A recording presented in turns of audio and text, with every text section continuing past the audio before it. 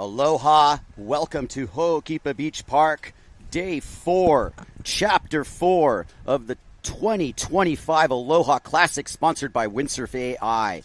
You are looking at the arena. This is Ho'okipa Beach Park. We are at Finals Day. Pardon for the false advertising yesterday, but the conditions seem to have cooperated with us. With my partner, Jace Ponabianco, my friend, we have had a long event. Take me through briefly your scope of our moment here. Well, everything started off with such a bang on our first day there. Giant conditions, pro men, pro women, all taking their shot at the title.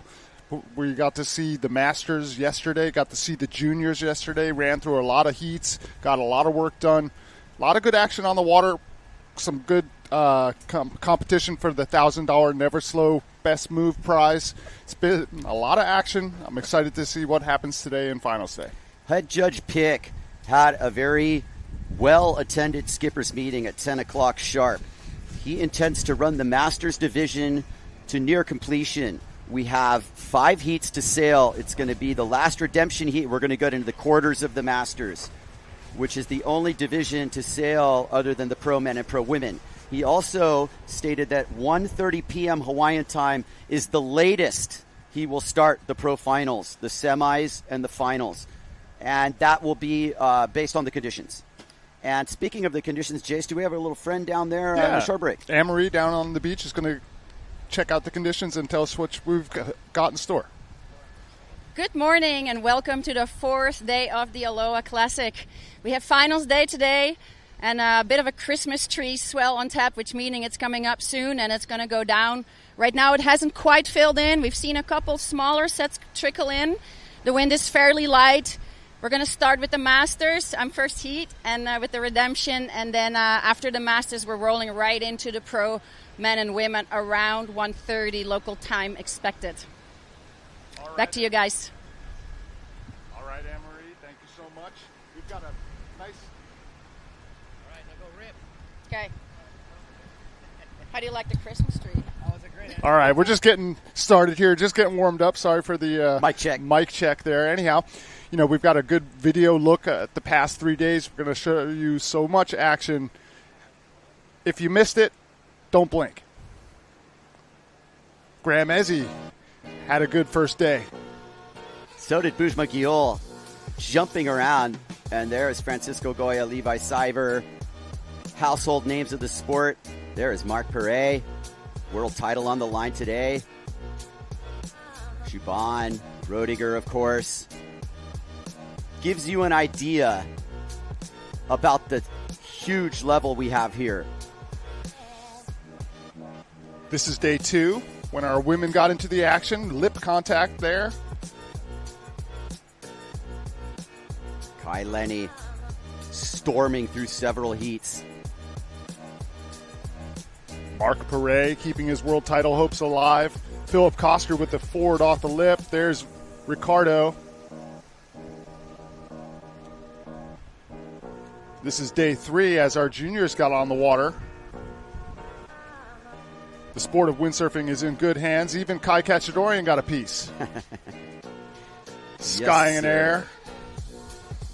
Sailors from as far away as Italy taking to the water. We got to see the Masters at work.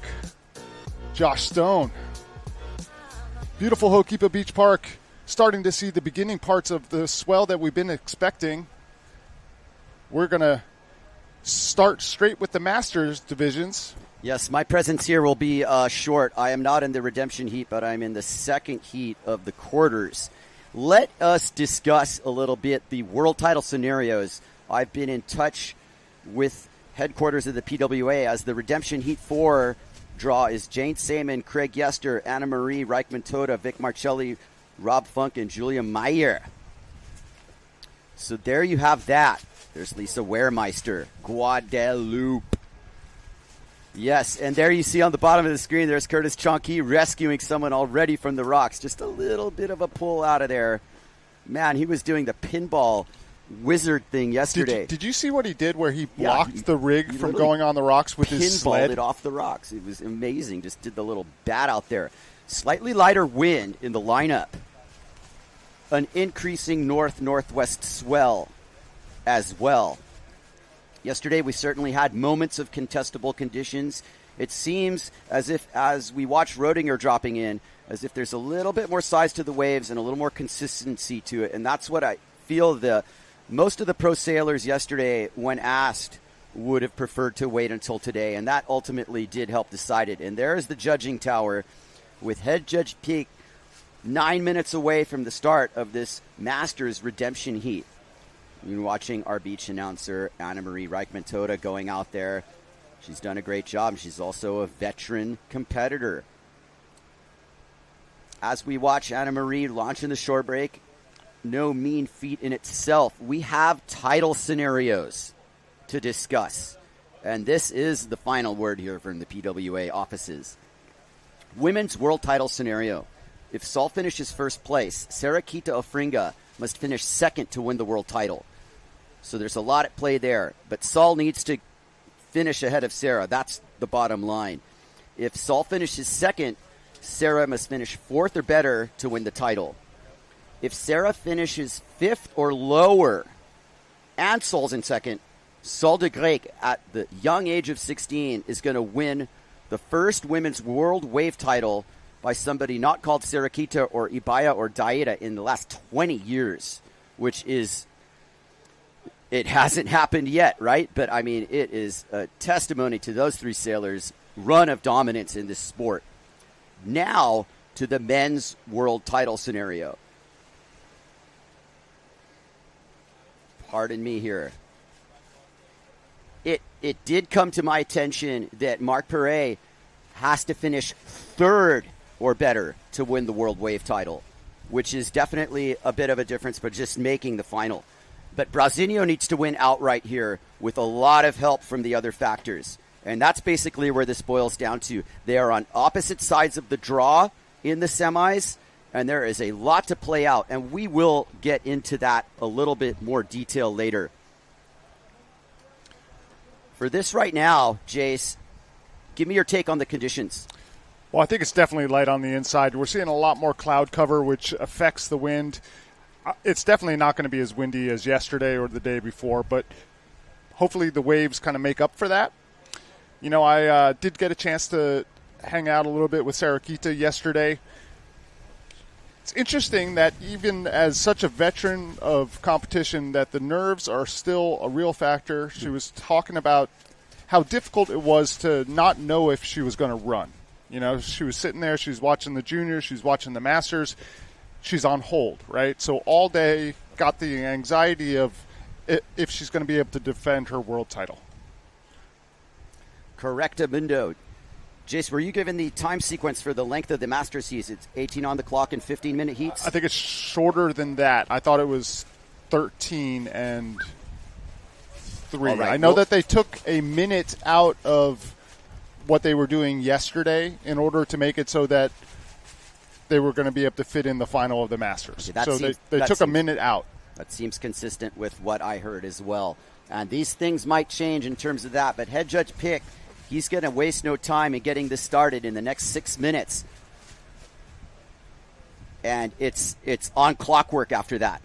And we just need to cross our fingers that we get enough wind now to get to that point where we can start running these finals, semifinals, and finals and decide these world titles. It's all come down to this. Thank you for being super patient. Everybody watching on the live stream the last 3 days, waiting to see this guy. Marc Perret is right there. As you see the wind starting to fill in as well, with a bit of a side offshore flavor to it. Marc's on a Simmer-style black-tip Team Carbon with a flywave board. A couple other prototypes under his feet that he calls the Flyby. He even has a model called the Mushburger. But right now, there's no Mushburgers. This Hokipa Beach Park, and there are nice waves rolling in up and down the reef. And we do have a commercial break coming up. We will be right back as we continue our warm-up into the Masters division. Be right back. The 2025 Aloha Classic is brought to you by the County of Maui, and by County of Maui Office of Economic Development, and by Windsurf AI, where developers are doing their best work. World Wave Tour, PWA, Goya Windsurfing,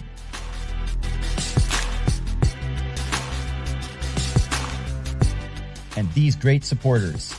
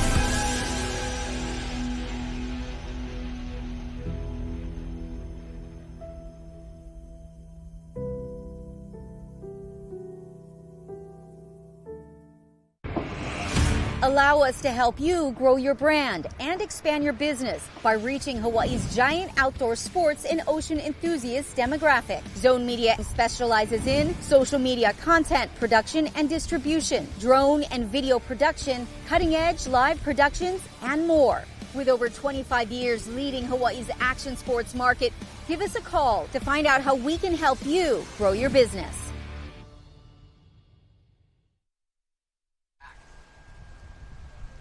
Beautiful Maui, Hawaii, Ho'okipa Beach Park, day 4 of the 2025 Aloha Classic. For all of you wondering what the schedule is here, first of all, the Masters heats are 13 minutes with a 3-minute transition, which sets us up to begin the first women's semifinal Heat 1 at 12:52 p.m. Hawaiian Standard Time. The second women's semifinal at 1:13 p.m. Hawaiian Standard Time. The first pro men's semifinal right now is scheduled for 1:34 p.m. Hawaiian Standard Time, with the second semifinal at 1:55. Those will be 20-minute heats. Head Judge Pick reserves the right to change these schedules and timings, but right now that looks like what's going to happen. We are moments away from the beginning of the redemption heat, and as if on cue, it looks like the sun's creeping out, the wind's starting to blow, and we are going to get rolling. Well, if the warm-ups are any indication of what we're going to see today, conditions are looking good. I mean, the pro men, pro women on the water are definitely getting their cracks, so I'm optimistic about today. I'd like to take a second to thank some of our local sponsors who have really made us comfortable while we're doing this broadcast for you. The Nalukai Lodge, thank you guys so much. Mana Foods for lunch, oh, loving that. Dimension Polyant, Maui Toyota, High Tech and Kimball, Flatbread, Deep to Peak and Sam Campbell. Thank you guys so much for your local support, making the 41st running of the Aloha Classic possible. This is finals day. We're going to wrap it up if everything goes according to plan. We'll have Aloha Classic winners. We'll have world title winners. We're in a transitional moment for our Masters Redemption Heat number 4. On the water, Jane Seaman, Craig Yester, Anne-Marie Reichman, Vic Marcelli, Rob Funk, and Julia Meyer. Yardbird in the house. This is a lot like how yards is as you look up at pavilions with the surfers getting in some turns. And as you pan out, you look at the wave section at middles, which is off your screen, but beautiful pavilions point. Everybody loves riding waves in one form or another. Really just goes to show how versatile Ho'okipa is. That area up at Pavilions is a great place to surf for performance surfing, and a lot of the kids get their first taste of Hawaii waves as out there. 2 minutes to the start of this heat. This is Julia Meyer riding on the hot sail.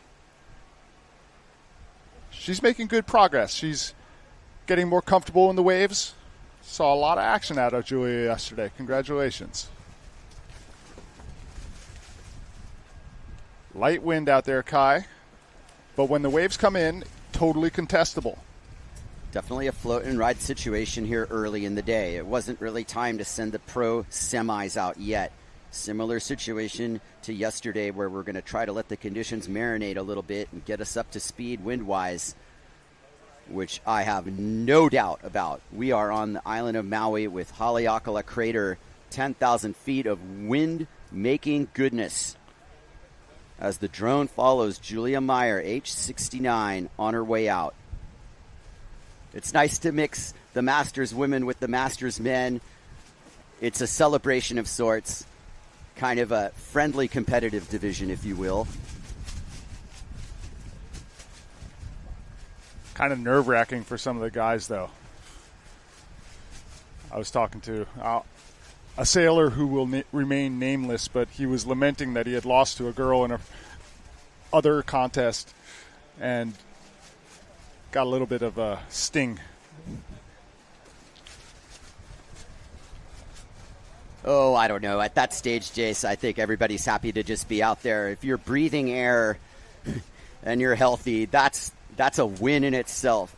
Being able to go out and compete's the icing on the cake, especially with just a couple of your friends out. Win, lose, or draw. It's a joy to be a part of this and a privilege as well. There's Rob Funk setting it up in his Dodgers hat. There might be a couple extra Dodgers hat floating around out there. He's known to lose a few over the season, but that one stayed on for that ride. And Rob, in his matching Dodger blue jersey, kicks out after a ride. That's Craig Yester on the Simmer black tip. Part of that infamous group on Oahu known as the Yardbirds. They sail a break known as Backyards. A very challenging place to windsurf with real consequences as well. And shout out to all the Yardbirds, past, present, and future. Rob Funk on the board first, 1.53. 11 minutes on the clock. These heats are going to go quick. As we move along through our Masters division, round number 2, heat number 4.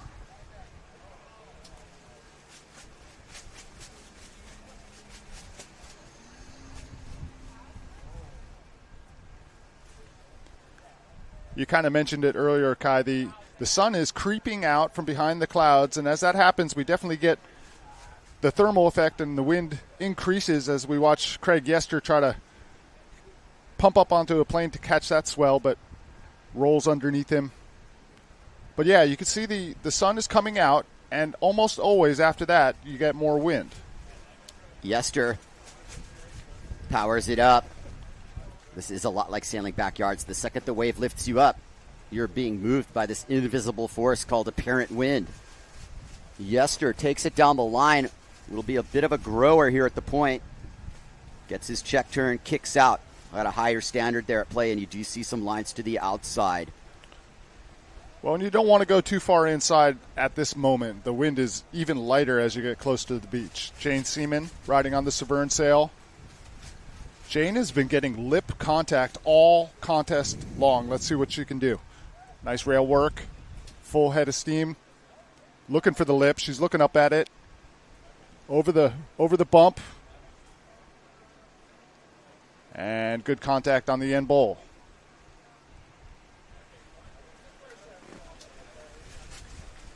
Jason Pryor, who's not in this heat actually, but just getting loose. He's in heat 3 in the quarters.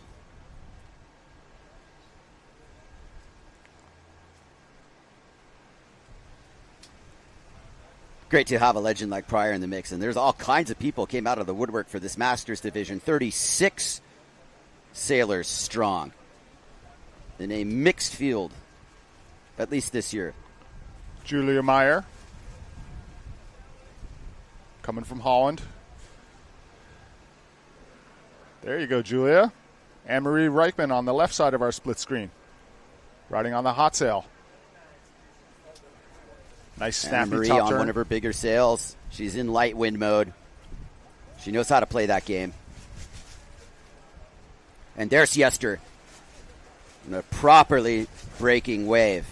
Craig gets a couple nice cuts on that one. And you see upwind, there's a little bit of a squall line. First time we've seen that look as Rob Funk traverses across on a nice looking wave. Rob is very good at wave placement, amongst other things, being an astute surfer as well. Knows exactly where on the wave he wants to be, and he's going to back up a mid-level 1.5 quite nicely. This will be Funk's highest score for sure. Yeah, that was a gem of a wave. Really just played out nicely in front of him. I love the way he wrapped back to the power source.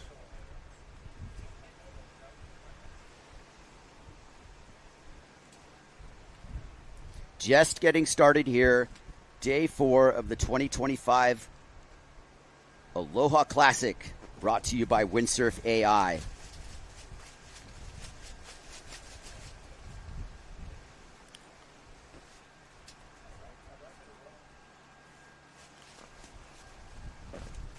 A slow and mellow way to get us started into what's going to be a pivotal day in windsurfing history, no matter what happens. It's really nice to see the world title hasn't been decided yet. It's always nice to bring that type of atmosphere to finals on the final event of the PWA WWT Unified World Wave Tour. All right, there's Brian Talma. Back onto the hot sails. I was completely lost. He was riding on a Goya yesterday, and I didn't even recognize him through his heat. But there he is, back on the hot sail, the Irie action man. Coming up in another one of our Masters Division heats.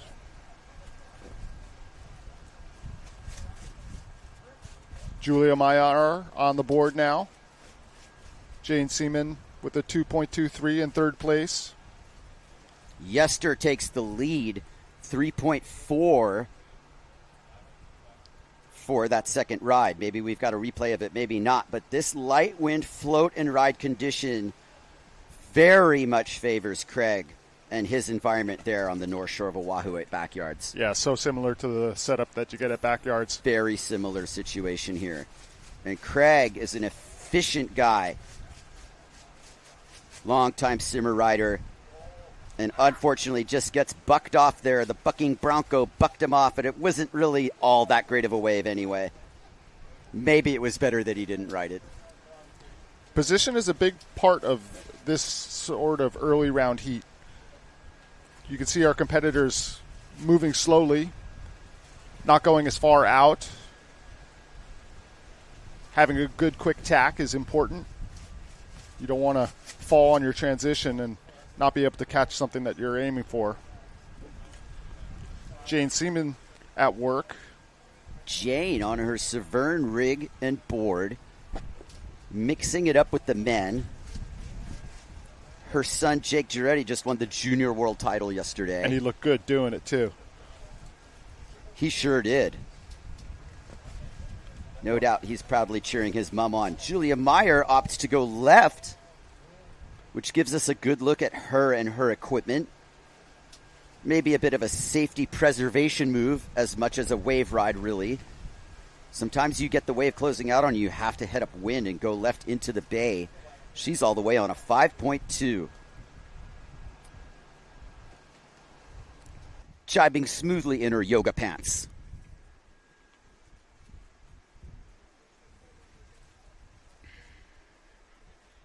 We have yet to hear from Vic Marcelli, Craig Yester looking around. Am I at Ho'okipa or am I at yards? Why is everybody out? This guy probably sails close to alone a lot of the time. He lives right down the road by a break called Off the Wall, which is right next to Pipeline. Yester's been on the North Shore for decades and loves coming over here to Maui to compete in the Aloha. The true definition of a master, just as our friend Rob Funky Monkey trying to erase a 1.5. Rob, a very schooled follower of all sports, and he knows the game of wave sailing very well. He can sit you down and tell you all the subtle nuances. We've got 3 minutes and 25 seconds left in this heat. And that's going to bring us to round 3, the quarterfinals. Savos. Shout out to Klaus Vogt watching over in Germany. Shout out to everybody who's watching worldwide as we just getting started here at the 2025 Aloha Classic. Yeah, put a pot of coffee on. Maybe some popcorn. The action's coming, folks. Anne-Marie Reichman on the wave. Nice bottom turn. Solid lip contact. She's real snappy with that top turn. Hoping to get one more. Jane Seaman takes the lead in this.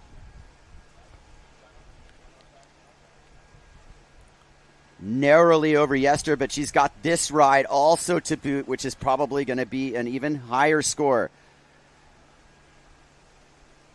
Yester is going to be pretty eager to ditch that 1.43 with something a little bit more significant. With 2 minutes and 14 seconds remaining in this heat, I think our ticker on the screen that you have is not accurate. We have been trying to work that bug, but right now stick with me because we've got 2 minutes left in this heat. Craig Yester. Live action for Yester. A beautiful ride for Craig. Got a little closed out on. Trying to use the body English. Wants to keep it going. Can he get one more turn? Is it better than a 1.43? It might be just barely, but not by a whole lot. That was a beautiful wave, though. Yeah, on the strength of the wave alone, probably.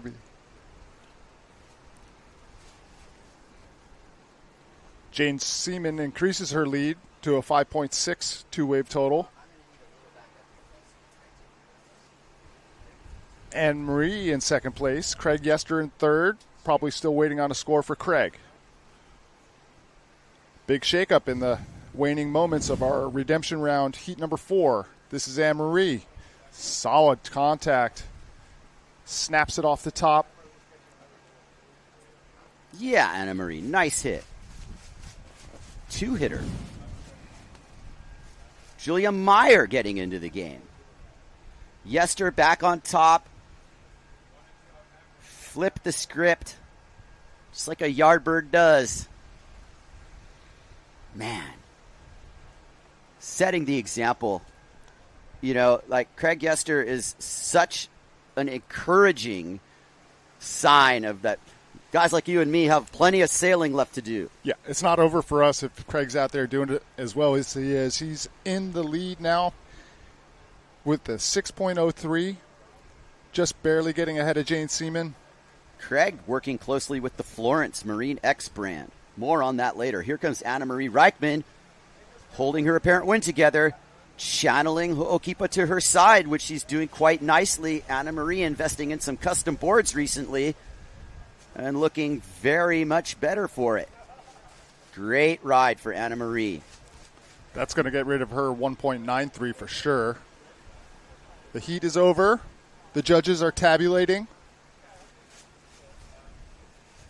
We got short time left for you as well, Kai. I know that you've got a heat coming up. That is correct. In fact, I am going to start preparing for that heat, and we are going to bring on Tour Commissioner Simeon Glasson to the mix. I look forward to speaking with you all shortly. Thank you for your patience as we roll through this division. Be right back. We wish you the best of luck, Kai. Go get him. know that we will be singing your praises as you show us how it's done in the Masters division. This is the 41st Aloha Classic. We're moving right along in our Masters division. Congratulations to Craig Yester, winning that heat over Jane Seaman. Anne-Marie Reichman-Toda also doing well in third place. Rob Funk, solid showing. Julia Meyer getting better every heat. But coming up next will be Mike Friedel, Francisco Goya, Gianfranco Gasparo, and Brian Talma. It's going to be a great heat. Can't wait. Welcome, Simeon. Good to have you in the booth. Tour Commissioner of the WWT. I'm Jace Pontebianco here with Simeon Glasson.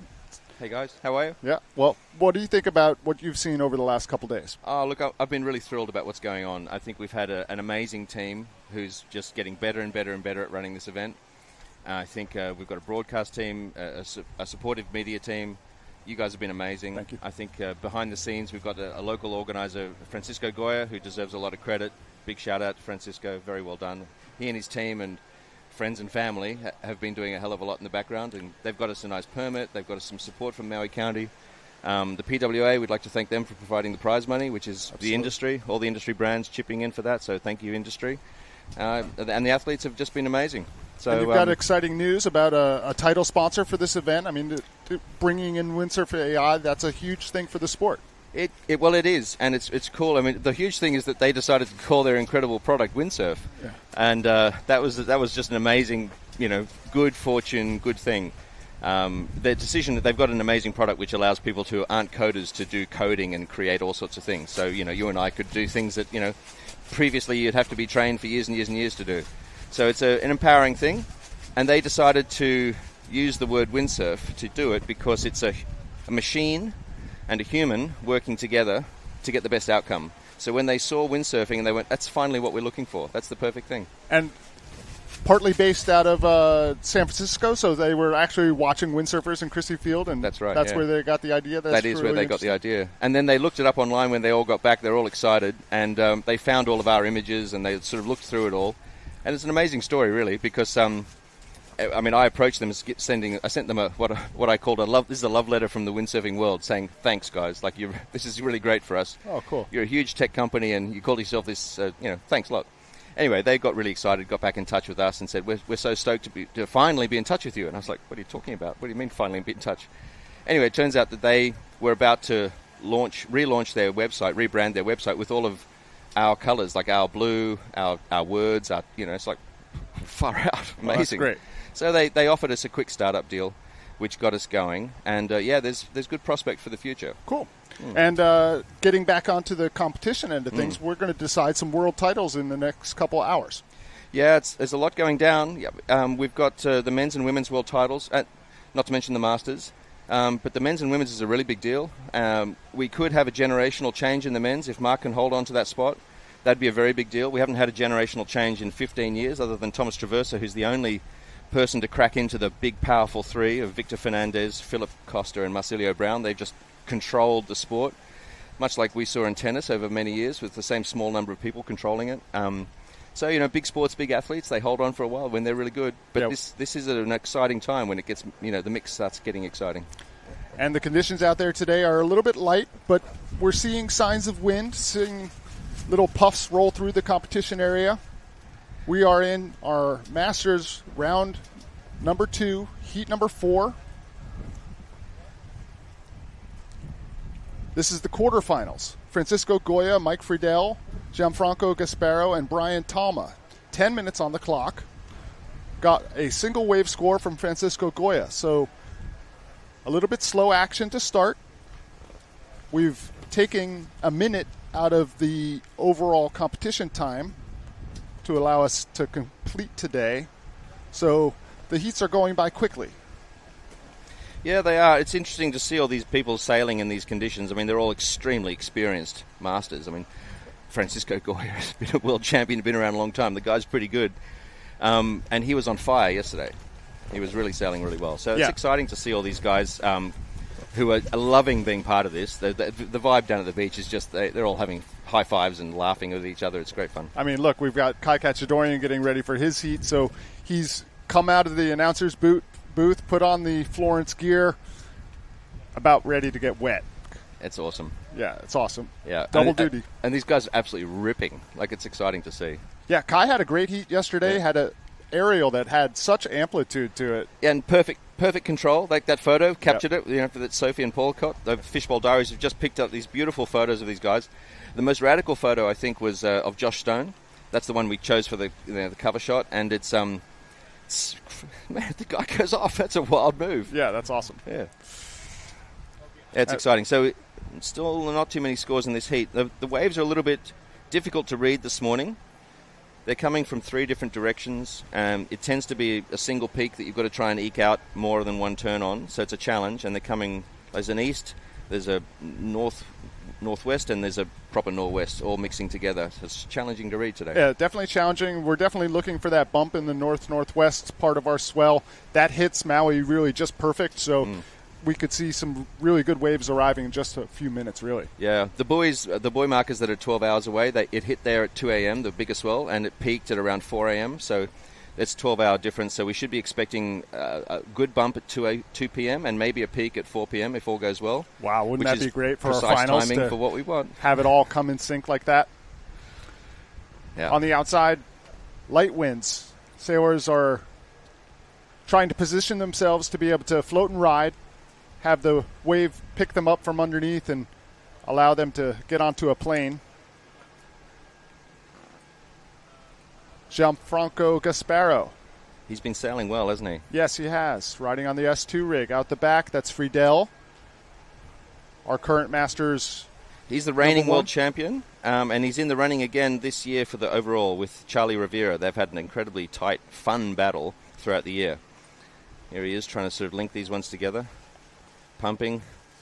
And that's the sort of thing that's going to be hard today. Those were 2 separate waves that were coming co-joined, and linking them together to make them one wave is a smart move today. It's hard. But difficult to do for sure, to get over that kind of flat spot in the wave where it kind of breaks in half.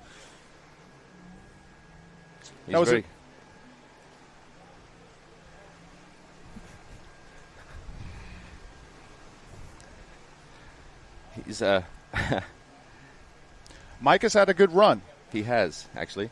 He and Charlie are still in the mix in the quarterfinals on either side of the bracket. So if all goes well, maybe they'll have the perfect run and meet in the final. But they've got to beat a lot of extremely good people, even to get into this next semifinal, don't they? Here we go. Now, 2 people from this heat move forward. This is Julia Meyer. She's coming in from an earlier heat, so she's just making her way to the beach. Yep. 6 minutes, 25 seconds on the clock. Francisco Goya in the lead. As you were describing, he was absolutely ripping yesterday. Doesn't look that much different than when he was on tour. I tell you what, when that guy gets going, boy, oh boy. Yeah, that's the thing I find about the Masters division. You think that, maybe I'd have a chance competing in the Masters, but, it's all the same guys that were beating you when you were in the pro division. That's right. It's horrible. Well, the Masters division has come a long way. I mean, it used to be as like a novelty division, and it was fun and all that sort of stuff, but it's getting pretty serious. Here we go. Francisco pulling some nice lines here, racking up more scores. Look at how tight he keeps it to the power. And he didn't try and link that one up because the section down the line had already closed out, so he just chose to pull out and try and get another one. And there he is, positioning himself straight away for another good run. High wind. Let's see this replay. Nice climb. He's making the most of a difficult wave. 2 good turns out of a wave that wouldn't have been normally a great wave, but he did well on it. And look at his angle now. He's so adept at being able to efficiently go upwind on the inside here that he is in a better position even after catching that wave. It's just amazing the mobility that Francisco has always had in the lineup. And he's so good at reading it, isn't he? I mean, his decision to pull out then rather than milk it puts him in a much better position to have got a score, second score, and to get up there to have what amounts to priority for the higher position for the next Chris wave. Freeman and Josh Stone looking on. Jason Pryor in the background. Yeah. Jason had an experience in the car park the other day. What kind of experience? He lost 4 tires. That's unfortunate. Anyway, he got him back. It's all good. That's a story for another day. Okay, Anne-Marie Reichman coming in from her heat. Going to put back on the headphones and grab the microphone. What a great view. It's light out there, huh? It definitely is. Really appealing on the wave, though. Very smooth. We've seen over the last couple days how bumpy it can get when the swell comes in and the wind is on it. Julia Meyer.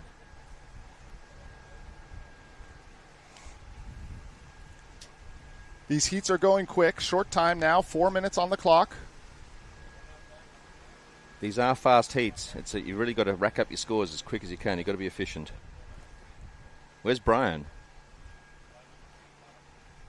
In all this mix, what's happened to Brian? Is he out there? Brian was on a hot sail, so that's probably him on the left side of the screen. Right. Okay. He definitely tricked me yesterday. It was surprising to see him on the Goya rig. Yeah, there he is. There he is. That's him. Okay, he's in a position to get a wave. He's in very light wind. I hope he can get this one. He needs a score. 8 minutes to go. Or no, less, isn't it? That's out. Yeah, 3 minutes, 19 seconds. Thanks. He's letting the wave pass under him, hoping that he'll be in position for the next one, but Gasparo is out the back and on it. Yep. Brian's getting outmaneuvered here. It looks like he needs a bit more oomph. He's not got it.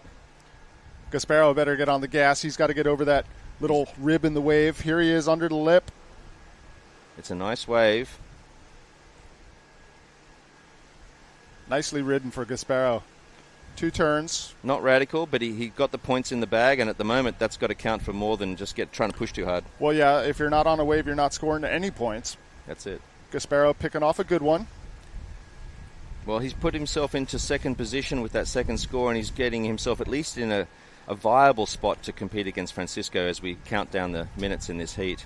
Michael Friedel, who's the reigning world champion and keen to try and win the world title again this year, is not looking good to advance, and that could be pretty damaging for him.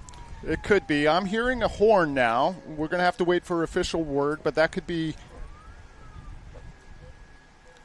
Yeah, yes, that's what it is. Yeah. A cancellation or a delay. We're going to let the wind increase a little bit. Competition not acceptable at the moment.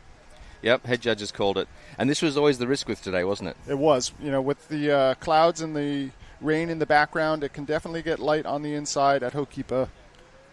But we've given ourselves enough time that we have a little bit of wiggle room. Wow, it's gone full nothing there, hasn't it? That's really, really dropped out. Mike Friedel taking one on the head, holding on tight to the rig there. Maybe helping him get into the beach if we're optimistic. Well, yeah, if you're being optimistic, that's a glass half full sort of. With that light wind, it's going to be hard to get in any other way. Oh, boy. You're going to have to wait for the wind to come in. If you don't like the weather, just wait a minute. It'll change. Yep, this is it.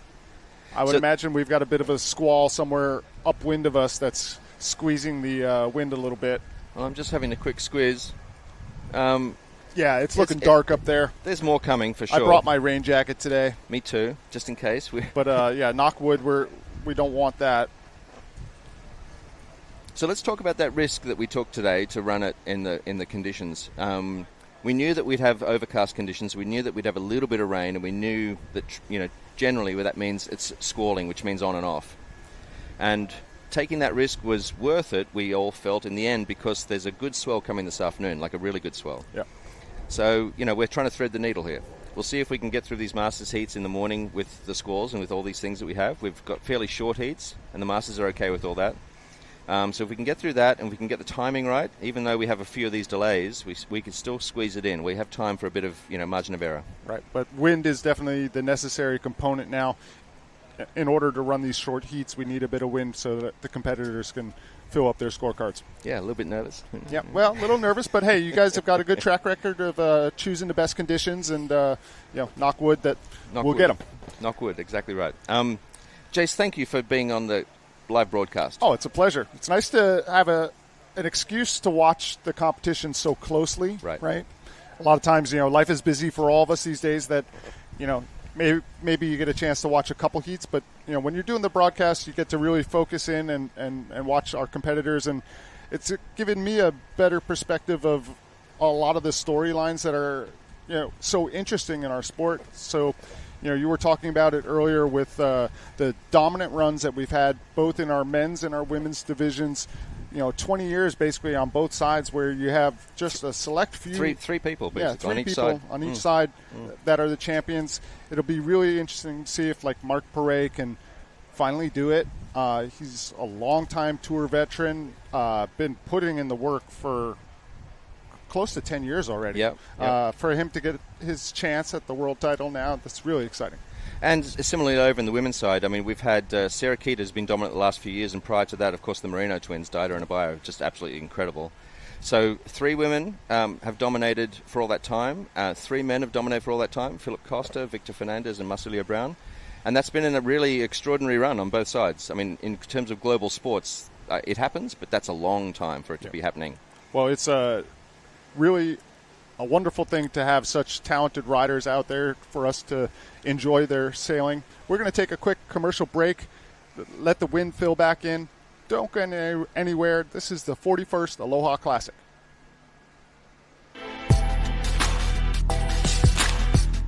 The 2025 Aloha Classic is brought to you by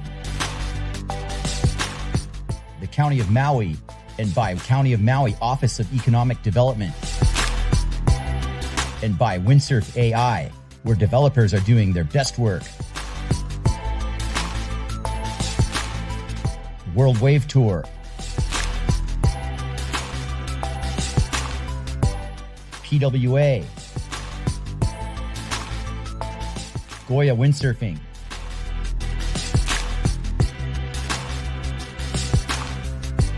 and these great supporters.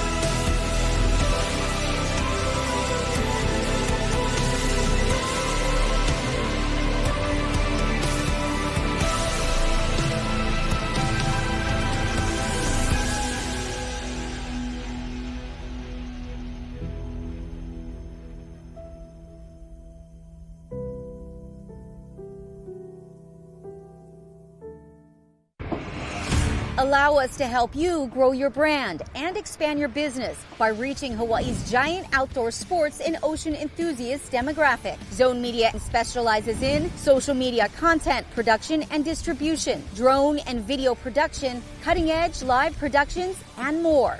With over 25 years leading Hawaii's action sports market, give us a call to find out how we can help you grow your business.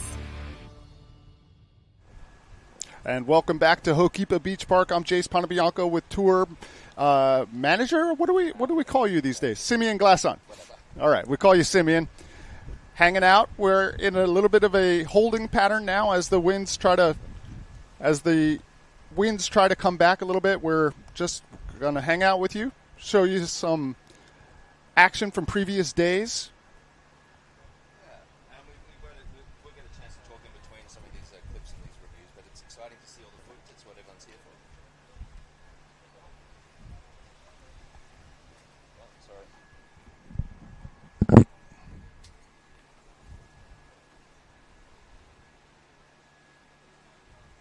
Is that okay? Got a signal now? Okay. Sorry, guys. Definitely in a lull at Ho'okipa at the moment. You can see barely a white cap on the water. Still waiting for that swell to truly materialize, but Yeah, hi. I think we get the longer these sort of holes in the wind last, the more worried we all get, of course. this was the big risk that we're taking today. So we're really hoping this comes back in. Yeah, I'm not really worried. The wind is one thing that is so consistent here in Maui that I just always bet on it. Yeah. You know what I mean? Yep. And you can see the float and ride conditions are still really good. I mean, once you get the apparent wind and you're up on a plane, it's just buttery and glassy and everything that you could want from a wave sailing session. So, and it's no longer the glassy stuff that it was at the end of that heat. I mean, they're moving around now. They're standing. Yeah. So things are on the uptick. Cruising here. Tell me a little bit about the rest of the tour and what's in store for next year. Well, I mean, I'm really excited to be able to say that the tour continues to grow. I'm also really excited to say that we're unifying the racing. So for 2026, we're going to have a similar 5-star pyramid to unify all the racing events in the world. And all the details around that are still sort of finalizing. We're working with the committees and boards of IFCA and PWA and all the associations around the world. There's a lot of people to talk to, listen to, hear their views, pull them all together, and everyone's keeping their kingdoms, of course, and running all their own shows, but everyone's decided to put their event results into this big pyramid so that they can be part of it all together. That's big news. Yeah, it's pretty cool. Cool. And it'll be a great way for the spectators to be able to follow their favorite sport. Exactly. I think, windsurfing is this fantastic, innovative sport, and part of that innovation is that people create more and more pieces to it, and there's a risk that those pieces become disparate and broken apart, and there's an opportunity to aggregate those pieces without them being any less valuable as pieces, but being aggregated together in this 5-star pyramid, I think, is an exciting opportunity and a different way of seeing the sport. Okay. So, it's a big... And how about tour locations for next year? Anything exciting in the works? Always. Yes. I'm not trying to put you on the spot, but I'm trying to put you on the spot because I want to know where we're going next year. Well, I think next year that we're going to kick off with a 4-star in Margaret River. Prior to that, we're going to have the youth under-18 final for this year in Western Australia. And will we see Jake Giretti there? We will. We will. Cool. Yeah, he's getting better and better and better, as are a whole lot of those kids over there. There's a really big scene over there. So they have the Oceania Youth Festival, and that'll kick off there. It attracts, I think, now more kids than any other big event, although Gran Canaria is also very big. Anyway, it's fantastic to see. So I think we'll kick off for the main part of the tour with Margaret River, and then, of course, we'll have Japan. And Puerto Rico is talking about having a 3-star this year, but Japan will be the next 4-star. And then we're going to be moving to Chile, which will have a 3-star in its position because Chile is making a play to make the final. Wow. Yeah, they want to see if they can take it from Hawaii. Well, I have my own reasons for wanting the final here, but Chile is just such an amazing break. The windsurf community there is so strong. It is. They have a legitimate sort of application. They do. And look, it wouldn't take away the Aloha Classic. I mean, obviously, the Aloha Classic is the Aloha Classic. It stays. Yes. If it happens that Chile takes the final, it would be, in the first week of November. But it's all in play right now. We're reaching the final stages of all this backwards and forwards. Hawaiian Tourism Authority is having a look at it and going, well, we kind of like to keep it. So, and we're going, well... okay. Well, we'll see how that plays out. Let's talk about the unifying of the racing. So there's a lot of different racing organizations. You were saying maybe even 1,000 races worldwide in a year. I mean, because of the 5-star pyramid, a local race, the one that you'd go down every Tuesday or Wednesday or Saturday afternoon or whatever it might be in your summer or in your winter if you've got a mild climate, every one of those races, every one of those days would be a 1-star local. So most of the racing that will happen in this thing is that sort of stuff. But we've got, around the world, there are over 1,000 of those if you add them all up. Like every place that you do it, it's got half a year, say 25 of those things, 20, 25, sometimes 15 if it's in a climate that's a bit difficult. But every place has these things, and it adds up. So that'll be the base of that pyramid. It'll be vast, and it'll be really cool because every kind of racing that you could do in a local way will count points. So everyone's just going to get points, a little bit. Cool. So that's in, and then you go up to a national level event. Of course, that's 2-star. And then all kinds of different racing will be included in that. And then you go to 3-star. And then, you got big regional events. And that'll be the sort of thing like the Hatteras event in, North Carolina. Defi Wind would be either a 3-star or 4-star. Like we're still in talks about which one, The Defi wants to keep it fun. Yeah, well, what an amazing race. If you've never been, it had like 600 guys on the start line when I went. That was years and years ago. How many are they doing now? Well, it's over 1,500, I reckon. Oh, my goodness. It's getting huge. They're starting to split the feet, of course, between some things and others. But, I mean, it's super exciting to see that event. I mean, that is a giant event. And that doesn't even take into account all the people who come along to watch and be a part of it all. Yep. So, yeah, the scene is amazing. So the idea is obviously to include everything, you know. We premiered the windsurfing movie 1 at the Deafy Wind in 2004. Wow. And they held it in this amazing, like, Roman amphitheater. Wow. And I just remember that event so fondly because of how cool that area is, you know, the south of France and, you know, just beautiful country. Worth a trip if you ever want to do some sort of crazy windsurfing event, the Deafy Wind. We're excited to keep on bringing you coverage of the Aloha Classic, the 41st running. This is Hokipa Beach Park. Well, You there's can see Brian the winds having are a bit very of a cruise. light. Yeah, Brian Tama. Oh, Brian. He went Brian for the hang Tama five. going down, Yeah. Well, they're pumping onto waves now, so it looks like it's closer to contestable. The head judge must be taking this a bit seriously.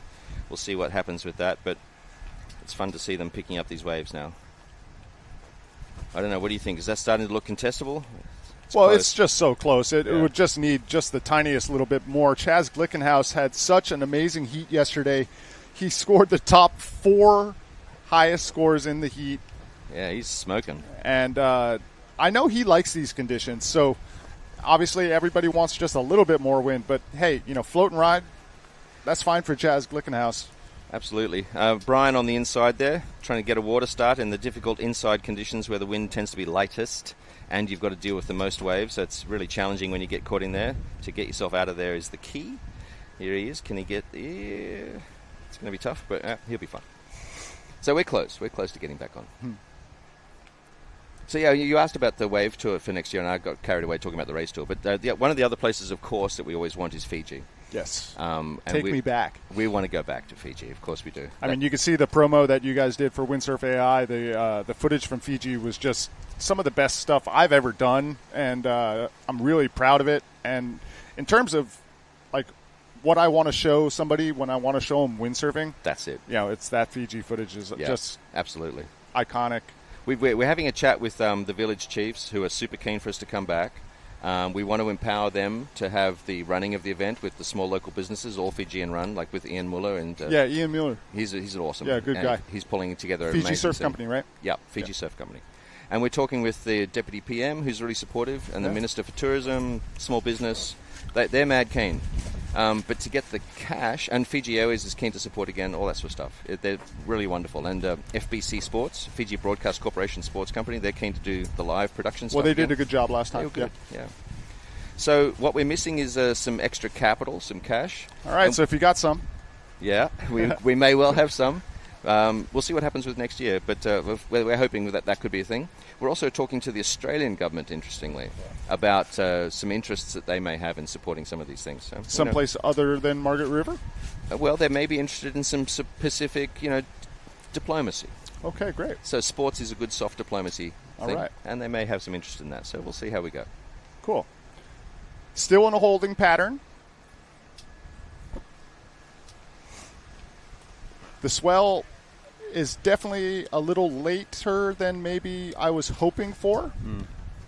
We got some reports from the North Shore of Oahu. Generally, they get the waves slightly earlier than we do, but with the northwest angle, we see it in a more similar sort of time. So the fact that it's not huge on Oahu is not like a death nail, but it's not a great sign, honestly. It's a little concerning. You heard something about sunset? I just checked the pipe cam and all that, and it was not big over there yet. Like how big? Yeah, similar to this. So we could have this all day. Well, you never know what you're going to get, but I mean the models look really good. So something is coming. I can tell you that. It's just a matter of like, is your DoorDash late or is it early or is it on time, right? Absolutely.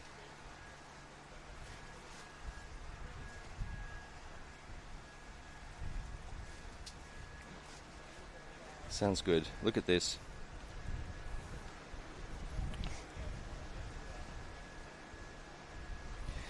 Is there any scenario where waves could be small at sunset and pipe and still get a bigger swell coming through here? That's more of a question for Kai, but I think when you are looking at the north-northwest, all of our best swells have that north component in it. So that's what we're looking for. Yeah, I'm sure you guys have talked that issue around plenty, so the audience has heard all about that. Who have we got going here? Is that Francisco? I wonder what my placement was. I did. No, So speaking of Oahu, we're going to head down to Anne-Marie Reichman on the beach with Craig Yester, one of the Yardbirds. We're here with Craig Yester, first winner of the first Master Heat. Craig, you were ripping. You were on really good waves. It's hard to catch the set waves when it's so light out there, right? Yeah, it was kind of difficult. Haven't competed for a super long time, but it was just fun to hang out with everybody and get a couple. You only needed to get 2. I guess I got those, and yeah, let's do this. On to the quarters. We talked a little bit about your home break, backyards on Oahu. I sailed there once, so I know how it's kind of light, comparable to what we have today on tap, right? Yeah, I used the same equipment I would use at home. I was on a 5.3 simmer sail and a 92-liter board, so pretty big equipment for what everyone would be using at Ho'okipa. But yeah, it's kind of my everyday gear, so I was stoked that it performed for me. Worked out well. Yeah. Lots of luck to the next round, Greg. Right on, thanks. It's just fun to hang with everybody. Super rad to be here, and the windsurfing community's in strong hands. So, yeah, God bless. Yeah. Back to you guys. All right, thank you, Anne-Marie. Good to see Craig Yester looking so good. Craig's a character. I don't know if many people really know how famous he was back in the day, huh? He was seriously big. Seriously famous. Seriously big. Mm. Full page advertisements in all the magazines. Yeah, he was the king of backdoor, that's for sure. Yeah. Backyards is a ferocious wave. I know Anne-Marie said she had one experience there. I've only had a few, but they are memorable to me. So you filmed there for one of your movies. Well, we filmed some of the windsurf movie. One there had an amazing golden hour session with Robbie Nash and Jason Polkow. Oh, I remember that. That's indelible. Yeah, that's incredible stuff. It didn't make a lot of the movie, but what was there was really, it was pretty and impactful. And at that time, to see really hollow waves being ridden was a little bit new with the windsurfing. So that's for sure. Yeah, it was a good session, memorable one.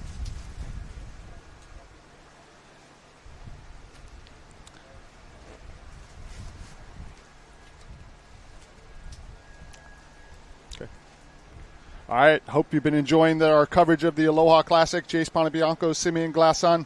We're going to take a second here and show you some highlights from the last 3 days and give you a little bit of commentary on that. Hope you enjoy. Graham Ezzy right off the top, day one. In good form, staying close to the power, nice aerials. Levi Siver, always a force to be reckoned with at Ho'okipa. You see how big the surf was on day one. Mark Perret trying to get his world title aspirations. Look at always that. Sailing with such power. So smooth these days. He's so smooth. Lofty projection and 360s like this one. Wow. That's Robbie Swift, I think. Yeah, Robbie Swift had a great day of competition, able to hit that 360. Also did a goiter. Our Italian or our Japanese rider. Phew. Look at that, Bant. Bant has really been. He's been the showcase rider here. Yeah, showcase, just knifing these turns, doing huge aerials. He's just playing with everything. Everything seems to just flow. It's incredible. Look at that goiter, just stomping it off of a gigantic section. Bant Roediger in rare form. We're going to see him coming up in our pro men's division. We're still on hold right now. We're going to show you some more of day two highlights. Mark Perret Rico stomping the three. Koster answering with the forward. That was sick. Yeah, that was a big moment. Don't count out Ricardo Campello. Ricardo's been ripping. Look at that. Ricardo's still got the fire inside. This broke the board in half for Marcilio Brown. Crazy. Such amplitude. Wurmeister. Air off the lip. Unbelievable. ripped that around. Our Japanese contingent, so good in the air. Is that Hayata? Double goiter, unbelievable. Freddie Mariso got a goiter of his own. Back to Bant. Look at that. Slicing it up. Every time that was such a crazy aerial. Yeah. Adds in the tweak, always adding in some style. Look at that rotation. He's got his yoga pose on. This is the one he didn't pull out, but he pulled out one from the soup just like that. Almost identical. Unbelievable. Bant Roediger. You know, I was watching him in the warm-up. He's going out. His sail looked like Wolverine had scratched it. It had a tear this big in it. Really? But I guess it's his, like, favorite sail. Yeah. And so he's, like, out there riding it, does this huge goiter, lands at the end bowl, goes through the rocks. Like, that's his warm-up. Ripped sail, sailing through the rock pile. Unbelievable. Bant Roediger is going to be really fun to watch in our upcoming men's division. I mean, it's interesting watching when you see the form of riders at the beginning of the competition and you see if they can hold it through. You know, sometimes someone has a good day, someone has not a good day. It goes up and down sometimes. But Bant this year has been really consistent each day. Bant is almost always a consistent rider here at Hokipa. He knows how to do it. We're going to look at day 3 highlights. Ryu, winner of the Pro Junior here at the Aloha Classic. Is that Anton Richter? Yeah, we got through a bunch of junior heats yesterday. The future of windsurfing is bright. Ferraro. Sammy. He was going for it yesterday, coming all the way from Italy. Otis Buckingham. He knows how to do it. He's flown over here from Oahu. Ryu. Nice, elegant backflip. I mean, head Look dip. back air, unbelievable. Look at that, Sammy again. Ferraro. Sammy's come here from Italy, is ripping. Rio, nice entry. Yeah, these pro juniors have been pushing the limits. It's really good, the system of having an under 18, which is this sort of incubator system of getting the younger people sort of pulling together and having a great time. And then this sort of transition age group, the under 21 pro juniors, and that allows people to sort of, rather than being thrust straight into the pro field and getting really maced, it gives them a chance to shine and to improve and have more practice. As we watch Kai Cachadorian skying the aerials. Yeah. Keith Tabul had a solid showing yesterday. Look at that rail work. Keith is looking good for winning this title like he did back in April. Nicholas. Puerto Rican rider. Look at that. Some good action on the water yesterday. Is that Charlie Rivera? Charlie Rivera. He's in the running for the world title with Mike Friedel. We'll see how they go. These heats are really critical. If you don't have guys like Josh Stone playing spoiler, that's not a name you want to see in your Masters division heat at all. Yeah, but so many of them are names you don't want to see. So many. Floater re-entry for Josh Stone. Josh is on fire. Oh, we had Sean Ordonez out there as well. All the names from the past joining us for our Masters heats yesterday. Look at him go. What a ripper. Still such good style. Oof, able nice. to pop the aerial. Jason Pryor. All the Quattro original teammates. Ooh, yeah. He's psyched. Glickenhaus. Moment of glory all to himself yesterday. Yeah. Look at that wave. Hokipa dream. You're watching it. Gorgeous. I would trade places with him in a second if I could get that wave. Look at him moving on this wave, that milking looked just it. Beautiful. Wow. Yeah, Glickenhaus had an unbelievable heat yesterday, making it look so much fun. We're enjoying ourselves. Look at that. We're enjoying ourselves here at the Aloha Classic. I'm Jace Ponabianco, Tour Director Simeon Glasson. Still in our transitional moment, but the wind's increasing, and we're hoping to see competition start in just a few moments.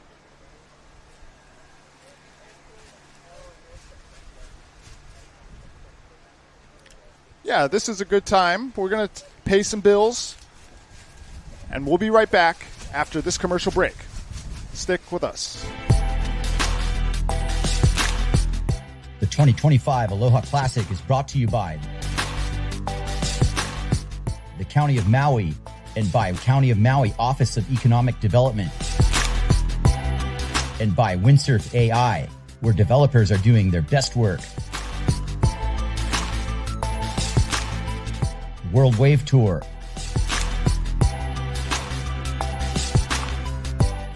PWA, Goya Windsurfing,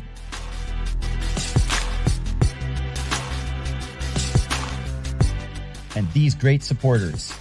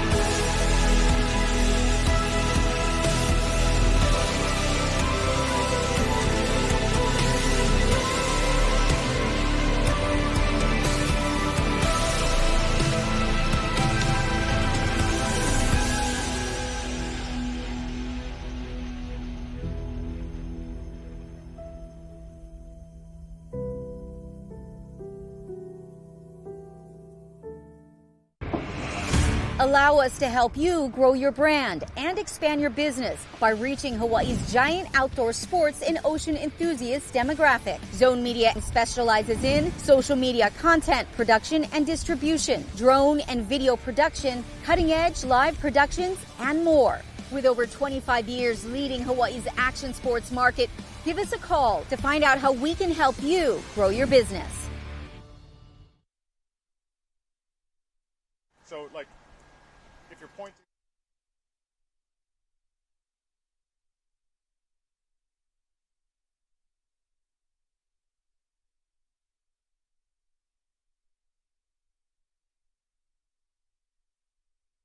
The Aloha Classic coming to you live from Hokipa Beach Park. Our competitors' rigs ready and waiting. We are waiting for the wind to come back just a little bit, but all signs are pointing towards the wind coming back and a resumption of our Masters Division quarterfinals heat number 1. It's good to see the beach so full of gear, huh? Oh, and it's packed, that's for sure. Some really solid divisions. How many competitors do we have in our Masters Division? We had 36, and in true Masters style, we lost about 3 of them before the competition started from injury, from warm-ups. Okay, from warm-ups. I hope nothing too serious. No, nothing serious. Okay, no, great. No, it's all good. But yeah, 36 Masters is a ridiculously big fleet. That's huge. A lot of them international, really a lot, not just locals. I mean, a solid half. Well, the other divisions are kind of the basis of what the AWT, IWT, WWT has kind of evolved from. So tell us a little bit about the backbone of... Well, like the idea about any sport is to include everyone, right? And the idea about any business or any sport is to look at all the energy that you have out there that's available and try and come up with ways to harness as much of it or all of it as much of the time as possible. So harness all the energy all the time and things will get better, And a lot... that philosophy is pretty straightforward and obvious, but in order to do that, you kind of need to include everyone and welcome everyone and encourage everyone and support everyone, respect everyone, and that way people want to be part of it all and they want to help. And unleashing that huge support network around the world has been a key to seeing the growth that we've seen.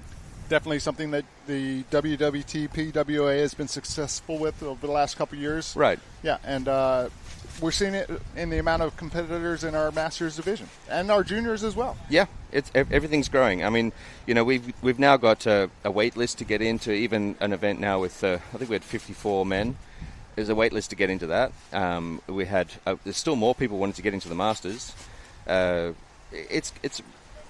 demand is growing and growing. That's fantastic, and we're seeing that across a lot of the events. Like Margaret River is a huge wait list to get into because we can only limit it to 50 people. So that's a big weight list. Well, everybody wants a shot at a wave like Margaret River, Right. same as here at Hokipa. You Right. know, it's a real joy to be able to compete with just 4 other competitors and get it to yourself. Yeah, and, you know, show off a little, have everyone watching you. Well, and hopefully you get some good tape on the live broadcast. Absolutely. Exactly. Yeah. Um, Are you going to compete in any division? Well, I've taken a few years off because I started with an injury and, you know, blah, blah, blah. I was in Peru warming up for one of the events a few years ago, 2.5 years ago, 3 years ago. And I stupidly, it was a really big day. It was really exciting. I was getting carried away. And I had one big hit and I got really excited. And Morgan was coming out and I thought, yeah, I'll show off to Morgan. That would be good.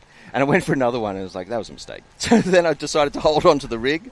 And this huge wave, because I didn't want to go for a swim, but it's a huge long wave, and if that big thing takes you, you've kind of got a 500-meter swim. So I thought, I don't want to swim, so I held on to the boom, yanked my arm, pulled my neck, tore some things. I was like, And oh, it's been a couple years. I'm Yeah, sorry exactly, to hear exactly. that, but, you know, all sometimes good. you got to hold on. It's all good. And sometimes you got to let go. Yeah, exactly. No, it's really good fun. I mean, I love seeing everyone growing around the place. I love seeing all these places get excited. Yeah. I mean, Europe's obviously been really big all the time throughout this whole sort of stage of, you know, the sport. But it too is getting bigger. I mean, for instance, the British Wave Sailing Association has this year the biggest wave tour it's ever had. Wow. Ever? Ever. That's saying something. Uh-huh. I mean, So- windsurfing in England in the 90s was giant. It's extraordinary. Okay, So that's good news. It's pretty exciting seeing all that sort of stuff. I mean, when I start hearing, you know, groups like that saying things like that and feeling passionate and wanting to do even more, you think, wow, that's really It's this is contagious. cool. Yeah. On the water, we watched some of our Masters division heading out, testing the wind. That's Miggy Swiger, longtime Nash team captain. He was sailing well yesterday, powerful, He's very good. really setting that rail in the water and showing good wave knowledge as well. Miggy Swiger. There's not much that Mickey doesn't know about how to ride a wave, how to jump, and how to build gear. Very talented man. Kai Kachadorian on the water as well. We are unfortunately still on hold and waiting for this. That's fine. We've got some time. Yeah, we do. Yeah. You know, I mean, we are all impatient for it. I mean, I know I am. I'd love to just snap my fingers and make it happen. But if you're a windsurfer and you're watching this, you know exactly how this feels when you're out there and you just say, oh, I just wish it would be a little bit more. I mean, I'm glad the head judges called off the competition because it's really challenging to try and compete fairly in these things, especially with short heats. Right. Yeah. So I think everyone's doing the right thing, and everyone out in the water will feel the same way. They'll be wanting to see some of this wind come back through. I think we can see a little bit of a gust back there in the background, just past where Kai is. So perhaps the wind is starting to fill in just a little now. Well, the wind or the waves. I mean, if you were seeing more lines in the water right now, guys would be getting good rides. Yeah. And the ladies too. Yeah, exactly. I mean, that's a nice wave. All right, it looks like that's enough wind for our head judge pick to say, let's go. There we go. Competition has resumed. Quarterfinals, heat number 1 in our Masters division. Mike Friedel, Francisco Goya, Gianfranco Gasparo, and Brian Talma. Starting it off quick, Michael Friedel riding on the Goya rig, blue. That's the way to start your heat. Mike right is on the buzzer. He's a great competitor, and he really thinks through his heats a lot. He's a planner, he's a big thinker, he's a strategist, and he always puts himself into the best possible position. And that's why he's currently ranked number 1 in the men's division in a big battle with Garcia from Puerto Rico. Yeah. Charlie Rivera. Excuse me. Yeah. Yeah, no, he and Charlie have had a fantastic duel all year. It's been amazing. And also Peter Kenyon from Western Australia, who unfortunately wasn't able to get to the final to compete for the world title, but Peter had a great time. He won the Masters he did well in the Margaret River, and he won the Masters in Chile. So he's up there as well with these guys, but you've got to be at the final to win it, and that's how it's going to play out. So these guys it's between them. Gianfranco with a nice long wave, riding it all the way to the channel. Not a lot of wind in that corner. I've been stuck there before. Oh, yeah. Oh, he's up. Look at that. That's quick. So the wind must be okay. If it's filling in there enough for a reasonably quick water start, it's not too bad. Brian Talma's the one who was having a hardest time in the last heat when it was light to get waves. Let's see if he can get on the scoreboard. Let's see. Here we go.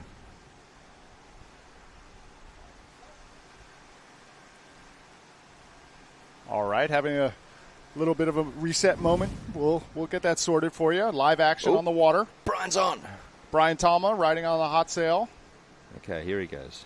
Kicks out, doesn't want to go too far to the inside. You're not going to get a lot of opportunities, so when you're going to really make it happen, you better make it count. Indeed. Brian's on a fairly big sail there. Oh, here comes a nice wave. Look at this one. Yeah, when the swell comes in, there will be plenty of action for sure. Now you can see the different strategies here, positioning high and low on this wave.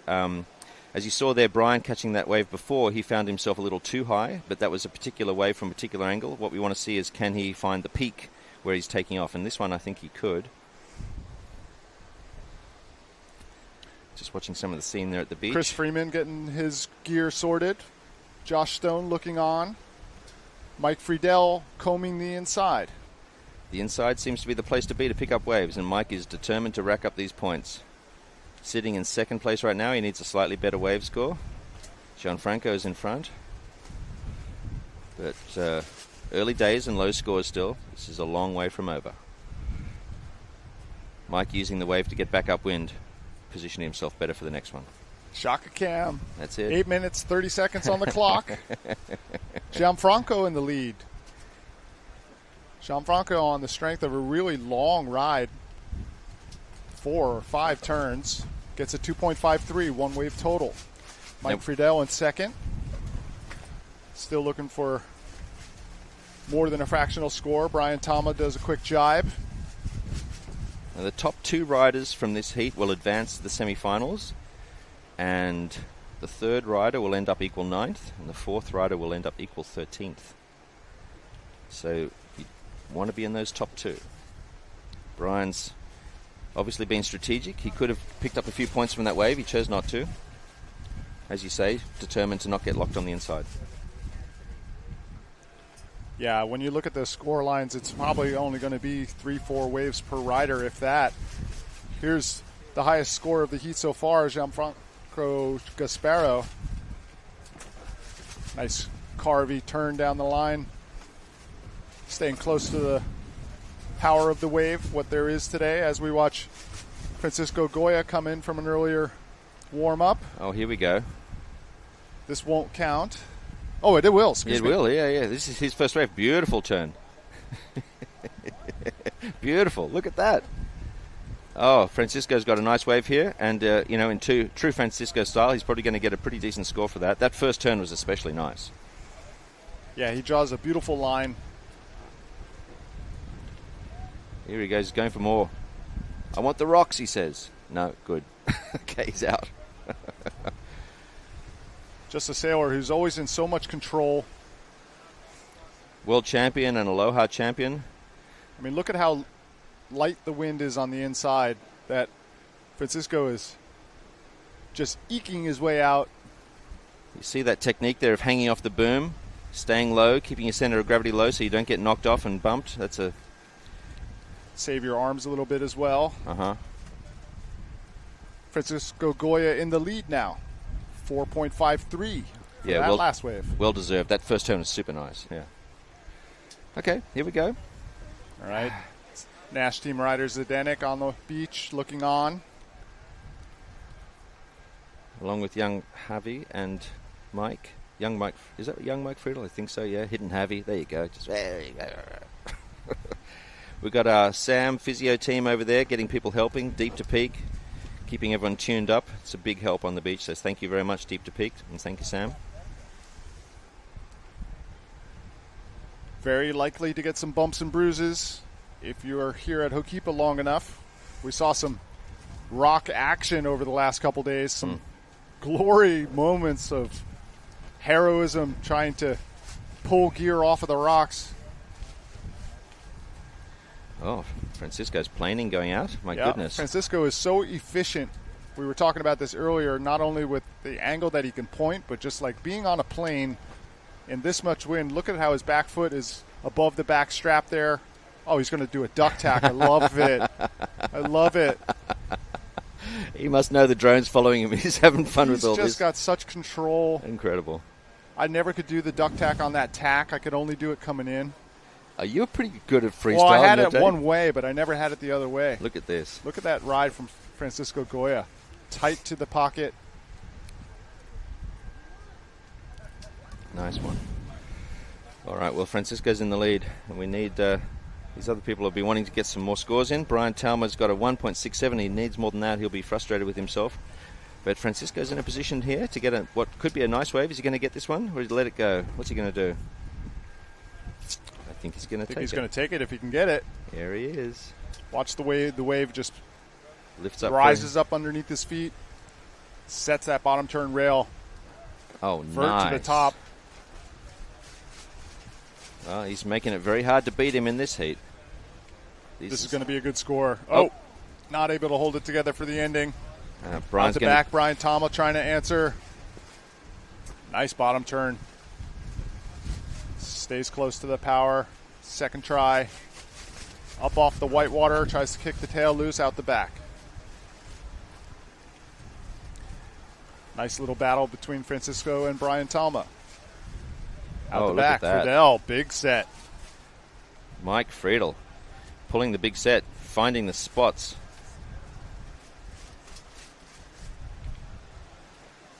This is what we want to see. Nice lines coming through the beach. Friedel. 4 turns. Not as critical as Francisco's, but he'll get some points for that, and that'll knock him up a bit. Yep. Should knock him off his lowest score of 0.53. I'm pretty sure about that. Well, it'll definitely get rid of the fractional score for sure. Friedel currently in third. Might get past Gasparo with that ride. Yep. Top 2 advance. Did you say third is equal ninth? Yep. This is Gasparo. Still needs that second score. Talma just got in front of him.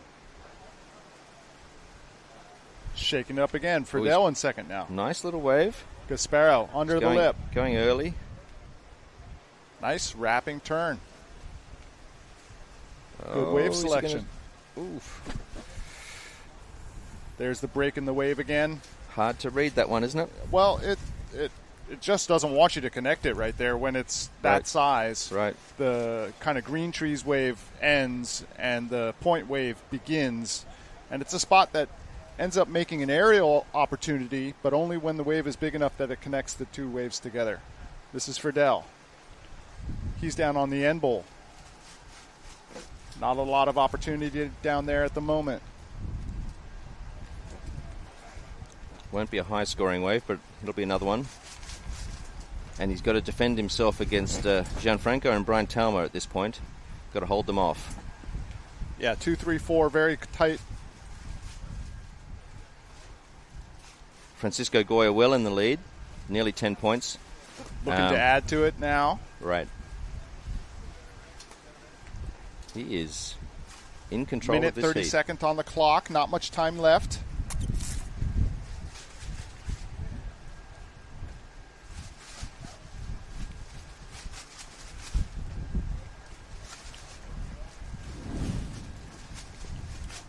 More work from Francisco Goya. Crunch. Little late to the party there. Out the back, Brian Talma answering. Good way for Brian. Brian, the action man from Barbados, and Mike Friedel coming down with the replay. One of the bigger waves of this heat.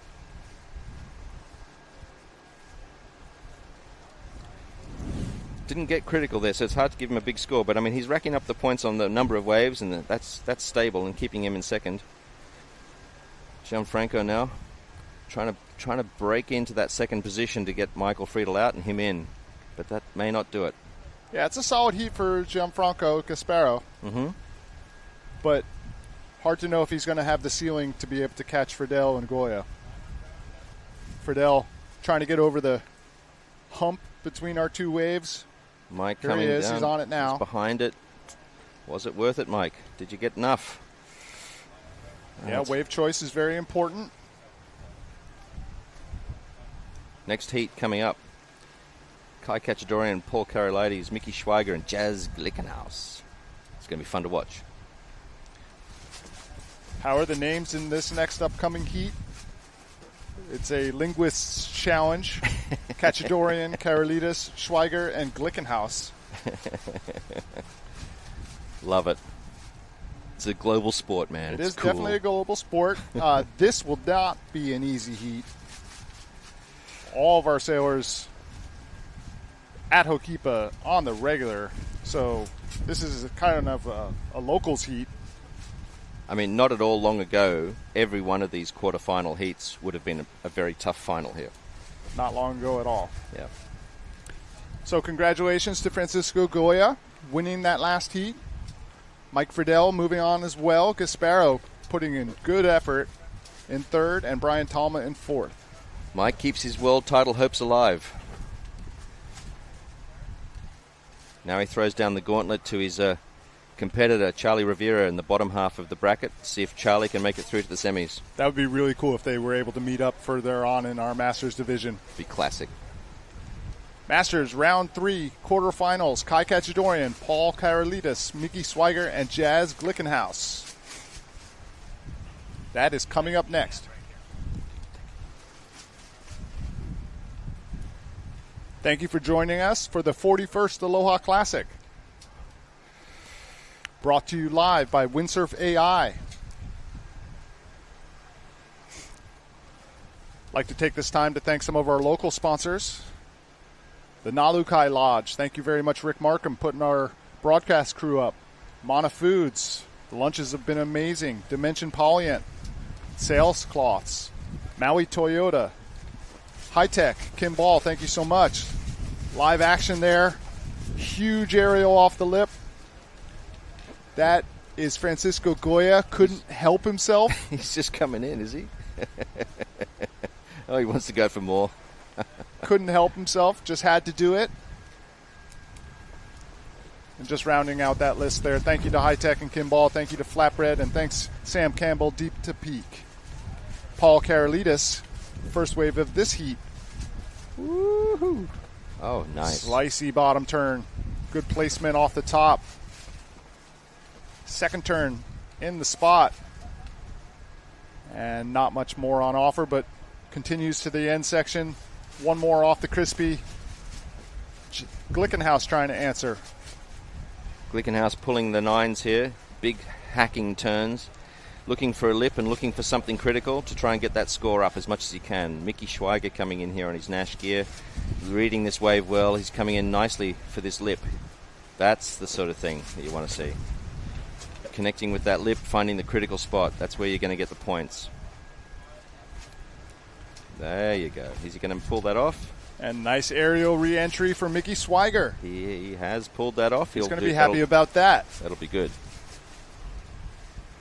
We're in the early part of our quarterfinals, heat number 2. 11 minutes, 20 seconds on the clock. Kai Kachadorian looking for his first wave. Brian Talmy there on the left-hand side, just coming in after his last heat. There's Kai Kachadorian just pulling out, heading back out to look for something better. You can afford to be patient in the beginning parts of the heat. 2 waves being counted, no jumps. Kachadorian showing his efficiency upwind as well. Our first score has dropped. Paul Karolaitis, 4.37 in the lead. Mickey Schweiger behind him, 3.7. Jazz Glickenhaus, 3.57. So the scale has been set. This is a non-competitor coming in, Paul Friedel. He's from the earlier heat. Congratulations, Paul. Now we're back onto Kai Kachadorian. This is where he likes to set up. This is it. He loves this inside run, backdooring this peak, but he's changed his mind. It's not big enough. He's Must going see after something one. better outside.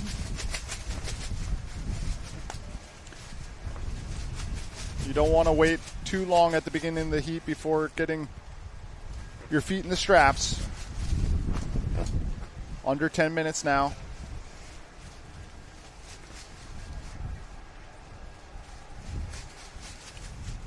The wind is slowly on the uptick. It went very light there for a moment.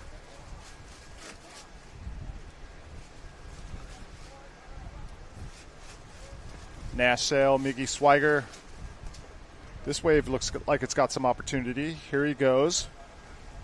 On the gas. Full rail bottom turn. Waiting for the wave to speed up and go down the line. There it is. Nice wrapping turn. Good buckets of spray. Small whitewater hit. Miggy Swiger. That'll be another decent score.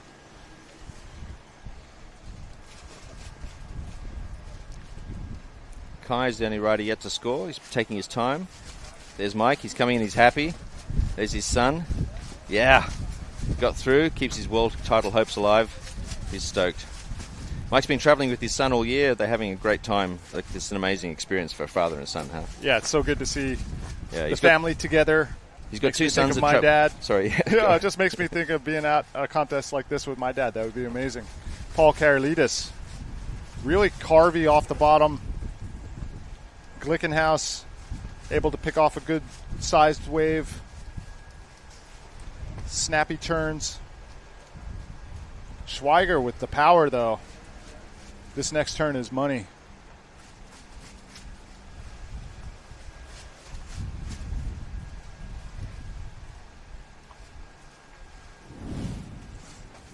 All right, Kai coming in on what will be his first wave score.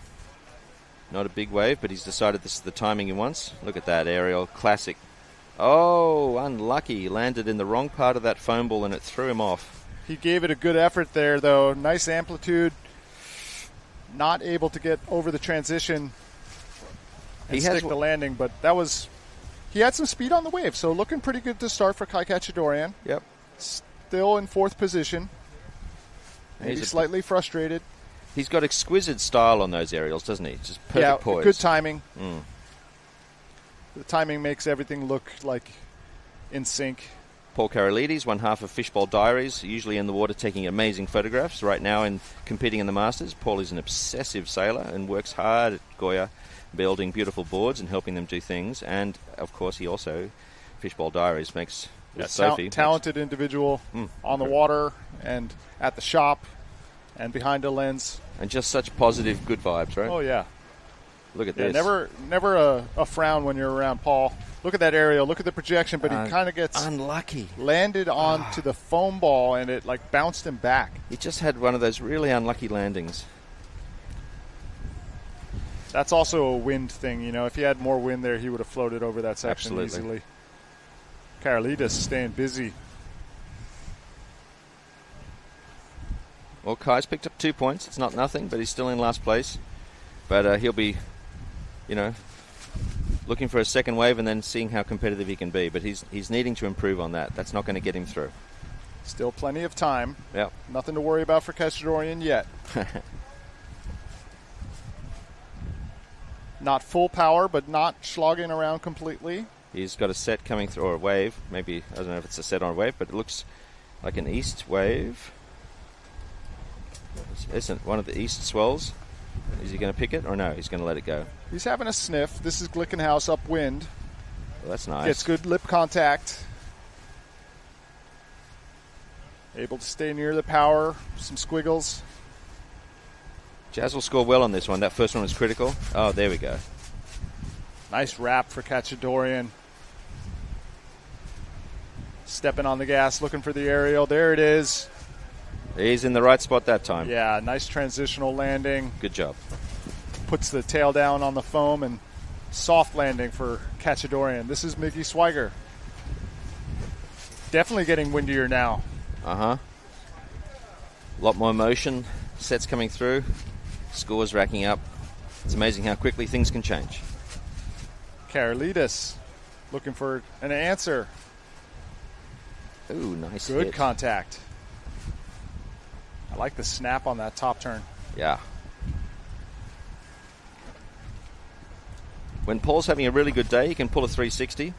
But today won't be one of those days. It's a bit tough to try and pull a move like that. But he's very good. Yeah, I like it when he tries. Yeah. Real nice to see our sailors have some wind in their sails. Yeah, look at that. They're moving Moving way around better. a lot better than they were just even at the beginning of this heat. Now, it looks to me like it's shifted offshore a fair bit. What do you think? Is that right, or is that just the drone angle? I can't tell yet.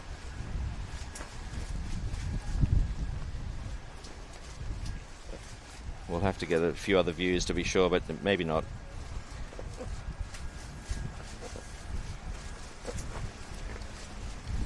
Okay, moving around. Paul Karolid is now in the lead with Jazz in second place. Mickey Schweiger and Kai Kachadorian currently out of the running for the semi-final. Oof. Wow. All right, well, starting to get a little nerve-wracking. Kachadorian, that's his best wave, a 4.6. On the strength of this aerial. Good landing. That's the best score of the heat so far. Mickey Schweiger. This one isn't in his scoring line. This is a 3.63. Karolidis, aggressive off the top. That's a 3.60 for Karolidis. Our current heat leader. Narrowly ahead of Jazz Glickenhaus.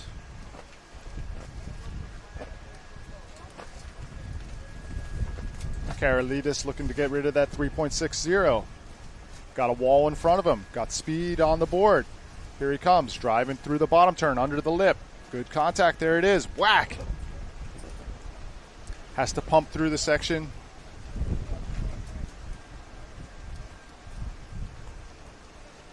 Wave kind of runs away at the end.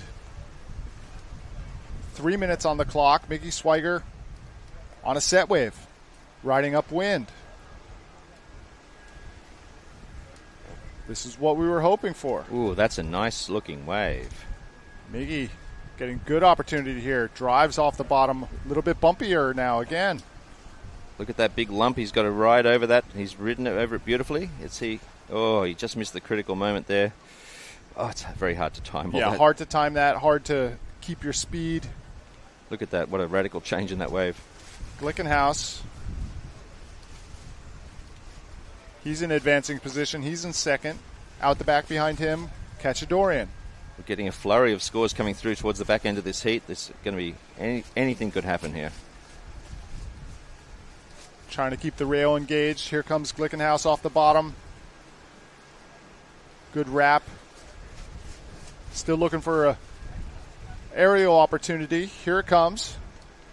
Able to get the tail loose. Not a lot of projection there for Glickenhaus, though. Kachadorian.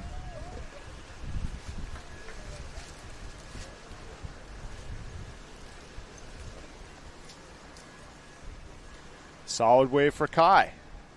All the way to the end bowl. Wrapping it back to the power. Backside hit. And the duck jibe. Styling. Thank you, Kai. Simmer teammate Craig Yester getting ready as well. Craig won the last heat. Yeah, he's back out there. Consistent, strong performer. Well, we got a little bit of a break in proceedings. I've just got a message here from Malcolm Scott, who organises the Mayo Mayhem, a great 3-star event over in Ireland. And we're giving a shout-out to Timo Mullen and Katie McKenna, who won the Mayo Mayhem 3-star event in Ireland 2 weeks ago. Good on you, Timo. Good on you, Katie. Ripping it up. I miss those guys. It's been a while since I've seen Timo. Paul Karolidis lets the wave rise up beneath him. Way on the rail, all the way back to the top. Here's the flat section. Good snap, but gets whipped around the handlebars. Karolidis goes down. Waning moments of the heat. Kai Kachadorian has taken the lead. We are going to go down to the beach with Anne-Marie Reichman. Mike Friedel from Gran Canaria, you were second in the first heat of the next round, round 3. Congratulations. Thanks a lot. I'm really stoked to pass this round to the semifinals. And it was really difficult. Wind is up and down. In my heat was almost no wind. Difficult to water start, but I found some waves. Waves are really not lined up. It's still a bit messy. So I was lucky to find a wave, and I had 4 waves and 2 good ones. So I hope I can do well in the semifinals. How important is it for you to make the semifinals into the final for the overall ranking for you? Yeah, it's actually deciding now. It's deciding between Charlie is really close to me, 130 points above, and Vincent has also a chance. So now it's deciding everything in even the quarter to semifinals, depending what Charlie does now. And I wish him good luck, of course. And then in the semifinals, it's tricky. It's deciding everything actually now. So basically, full gas, vamos. Vamos, total. Okay. Back to you guys in the booth. Thanks very much. Look, it's exciting to see these guys. Mike is a passionate fan of the tour. Obviously, becoming world champion is a big, exciting thing for him, and he's been pushing the Masters Tour in the Canary Islands quite a lot, supporting it a lot. It's been very good. So coming up in Masters round number 3, quarterfinals, Heat 3, Keith Tabul, Michael Viskovich, Jason Pryor, and Charlie Rivera. So Charlie's going to get his opportunity now to try to answer back from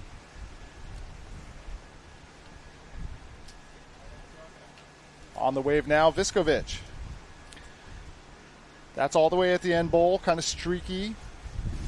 Going to kick out safely.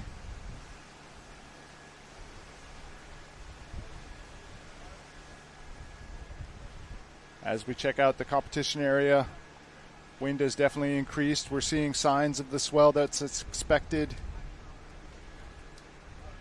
Kai Kachadorian making his way in. Smart read of that wave to try and go for the upper section like that as he saw it evolving with this crossover. It's moving into the more profitable section here, better point scoring opportunities, but it's a tough wave to read with all these. Yeah, he's decided.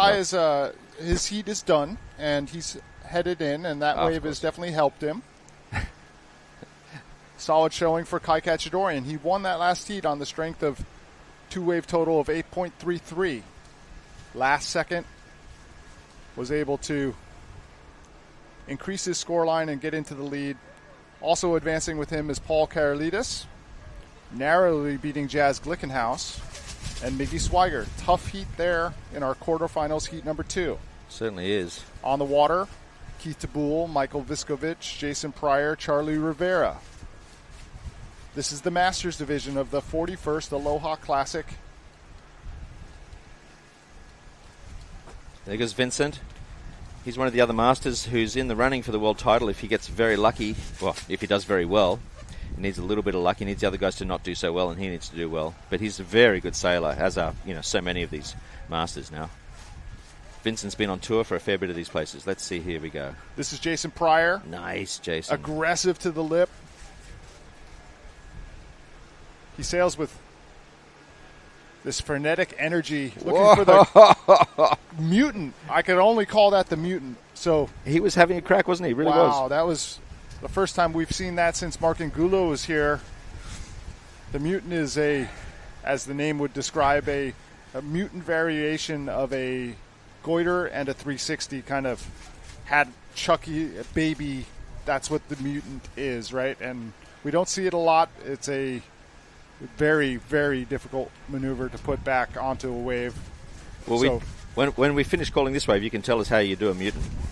I don't even know how to do a mutant. All right, Keith Tabul.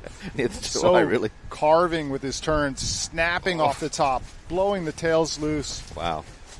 That was nice. I said this yesterday. You can tell that this guy makes a nice board just by the way he sails. Because his stuff looks good under his feet. Charlie Rivera coming in here. He's got a little wave. He's going to see if he can get some critical section points. He's still on the rough part of it. It's starting to smooth up now. Here's a chance for something to hit a lip. And there it is. And he's made it. Good one. Okay. That was a nicely ridden wave by Rivera. He did that backside hit, put him in a great spot to be able to pop the aerial at the end. Keith Tabul staying busy. So close to the power. Going to need to go back outside and get a bigger wave.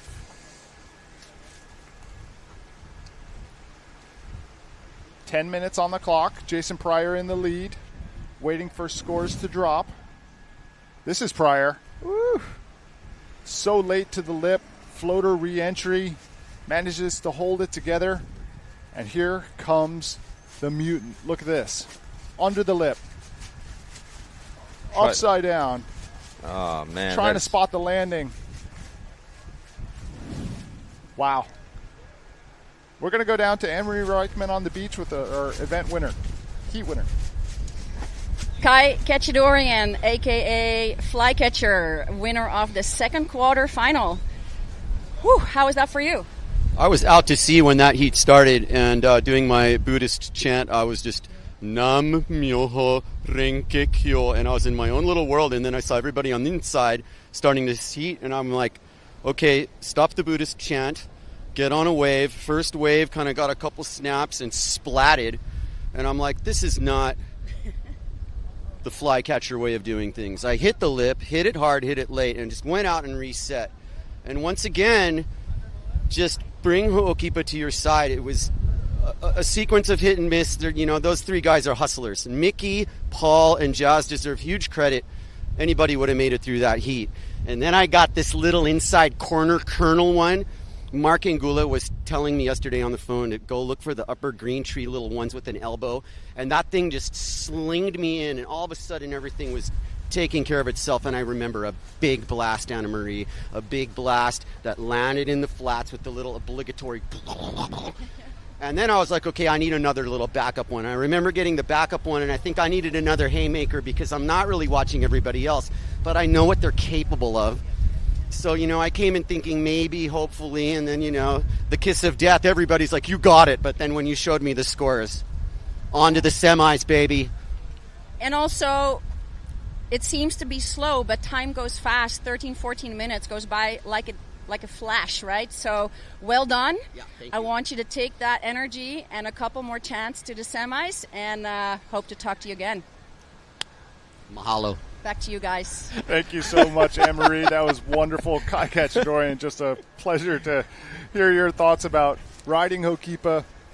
I tell you, I've been sitting up here in the booth with him all week, and take your pen and paper out and take some notes, because he is giving you kernels of wisdom about how to ride Ho'okipa as we watch Jason Pryor. Keith Tabul, excuse me.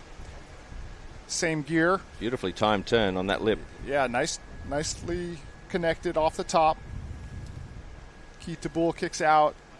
He's our current heat leader, 7.60. Only 7 minutes to go as we watch Rivera make his way to the outside as well. Jason Pryor with the second wave score is going to look pretty dangerous. He's positioning himself well. Look at that. Nice timing off that lip. He's able to make the board go where he wants it to go, and quickly. A lot of sailors are not able to draw the line that Keith Tabul takes because they're just not able to fit in all of the rail-to-rail work that he does. He's just from one side to the other. Shaka Cam, let's see it. That was a good one. All right, love the energy.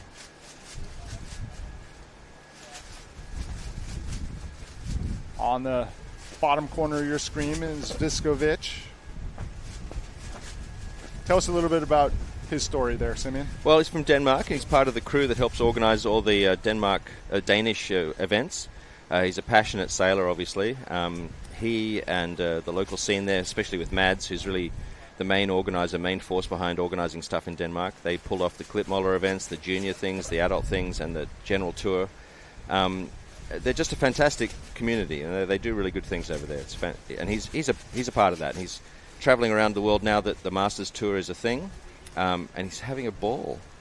Looks like fun to compete against your friends in great locations around the world. That's what the WWT PWA does. Takes windsurfing to amazing locations all around the world, and you're at one of them. You're at Ho'okipa Beach Park, and that's Josh Stone. And we should thank Josh for his involvement with Flatbread, which is a famous pizza place here in Paia. Oh, look at Jason Pryor, Keith Tabul, teammates, founding members of Quattro, along with Shauna Donez and Francisco Goya. They're having a good time in their Masters quarterfinal heat number 3. I just love that these guys are out there. Yeah, I do too. It's such a throwback to, that was the time that I arrived on Maui, late 90s. These guys were in their absolute prime. They were superstars. They were, I mean, superstars. Pryor, the face of Neil Pride at that time, has it tattooed on his arm, was going for the double. I mean, I watched Francisco Goya transition off of Fanatic and into the Goya realm. Yeah. Watched him get his world title. Yeah. That was a good time. Really? And it's nice to see everybody out on the water still, and still absolutely ripping. I mean, just look at these names. Pryor, Tabul, Goya, Stone, and they're all still just ripping. I mean, it says a lot about staying fit and healthy as you get older, right? It says a lot about windsurfing, keeping you fit and healthy. It says a lot about people who are in this sport, I think, just making that a priority in their lives and, living the best life. Well, I think you said it really well there, Simeon, which is like you got to make windsurfing a priority if you're going to, stay in the sport. You got to make the time. You got to watch the wind. Yeah. Got to keep your gear together. Yeah. This is Rivera. Oh, lovely wave. Lovely wave. Oh, out the back, and he just misses his chance there. Just a little early with the timing. Gets pushed out the back on the aerial. He's in second position, but this is important for Rivera for his chances in the Masters title race. Yeah, just to be clear, if Charlie doesn't make it through this round into the semis, he loses the world title. To who? To Mike Friedel. There you go. Yeah, so just slightly out the back for Rivera. Solid effort. Yeah, so Charlie will be feeling the pressure. But hopefully he's using that sort of, Puerto Rican chill vibe, to ease his way into things. Look at this. Jason Pryor, active. Look at that aggressive top turn. Still nice top turn. He's really strong, isn't he? You see he's using his rig so he's powerfully. Been doing a lot of jiu-jitsu, and Kai was saying he's running close to 200 pounds. Solid muscle at the moment. Yeah, you can see it the way he holds the rig. Like just everything is. Viskovic able to keep it together there through the whitewater. Tabul. The Grandmaster. A nice little pocket to work with. Ooh. Nice drone work. Lovely snappy shot. top turn. Here's the make rib the in the section. wave. Real tricky spot there. That's the aerial spot, though, when it gets bigger. Where those two waves converge is where you take aim for the big end bowl aerial. He's looking at his watch. How much time has he got left there? Oh, yeah, we're under 2 minutes. He's having to think about it. Does he feel he needs to go back out? Well, he should. He should. You never know. Definitely never know. And, hey, this is your chance to get waves to yourself. Rivera. Now, Charlie needs to lock this away. He's in second place. He's advancing now, but he can't take a chance. He's got to try and make sure he gets as much as he can a break from these other guys because they're very aggressive and they could take it from him any minute in these last dying seconds. Yeah, I wouldn't want to have Jason Pryor nipping at my heels. Rivera gets a nice completed ride. Now, is that going to be Charlie's last wave to try and sort of make his stake, his claim for this world title? And if it is, what's going to happen next to the Jason Pryor and Michael Biskovic out back there? Are they going to get set wave and be able to take it from him? Pressure! Look at that. 1 minute, 10 seconds on the clock. Pryor. Jason. Oh. Didn't like that. I don't know what he was gesturing towards. Goes down absolutely hard at the end bowl. He sure did. I wonder that may be his last chance to get through. Oh, Jason's moved up. Look at that. Charlie's in third place. This could be the world title. Tense moments for Charlie Rivera. 6.43, just behind Jason Pryor now. Waning moments of our quarterfinals, heat number 3. Oh, that's a big deal. That's a really, really big deal. If Jason has taken that spot, that means Mike Friedel is sitting on the beach right now just sweating bullets. And Charlie Rivera is trying to make his way to the outside just like Jason Pryor. Not a lot of wind, not a lot of time. How much time left? Only 15 seconds, so oof. That might be all she wrote for Charlie Rivera. So close. This is Beauverlay getting ready for his heat. And that's the horn. Oh, Mike Friedel will be on the beach just celebrating right now. He is the new Masters World Champion for 2025. 20 Congratulations, Mike Friedel. That is a very big deal. Wow. Masters world champion. Charlie in there right to the end. That's got a nice ring to it. Yep. All right, so tough luck for Charlie Rivera. Congratulations to Keith Tabul. You have won that heat. You are on into the semifinals, along with Jason Pryor. Conditions have improved drastically over the last heat. We started that heat. It was very, very light. Our competitors moving around nicely now. Not full power, but a nice amount of power. Yeah, this is plenty. I mean, the swell lines are looking good. That's a longer period than we've seen before, isn't it, Chase? That looks like a different sort of swell period. We're going to take some time and go down to the beach with Anne-Marie Reichman and our last heat winner. Keith Tabul, heat winner of the third quarter final in the Masters. That's rad. You're such a good sailor here all the time, designing boards, so well-deserved and stoked to see you here. Yeah, thank you. I just made a new board for this event because it's always light. So I made myself an 85-liter, and it feels amazing. I'm super stoked. I was wondering, like, mine is 78.5. You made it, so yours is a little bit more. That's kind of a lot of liters for you. It is. In general, I don't ride 85 liters. I'm more on like 78, but again, every year it's light. So this is the biggest sail I ever used, 4.5 and an 85 liter, and I'm getting around, getting waves. The wind turned a little more side, which I really prefer. The waves are definitely a little inconsistent, and I think you got to get lucky to get a set. And to get more than 2 turns, I was struggling. But I got a good 2-turn wave right off the bat, and that kind of set it up for me. Yeah, it's nice. You guys seem to have a little bit more wind, a little bit more speed, so hopefully it keeps building. Yeah, I hope so. I mean, semi's next, so stoked. Thank you. All right. Bring that fire in the semis. Yeah, now I'm warmed up. I'm ready. Thank you, Keith. Thank you, guys. Back to you guys in the booth. Thank you, Anne-Marie. Thank you, Keith. Keith definitely heating up, looking strong for his next heat. Beauverlet opening up his quarterfinal heat number 4. Aggressive bottom turn, foamy wave, contact, re-entry, good job. Not the wave that maybe you might want, but decent way to start his heat. Freeman now. We can see how foamy those 2 waves were. We had a big set roll through. That's what happens.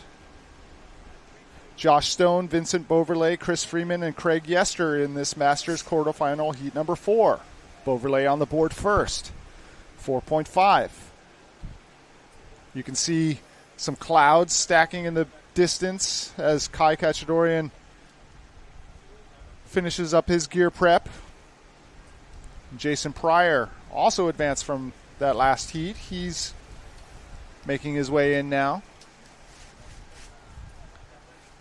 Very excited about that mutant he tried. You've got to ask him about that. We shall, yes. Beauverlet, solid lip contact, redirects it back. Full sheeted in bottom turn.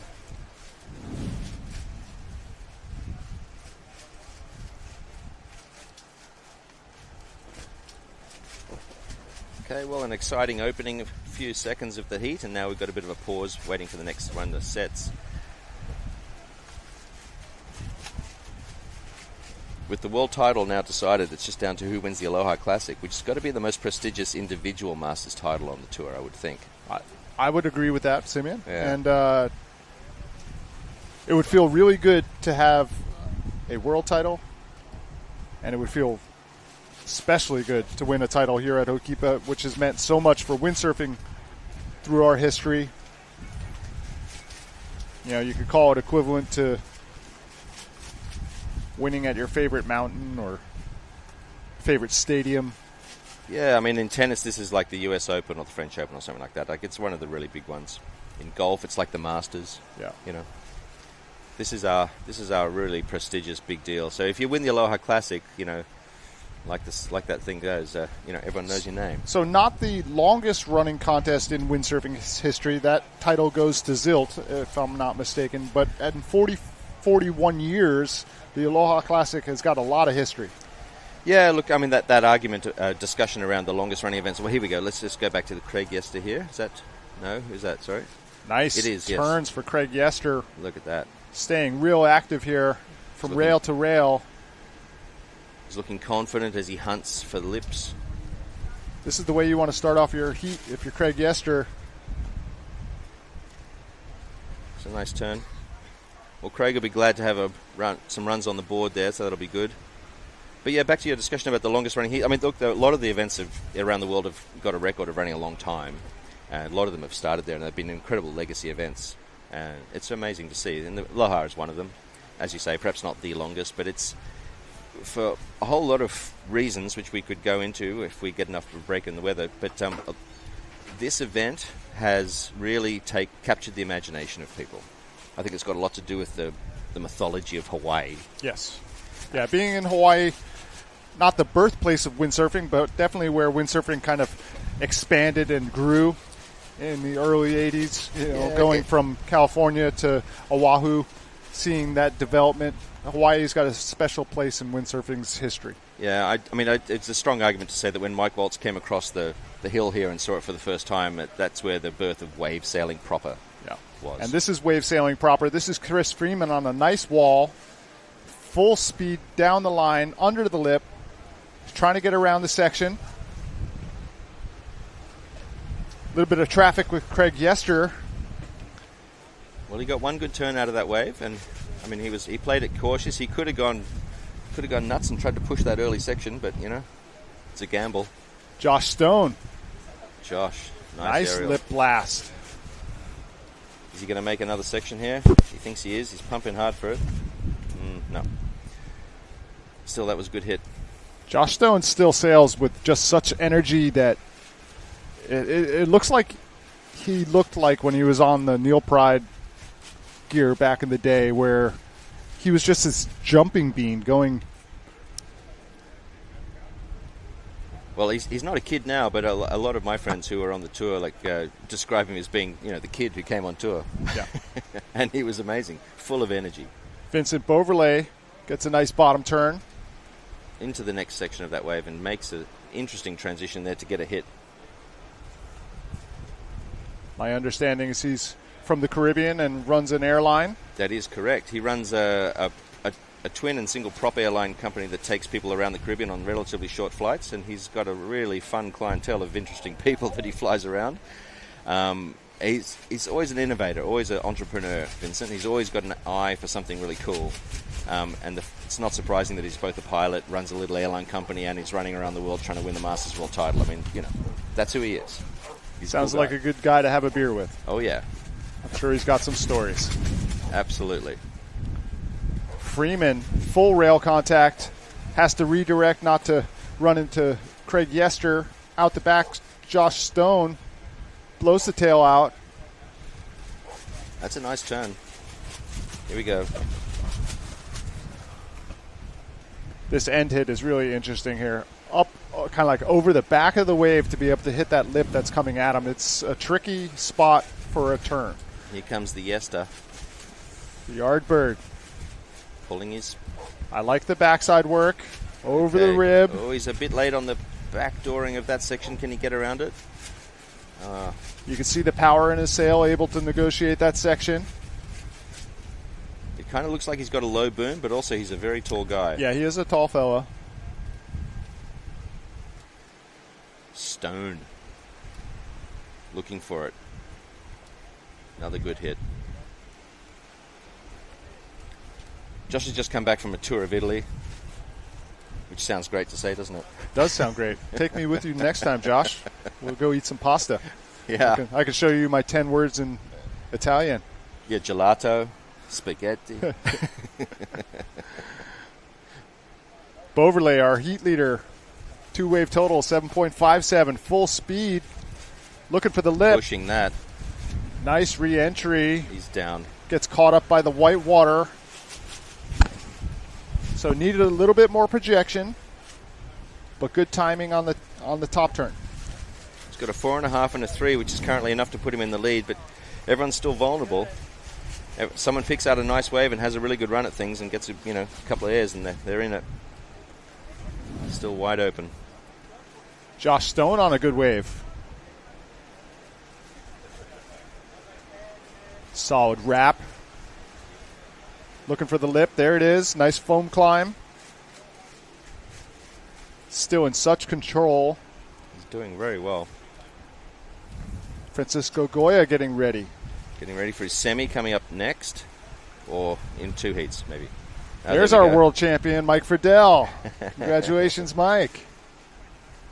Mike's getting a big hug and a lot of love, support for winning that title. He's a good guy on tour. He's very committed to making this tour as best it can be for the Masters. Puts a lot of time into helping that Masters fleet build itself in Gran Canaria and Tenerife. That's great. It takes a true community to make this happen, as we watch Yestermen carving down the line. Oh. One-handed for the top turn. Oh, goes out the back. I think he got hit with a gust there unexpectedly. Is that what Yeah, happened? it looks like the wind is definitely filling in. Uh-huh. Look at how busy Josh Stone is being. He's gone way up to green trees to try and find that big, long race track that he's looking for probably a couple of aerials. Yeah, we were talking about the difference between the two different waves today. How Josh Angulo was telling Cachadorian that he should look for the kind of end bowl with the elbow where it comes at you a little bit. This is the green trees wave. You can see how it kind of goes fat, and Craig will be Yester bummed about goes that. out Look the at that, back. beautiful. Oh, what a wave. Would have been nice. Sorry, Mr. Craig. Bummer. 3 minutes, 30 seconds on the clock. This is Freeman. Riding on the orange Goya rig. Going to get his second wave score here, and this could be interesting. Could mix things up. Chris Freeman does Black Project fins. Chris was the head judge of the early AWT events. Big part of helping this thing get off the ground in the early grassroots days. Having a nice ride, 3 turns. Looking for the whitewater. A few good hits there. Yester getting another crack at it. There we go. This wave's got a bowley section. Looks nice. Oh, no, he's decided he wants better.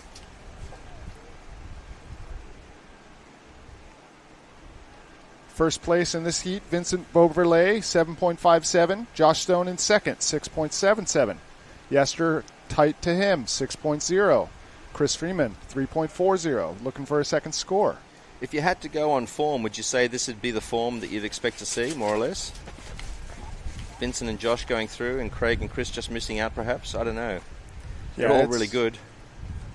Real tight heat. Sure is. Beauverlet is looking in form. Freeman. We're going to have a replay now and show you a wave that we missed by Chris Freeman. This has put him into third position. Sorry, that's Josh Stone. Excuse me. Josh Stone. So nice aerial for Josh. That's moved him into second position.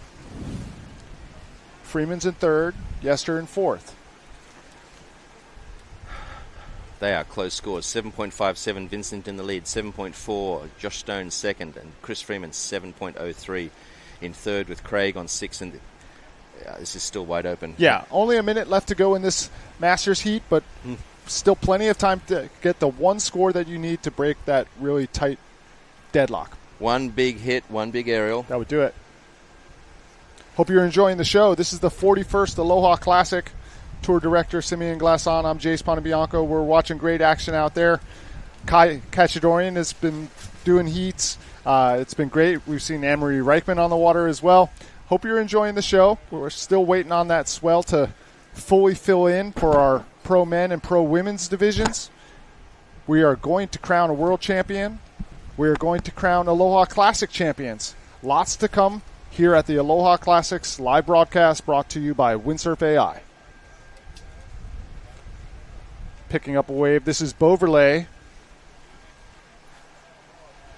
Wrapping top showing us turn. why he's in front of this heat, isn't he? Look at that. Yeah, picking off really nice waves. Beauverlet's got good wave choice. Third turn for Beauverlet. Out the back will be Josh Stone riding on the Goya rig. Here he comes. Carving off the bottom. Solid contact. That was aggressive. Able to get a good wrap. Always nice to be able to do that in front of your competitors. That was a really good hit for Josh Stone. That might be a difference maker. The clocks have gone to 0. Yester doesn't like it. He kicks out. So we're waiting for scores to tabulate from Josh Stone. We'll see if it's enough to have him be our heat winner. And it is. 8.37 two-wave total. His last wave. Oh, and things have changed again. That happens as they tabulate. We'll wait to see if it goes final, but Beauverlay sailing really strong.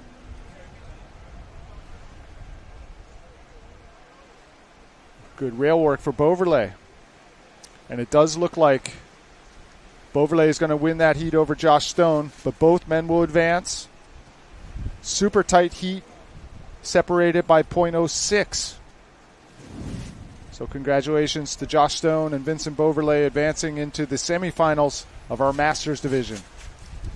And that's the end of the quarterfinals. We've now got 2 full semifinals ready to roll. Chock block with talent. World title decided. Aloha title on the line. We'll be moving on into Masters semifinal heat number 1. That'll be Francisco Goya, Mike Friedel, Kai Kachadoyan, and Paul Karolidis.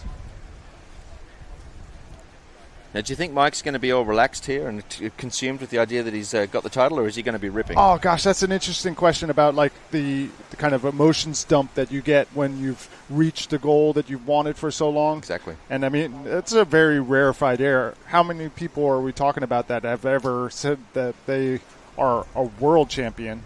Not and many. what would that do to your emotions if you finally reach that life goal? Yeah.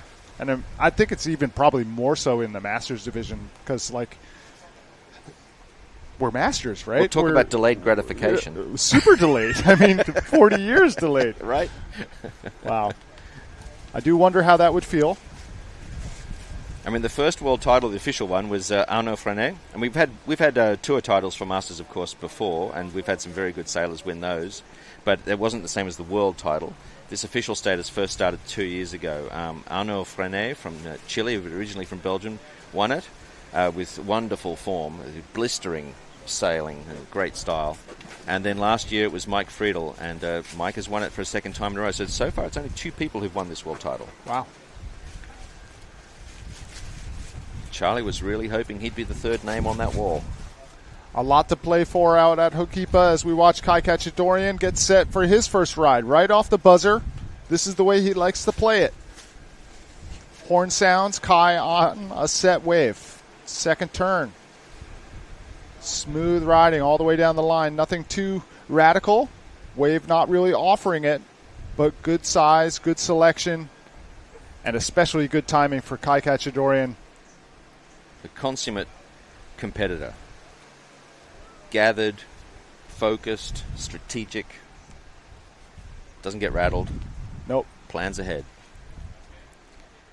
Knows what he needs to do. Doesn't push it harder than he needs to. Just gets those scores. But we'll definitely hit the lip when the opportunity arises. Absolutely. We've seen that from Kai through this Masters division run. Landing aerials in all of his heats. Good first score. Exceptional aerial style when he's in the air. You see the photos of him, he's just perfect poise. Always. That first wave scores a 3.60. From Paul Karolidis, huh? Karolidis must have gotten a wave. We'll see if we can get a replay for that. He is in the lead, 3.83. But right now we're going to go down to Anne-Marie at the beach for a beach interview. Vincent Beauverlay from the Caribbean. Yes. Congratulations, you were ripping out there. Thank you. Yeah, it's picking up a bit. The waves are bigger. The wind is okay. Side offshore, like in the Caribbean, like in St. Bart, in Guadeloupe. A bit the same condition for us. So yeah, it's like home. I like it. Perfect. There's no better place than home, and I'm happy that Maui can bring that for you. Yeah. What's your strategy for the next semis? Strategy is to rip the max I can. No really strategy. I love it. Rip to the max. Let's go for that. It. Thank you. All right. Take care. Back to you guys. Thank you, Anne-Marie. Congratulations, Vincent Beauverlay. Rip to the max. That's good advice anytime. Uh-huh. Francisco Goya looking for his first wave of this heat. Tacks onto the wave. going to get this one, or is he going to get? He's getting this first one. So who's on that one behind? Someone already got it. Look at that. This one's going to set up quick for Goya. Nice foam climb. Nice. Staying real close to the power. Good wrap. I think that wave behind has more potential. Let's see if that person, Mike Friedel. Mike Friedel, our world champion. A little bumpy. He hasn't really been able to make the most out of this wave because of the bumps. It's Karolidis. Way upwind. Looks for the aerial section. Going to go around it. Gets into the foam on the rib. Maybe not the best wave selection there. Karolidis going to get another try. Going to head back out. I think he wasn't quite powered up enough to do the two things he was trying to do there, huh? Yeah. Josh Stone heading out there for his semi-final next. Flycatcher in position. On to another one. No, he's holding off. He doesn't want that one. He wants the one behind, perhaps. Here he is, yep. He's stalling himself and getting this one behind. He likes the shape of this one better. It's less of a multiple wave, complex wave, and this one looks good, I think. He likes it. Here we go. Look at how buttery smooth that wave is. Looking fun for Kai. 2 turns. Cruzy down the line. Looks for the small aerial. There it is. Not a lot of pop, but exactly what you could expect at the end of the wave. Right to the rock. Yeah, real close to the end rock there. Going to use the current to help himself out. Look at the smoothness of the wave for Cachadorian. From rail to rail. Puts his foot on the gas, able to get the small pop. That's going to be a big factor in these heats as we see the waves with such a big difference. Some smooth and some rough. Those rough ones are awfully hard to get high scores. Yeah, and hard to differentiate between them when you're coming in from the outside. Which are you going to get? Are you going to get a bumpy one or a smooth one? This is Francisco Goya looking for a bowl to work with. Here it is under the lip. Nice redirection. Good snap. Oh, I think he pulled that. I think he made it. I think he got up. There's a bit of light wind on the inside here with Kai Cachadorian trying to water start in the break area. He wants to get out of that as quick as he can, obviously. Sitting in 3rd place right now with 1 wave score. We're back into a lull again. Uh-huh. They can see the wind coming around the corner, but they're all, look at that. That's how much of a lull we're in. Exactly yeah, it changes by about 10 knots, and it goes from enough to water start and be comfortable.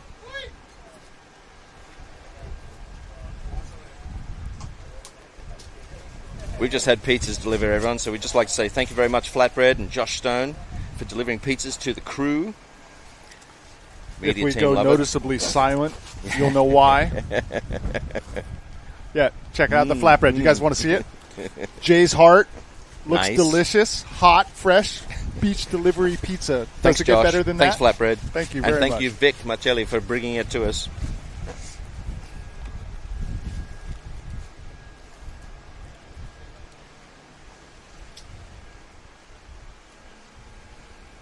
Yeah, got it. Look at these guys. They're cruising around like this. The wind seems to be back in, so that was a very brief bit of no wind there. Kai's up and heading out. You can see more wind coming.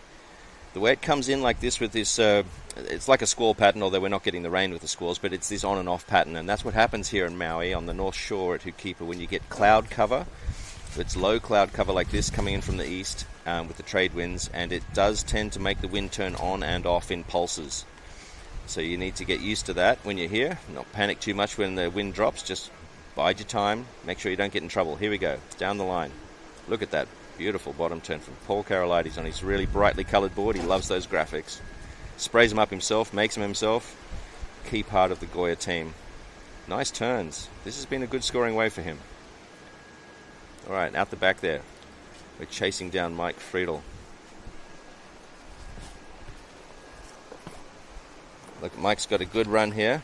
Bit of a foam face. Hard to make points out of that, but he's doing the best he can.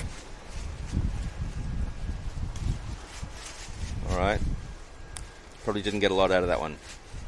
He's in 4th place, and that will help him a little bit, but he'll need to do more than that. So in the lead at the moment, we've got Francisco Goya with 2 scores with a 7.9 total. Kai Kachadorian in 2nd place with 7.1 total. In 3rd place, Paul Karolaitis on 6.8. So it's very close. Early days. Look at that replay. Seeing Paul Karolaitis pick up a beautiful wave here. That's a nice wave. This looks like an early pulse from this new swell. I think it could be. You see the boiling water in front, the tide's getting lower. All of this building up to the conditions that we've been hoping to have for the pro men and women as we lead into that this afternoon. So Francisco Goya getting a nice run through here, as always. Beautiful lines, beautiful timing, picking up as many points as he can riding every wave like that. He's got that crouch stance, which is the stance that he adopts when he's in light wind. Very effective for lowering your center of gravity and keeping yourself stable. Look at that replay with him. What a hit. Great drone angle. Thanks, Rudy Castarini.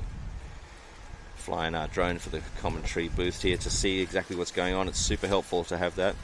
Rudy is a bit of a big wave legend and, windsurfing legend generally around here, and he's very, very good on the drone, so we're lucky to have him.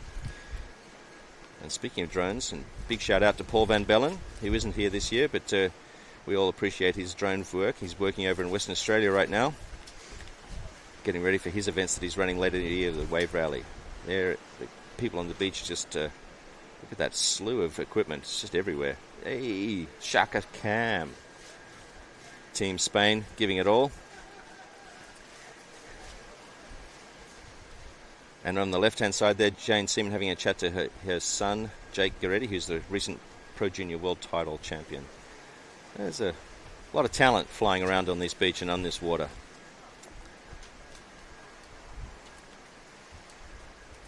You see how it's gone a little light again?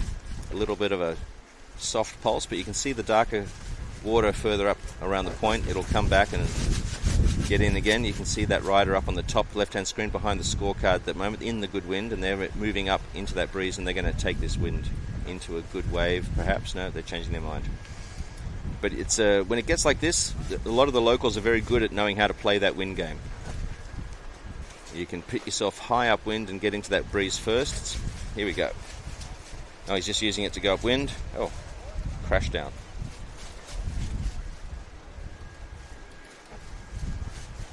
Paul Karolaitis heading out there. So, Francisco Goya in the lead and Paul Karolaitis in second. Kai Kachadorian in third. Mike Friedel in fourth in this first semi-final of the Masters. We have this heat, one more semi-final, and then the final of the Masters. We'll have a heat break between the semis and the final. So that's a total of 4 heats before we then are finished the Masters and ready to start the pro men and women. When we do start the pro men and women, we'll start with the women's semis. And then we'll go into the men's semis, and then we'll go into the women's final, and then the men's final, and then we are done for the Aloha Classic. So yeah, we're hoping that these swells, these early ones that we start to see here, are the really forerunners of that swell with the good long period. And, that may be it. That's what it's forecast to be, so that's probably what it is. Paul Karolaitis coming in here on something. Currently in second place. He's looking to push that score and defend his position so he can get into the final. Oh, he's gone for the... Is he? No. Nice attempt from Paul. Goes for the 360. Wow. Waning moments of our semifinals, heat number 1. I am fully recharged, Simeon. That flatbread hit the spot. Nice. I managed to eat 4 slices in that short amount of time. 4? 4, yes. I left you 1. Hope you enjoy it. You're a skinny guy. Karolaitis. How do you pull that off? Trying to huck that 360 around. Good effort. Kai Kachadorian trying to get back in the mix here. Currently third place, 7.10. Needs a bit of a bump in his score to get into advancing position. That'll help. Small aerial at the end. He's trying to replace a 3.50. Mike Friedel.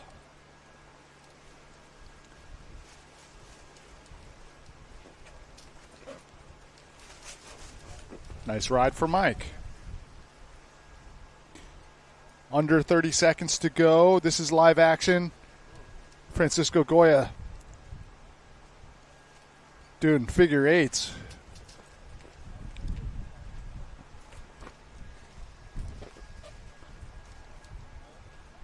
Our current heat leader and event sponsor, Francisco Goya. Kai Kachadorian making his way back to the beach as well. Not in an advancing position, unfortunately. Close heat between him and Paul Karolidis.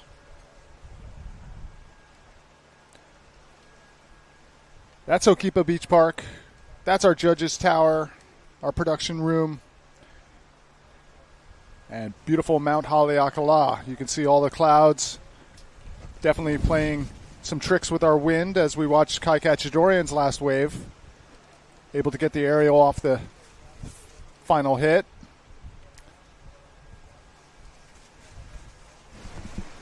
Mike Friedel trying to answer back. And Francisco Goya looking on form.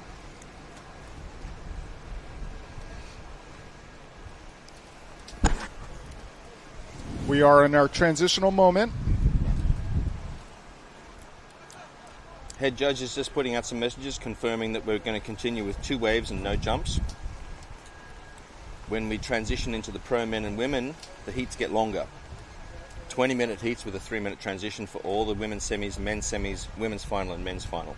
All right, giving our competitors a little bit more time to work with. That can do nothing but help the performance. Head judge has just called that the pro fleet will start at 2 o'clock. All right, just 45 minutes to go before our pro division begins. Now, as it happens, that's the time that the Surfline thing and some of the other forecasts are saying that other swell should start to hit. That would be good timing. So a lot to look forward to here at the Aloha Classic, including rides from sailors like this. Keith Tabul starting off his heat nicely. 2 turns, looking for the aerial section. Here it comes, full steam. Beautiful wrap for Tabul. Wave slows down for him, able to fit 2 more turns in. The crowd likes it. Good start to your heat for Keith Tabul. Beauverlay.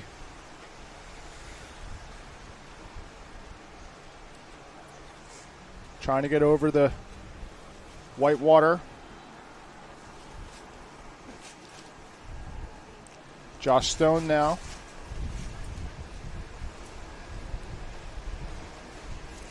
Nice snappy top turn. Drifts the tail. Able to connect one more. Looking good, Josh. Looking real good. While we got this little break, I'm just going to give a bit of a shout out to Jose Manuel from the Sorazo Hotel Sorazo team and all the people down in Chile there. They're all watching, they're sending messages through. I'm getting Vamos Simeon. Hola. Yeah, they're having fun all around the world, all these people who have been so passionately organizing events and following the tour and being part of it all, helping build this whole thing. It takes a huge community around the world to run these things, and it takes all this energy from so many people to put on this event, that event, participated in, volunteers everywhere. Everyone's involved, harnessing all the energy all the time. Well, we appreciate what you do, Simeon. We're going to throw down to our beach interview with Anne-Marie.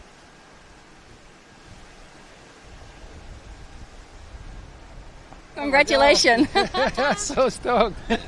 Even more because Paul made it too. And it looks like Josh is making it also, and Keith. And maybe even Jason Pryor. So it might be all Quattro final. So we're stoked. That would be amazing. What I really feel like, Paul came out of the water and you were hooting for him. We're looking back. I'm hearing there's one more wave. Josh is ripping. It is just such a good vibe. All the boys are back together, the older boys. I know the band got back together. Band got back together. I think you want to focus for your final. Good luck. Thank you so much. And I hope to see you after your final. Awesome.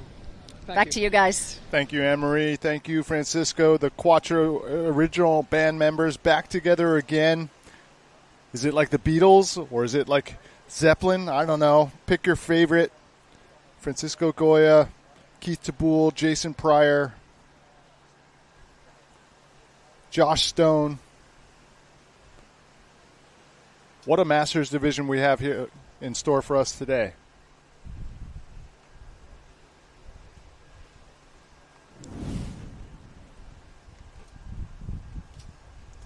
Jason Pryor, frenetic pace, huge aerial,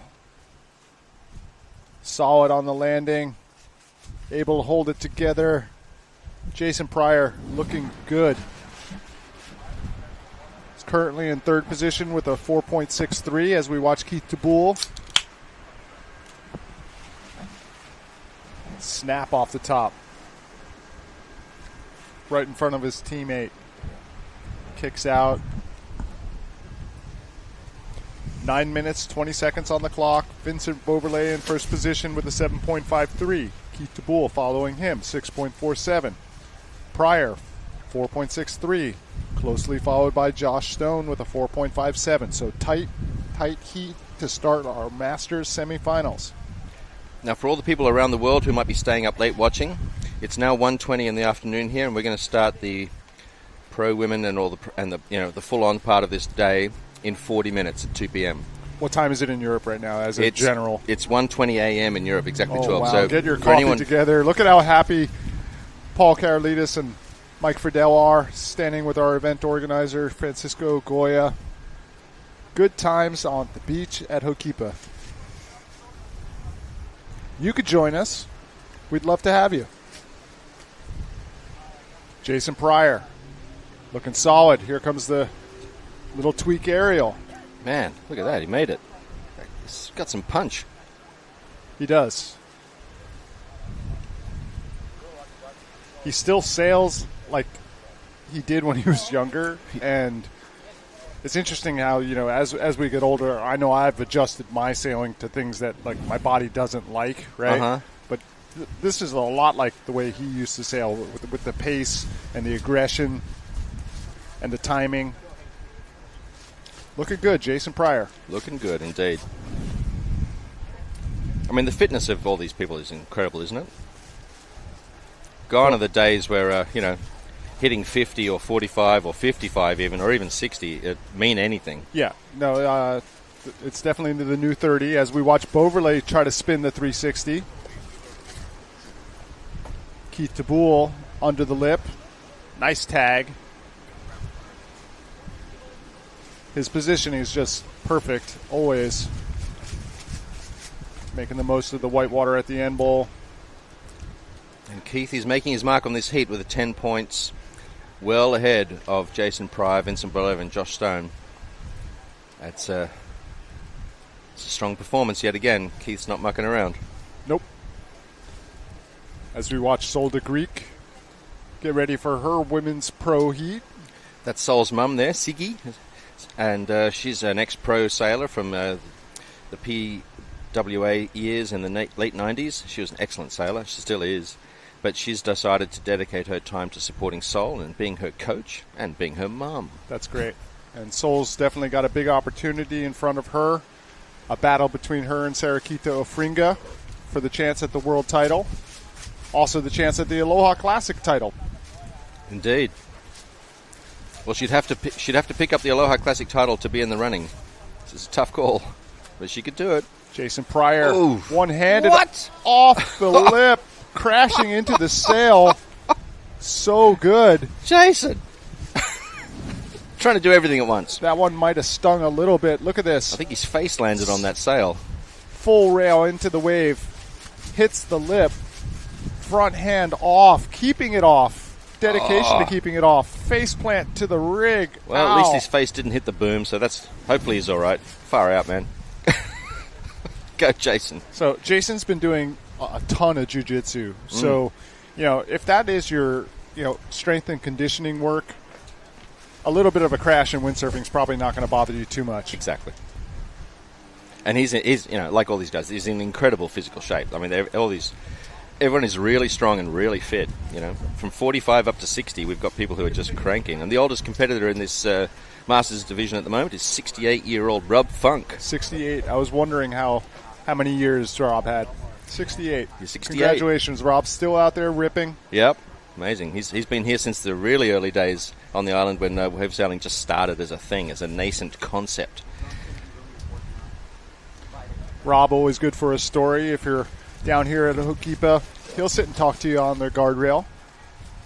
Full of history, full of all the knowledge. Looks like the winds have slacked off just a little bit now. Yeah, they're all manoeuvring around it towards the end of this heat, or back half of this heat, I should say. You can see them all sort of eyeing each other off and working out where to be so that they can pick the next best set when it comes through. And that's a combination of going further out because of the rule with the right of way. You want to be the first propelled by the wave to be able to claim it, and you want to be able to have. Hence Rob Funk just sticking his head in there to say good day. He loves the mention. So yeah, the tactical manoeuvring going on right now is very real. It looks pretty slow, but that is what's going on. They're all trying to outmaneuver each other. And Josh Stone is trying to fill up his scorecard. He's only got one wave on the books. So Josh is in fourth position with a 4.57, looking for that second score. Keith Boole solidly in first, in double digits, 10.27. 4 minutes on the clock as we watch Beauverlet stepping on the gas, trying to get over the rib in the wave. Here he comes, engages bottom turn, looks for the lip. Good contact, and back out in front, perhaps. Perhaps. He was getting a big bounce on that landing, wasn't he? Jace looking over his shoulder to see if he can see him, but here we go. It doesn't look like he made that one. Okay. This is Josh Stone. This will be his second wave. He needs this one. Nice solid contact. Blows the tail out. He's going to get another little hit here. It'll be something. He's getting second score at least. He definitely needed it. Francisco Goyo watching on. Chatting there, I believe, to Angela Cochran. Angela, I think that's Angela, right? It is, yeah. Yeah. She is the most decorated woman here at the Hokipa. She's won 7 titles here. Seven. Not all the Aloha Classics, some of those other ones in those days, but 7 titles. Fierce competitor. Seemingly gets better when the pressure is on. She loves pressure. She loves it when it's hard. She's got grit coming out of every part of her brain. She's just a real charger. And Josh Stone, Beauverlet's aerial. Is he? We're checking the exit on that. And this is the wave that got Josh Stone into advancing position. 4.23 for this score. He snuck in ahead of Beauverlet with that one. So tight at the top of this division. As we watch Mark Pere-Rico getting his warm-up in. Mark's coming up in our pro division. One of the storylines we've been following is his opportunity for a world title. But guys like Robbie Swift will want to have something to say about that. Yeah, and everyone else. And everyone else. Well, Keith and Josh have this heat at the moment. They've got the spots going through. Keith on 10.27, Josh on 8.8, Vincent 7.73, Jason Pryor on 7.53. Yeah, but Beauverlet's in position to make a difference here. He's trying to get rid of that 3.7. Yep. He's within reach. He can make that score. And Jason's best wave score is a 5.83, and he can drop a 2.8, so he can also pick up if he gets a better second wave. Just not a lot of time to do it, though. That's right. How much time they got? Only a minute to go. Oof. Who's going to make the Masters final? Getting down to it. We've got Kai Kachadorian hanging in here in the wings. He looks ready to get back into the commentary booth. He's getting back to work. He's just had a bit of a nibble on the sustenance that's come through. Okay. Well, I hope you've been enjoying this live broadcast of the Aloha Classic, the Masters Division. We've been enjoying our time here with Simeon Glasson. He's the tour director. Absolute pleasure to be here with you, Jace. A font of knowledge about the world title picture and all that's in store for us on tour. So thank you very much, Simeon. Absolute pleasure. We're going to bring Kai Kachadorian back into the booth. Thanks, man. See you soon. Looking forward to seeing the rest of this competition. Thank you, Simeon. All right, final moments of this heat. Beauverlay's last chance. He's trying to get into advancing position. Here he comes looking for the 360. Desperation last moment. Not able to get the landing. Not a lot of choices there. He had to swing for the fences as we watch Jane Seaman get ready. The shore break at Hokipa. We're going to take a short commercial break, and we're going to come back right after these words.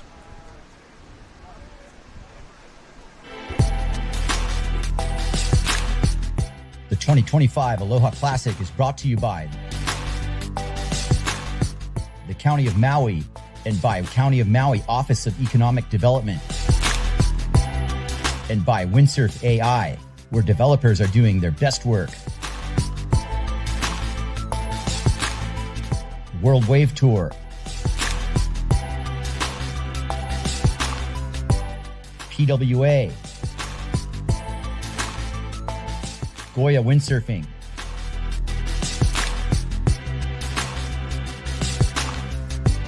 and these great supporters.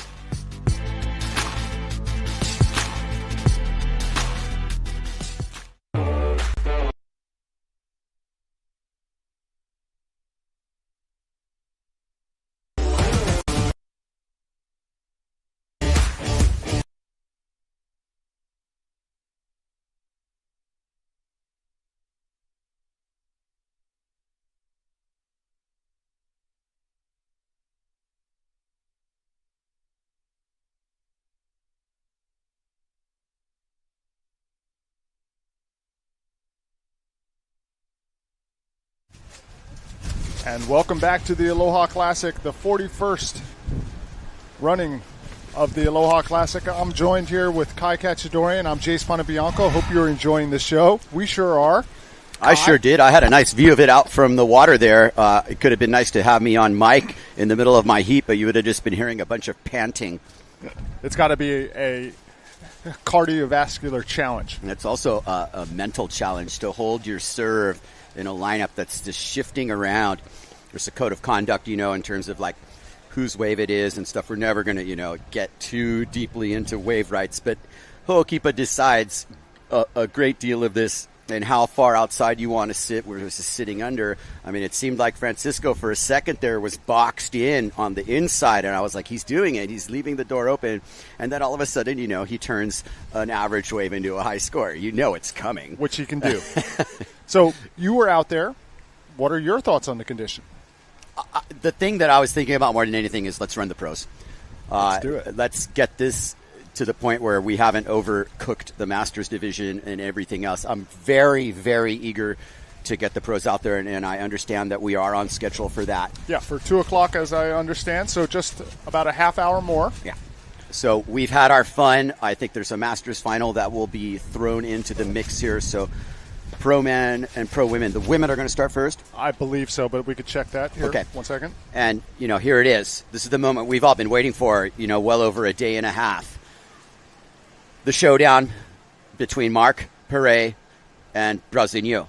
And they are not in a heat together. They are on either end of the semi, and that sets up this battle. And as far as the women's world title equation, we're still in play here as this is now going to play out between Sol de Grec and Serakita Ofringa. And the women will go first. Okay. And then we'll get back to the Masters before we have our finals, right? So we're going to move right along, starting about a half an hour into our pro divisions. Hope you guys will stick with us. I'd like to thank our sponsors, the County of Maui, Windsurf AI, the Office of Economic Development, Goya Windsurfing. Thank you so much, Francisco. All of the local sponsors, Flatbread Pizza. We just had our lunch. We also been enjoying the foods from Mana Foods. I know you're rolling around in a Toyota, so thank you, Maui Toyota. Maui Toyota. I got my sunscreen down at High Tech this morning. Thank you, Kim Ball. Absolutely. Go down to High Tech and do some shopping. Now we're going to go down to the beach and check in with Anna Marie Reichman, who has some words from our advancing competitores. Josh Stone, you're into the finals. Winner. You're second in that heat. And did you think you're going to be in the finals waking up today? I thought I had a chance, but after that heat, I'm really surprised because the talent out there was unbelievable, and it was so cool to be sailing with all the boys from the past. Those are the guys that I grew up with and competed against at Hokipa, and we always had great battles, and I think that was just a super fun battle for all of us together. It brought back a lot of memories, let's put it that way. Awesome. I think that's what the Master Division is all about. And memories. memories and bringing that fire. So keep that fire burning and on to the finals. Right on. Hey, Mom. Okay, cool, guys. Back to you. Josh Stone, as legendary as it gets, and what a storied career he had, and some of the moves he invented. I mean, I believe he invented the Spock. I remember that, firsthand. Would you agree with that? I would. Okay. So, I mean, Vulcan started, if we can just briefly dive into freestyle. Okay. But these turned into wave moves, and the thing is the Spock, is a rotation with the sliding, and then came the Taka and the goiter and some of these opened up stuff. I mean, we're not going to eschew freestyle perfectly. I mean, it needs to be done on the wave if we're going to have a discussion about scoring it. But Josh, toured the world for years and, flew the Hawaiian flag internationally and with top results, and also a very marketable individual. Yeah. And he basically was the first king of freestyle. Yes. So, or the modern freestyle, let's say. So, and you see a lot of that influence in wave sailing today. Right. Well, there's Josh. He's getting ready, sizing it up. And that was Keith Tabul behind him. Lots of encounters. To make the final, it's always an honor. But let me tell you, even making, any heat against these guys, it's a tooth and nail battle. And now I feel that these guys are just going to let it loose. Hopefully we have the conditions cooperating for us. There's Francisco Goya, who won the world title in the year 2000 and is the owner-operator of Goya Windsurfing.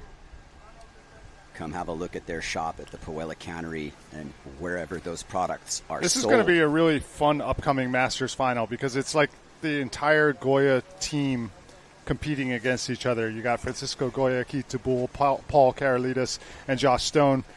They're all going to be riding Goyas. Yeah, hardly surprising. and that's some real, bragging rights at work on Monday. Absolutely. This is a warm-up that includes the pro sailors that are still in the bracket. But if I'm not mistaken, Jace, they're going to run the Masters final first? It's what the live heat schedule what does is the saying. Schedule tell us? Yeah, that's what the live heats is saying. All right. Well, let's go with that. Though this is now big-time world title equation. And as we watch people warming up, we can start to see who's who here. I see Campello on the inside in the yellow sail. If I'm not mistaken, that's either Noiro or Paré on the wave. Paré. That's Paré. It's that special simmer-style pink we got going on. Wow. Yep. Mark getting in tune with these conditions. It is difficult and light, and it has to do with getting on the wave in the right part of the wave, too. When the apparent wind locks in, you need to make sure you're in that part of the wave where you can actually open up the sections, because there's a little bit more open face. It's a north-northwest swell. It's a little deceptive as to which waves are going to be the good ones when you're choosing them on the outside. And you can see people kind of going through this because you can chip into it at least from a distance. But there is the strong possibility that you'll get caught out of position because there are nice waves coming into the point as well. The wave is definitely broken in the middle, so if you end up trying to take that upper part of the wave, it's really easy to kind of get closed out on and not be able to make the end section.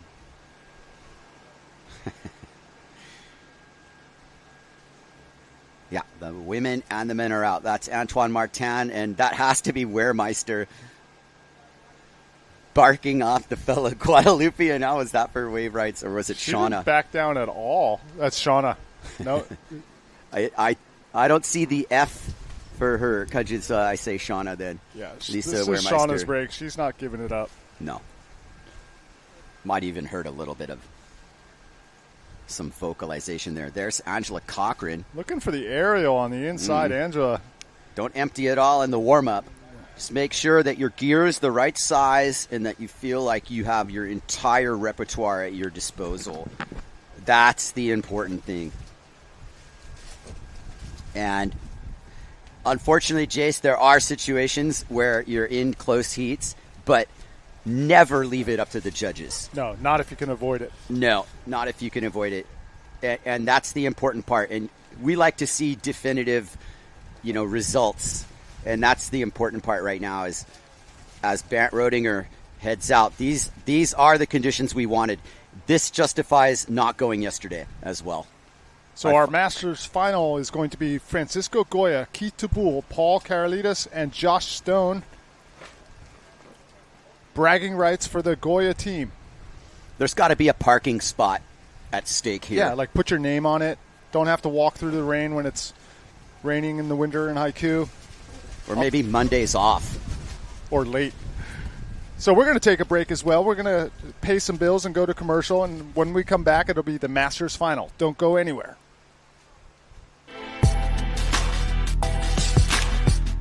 The 2025 Aloha Classic is brought to you by the County of Maui and by County of Maui Office of Economic Development and by Windsurf AI, where developers are doing their best work. World Wave Tour, PWA, Goya Windsurfing,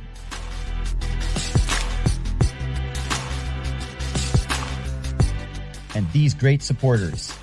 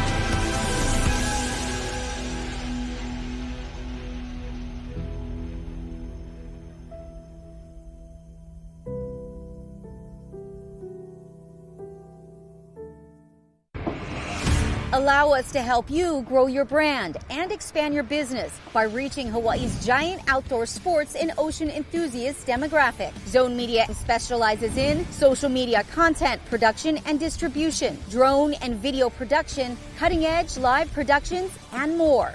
With over 25 years leading Hawaii's action sports market, give us a call to find out how we can help you grow your business.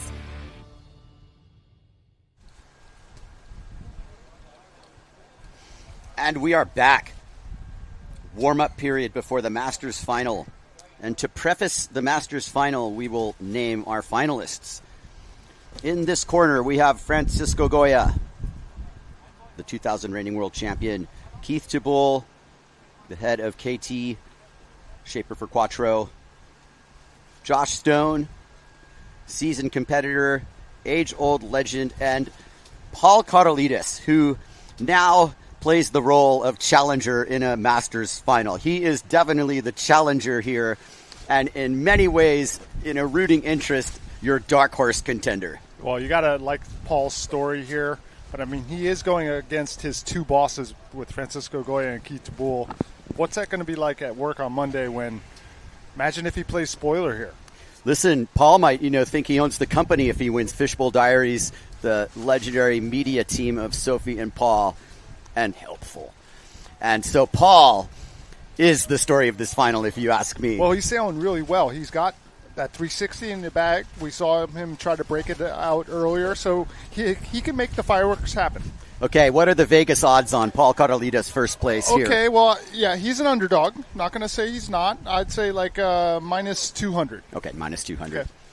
Okay. Josh Stone is in his first final for at least 5-10 years, something like. It's been a really long time. Now, Josh, other than Francisco Goya, and Keith's been in a few finals, but Josh, and that's going to come out because Josh, as you stated, is not backing down. The uniqueness of this situation and guardrail talk for the next season. Oh, he would be a legend amongst men if he was able to pull out this one. Right, but on the other side of things, I also see a realistic scenario where he's in a headlock and trapped. And they're telling him, get back into the shaping bay. You got a board to spray. Oh, my goodness.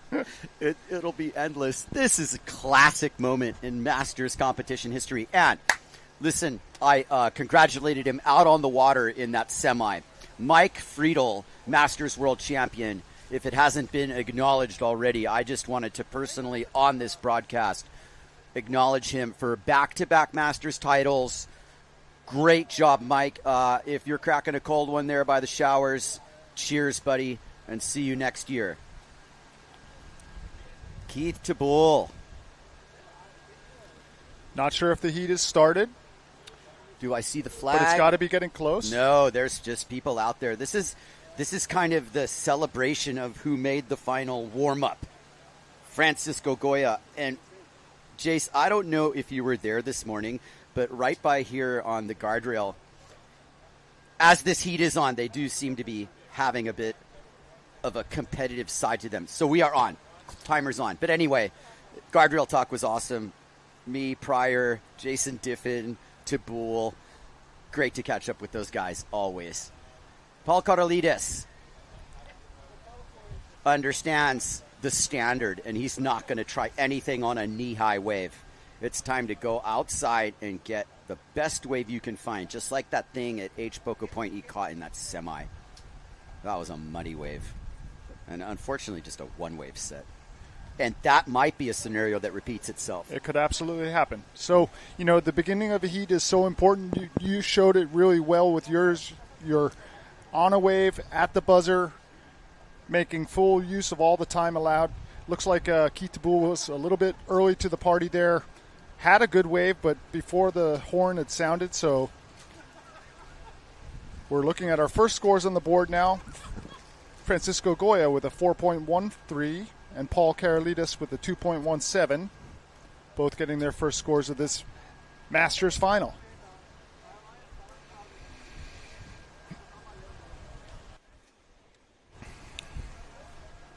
Starting to see the very first swell indicators. The beach is coming alive with shouts and hoots about the set that's on the way. Yeah, outside we have a good-sized wave. Now, Tabul's on the inside, and he's probably aware that there's waves behind him. Tabul with a beautiful combination fade line bottom turn to initial hit here.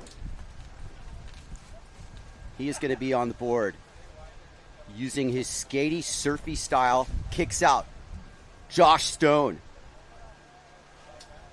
So nice to be calling his name in a final. And Carlitos takes aim. These are the moments I've been waiting for. He's got an upside that's really fun to watch. And that was a nice angular distribution of power there. And Carlitos goes down, unfortunately.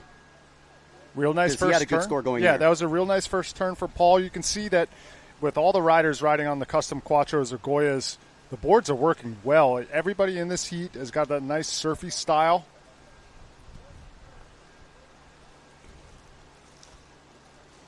A little bit light on the inside still. Making wave positioning even more paramount.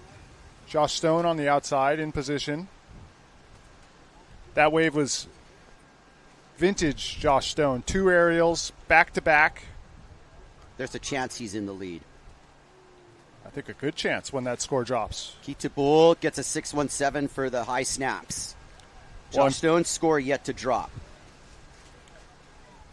That turn from Tabul was completely vertical. He rang the bell. It was also off the fade line. Look at that. That's what I really liked about it.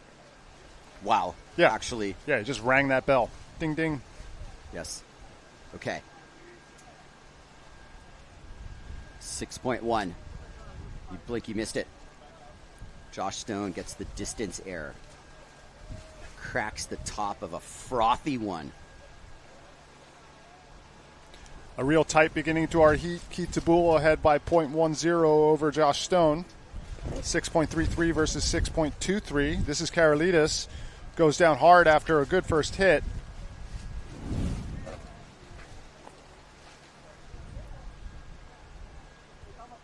I would really love to see Karolitis get an opportunity to show us that 360. He's got it in the bag. The right sort of wave comes in with a nice bowly section. He'll try it. That might be what he needs to get through this heat.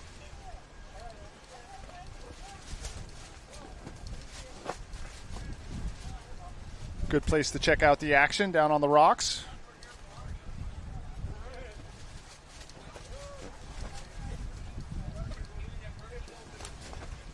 Karolitis on the way out now. He looks powered. Or powered enough anyhow. Josh Stone in first place. A 6.23 and a 4.03. Keith's got a really nice 6.33 in his pocket.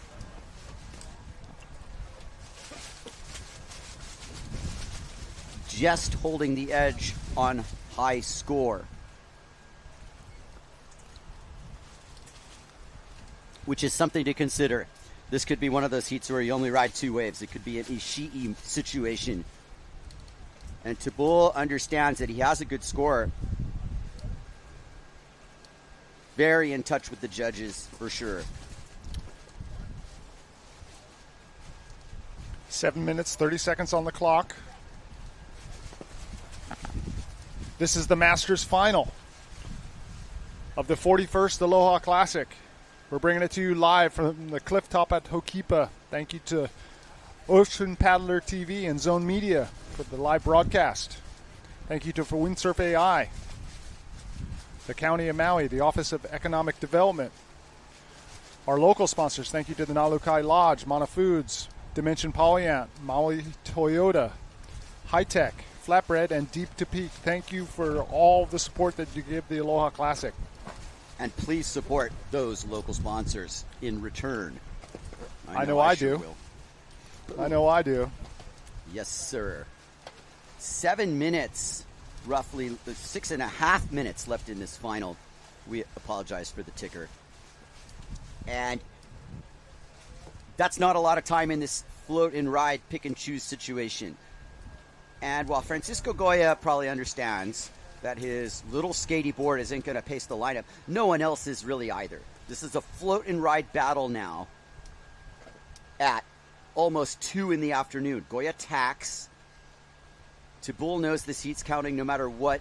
You can see that his gear's pretty small. He's running a small board. He's not sitting there corking ankle dry or anything. And when that board gets on a wave, it's a different story. Yeah, we just need waves to come through. They'd still be able to get on them. Definitely light. But if we had surf, we'd be seeing rides.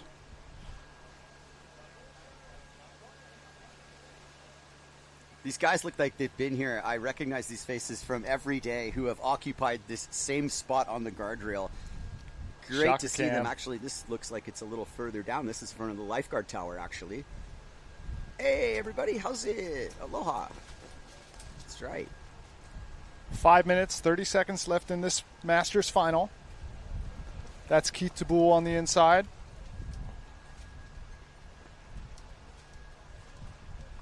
Josh Stone is hip. Keith's kind of in this interesting position heading out because even though he's not the furthest out, he's kind of controlling the lineup because he's sitting under everybody. So if something sneaks through that none of these guys who aren't even moving can't catch, he's all of a sudden in the best spot. And that's actually the name of the game right now, and it's a gamble because you don't know if that lucky gust comes through. Here comes Francisco Goya, and all you need to do is build a little apparent wind. And ladies and gentlemen, Francisco Goya is going to be serving up his second offering to the judges in this 2025 Aloha Classic Masters Final. Goya. makes contact on his first hit, which is a really nice thing to do. Second hit, second contact, kind of slow-mode the re-entry, and gets a third whitewater climb with the duck jibe clue first hit, which wasn't dramatic, but you could tell he's scraping for points. Just adding a little extra spice. We like to see it. He's followed that formula all contests long with that really vertical first hit. It's working out well for Francisco Goya. This is Josh Stone. Sets the bottom turn up under the lip. Good contact. Blows the tail out. Beautiful first turn for Stone. Gets the wrap.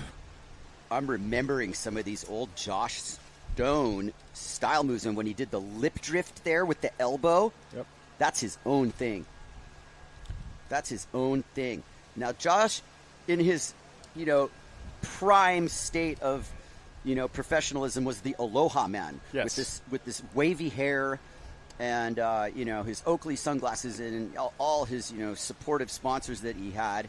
And he was just a marketing machine. But he backed it up with his sailing, man. Well, and clutch in competition. You definitely didn't want to get in heat against Josh Stone when he was in his prime. Obviously, you don't want him in your heat now, but that's what Paul Karolidis has got to deal with. They're all dealing with it. And while Josh isn't really in the shop every day with these guys, his presence is kind of as that of an overlord. Well, when you've had as much success in the windsurfing world as Josh Stone, you get that sort of respect and credibility. He's done a lot for the windsurfing world, Josh Stone. Oh, we are under 2 minutes to go. So Keith DeBoule sitting on a great score of a 6.33, but he's in fourth position because he hasn't backed it up. And he's got some hungry, friendly competitors lapping up any little scrap he's able to get. Might have to change the strategy here in the last 2 minutes because he's got to get a score. Yeah, we're rooting for Keith to get wave number 2 to get this to be an even final. I didn't say the word fair. Nice double hitter from Goya. And you do need to slow-mo that second re-entry because the shoulder body position, as this is the lip drift I'm talking about. That elbow right there, straight from surfing when you spin the cutback. He's totally still got it. So awesome. So stoked he did this event. And Paul, nice. That'll make the edit. Equipment's looking for good for Karolidis. Okay, Keith has decided. I'm done waiting.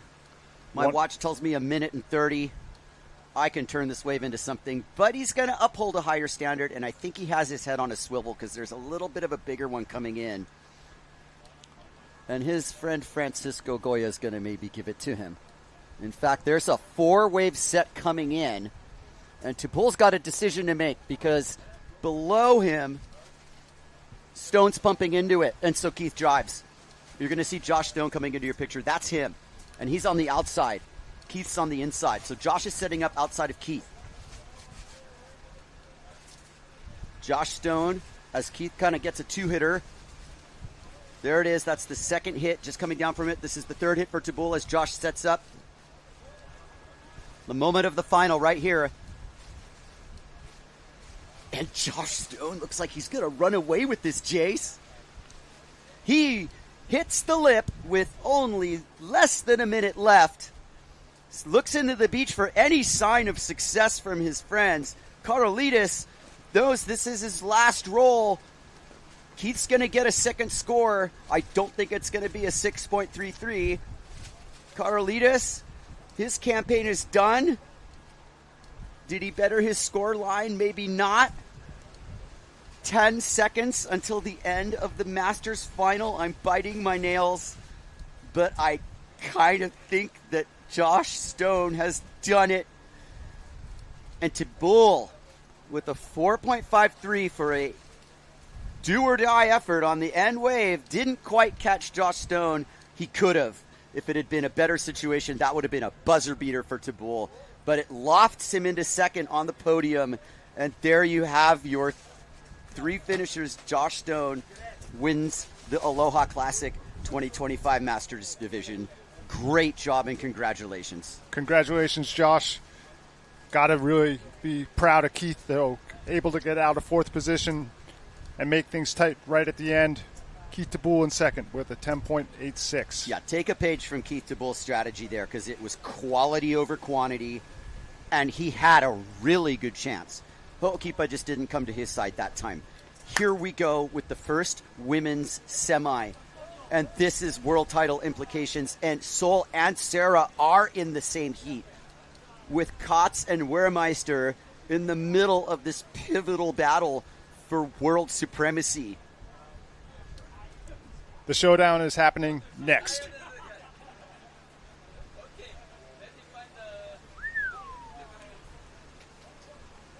So thank you for joining us for the 41st Aloha Classic. The wait is finally over. We are getting back to Goya, Keith DeBoule. And especially congratulations to our Masters winner, Josh Stone.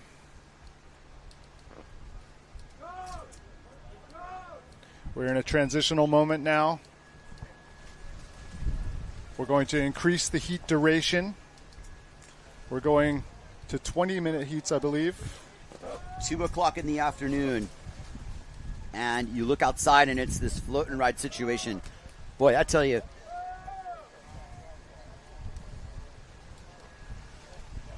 it is nail-biting stuff with this like slow pace to the action. And these scores come and go.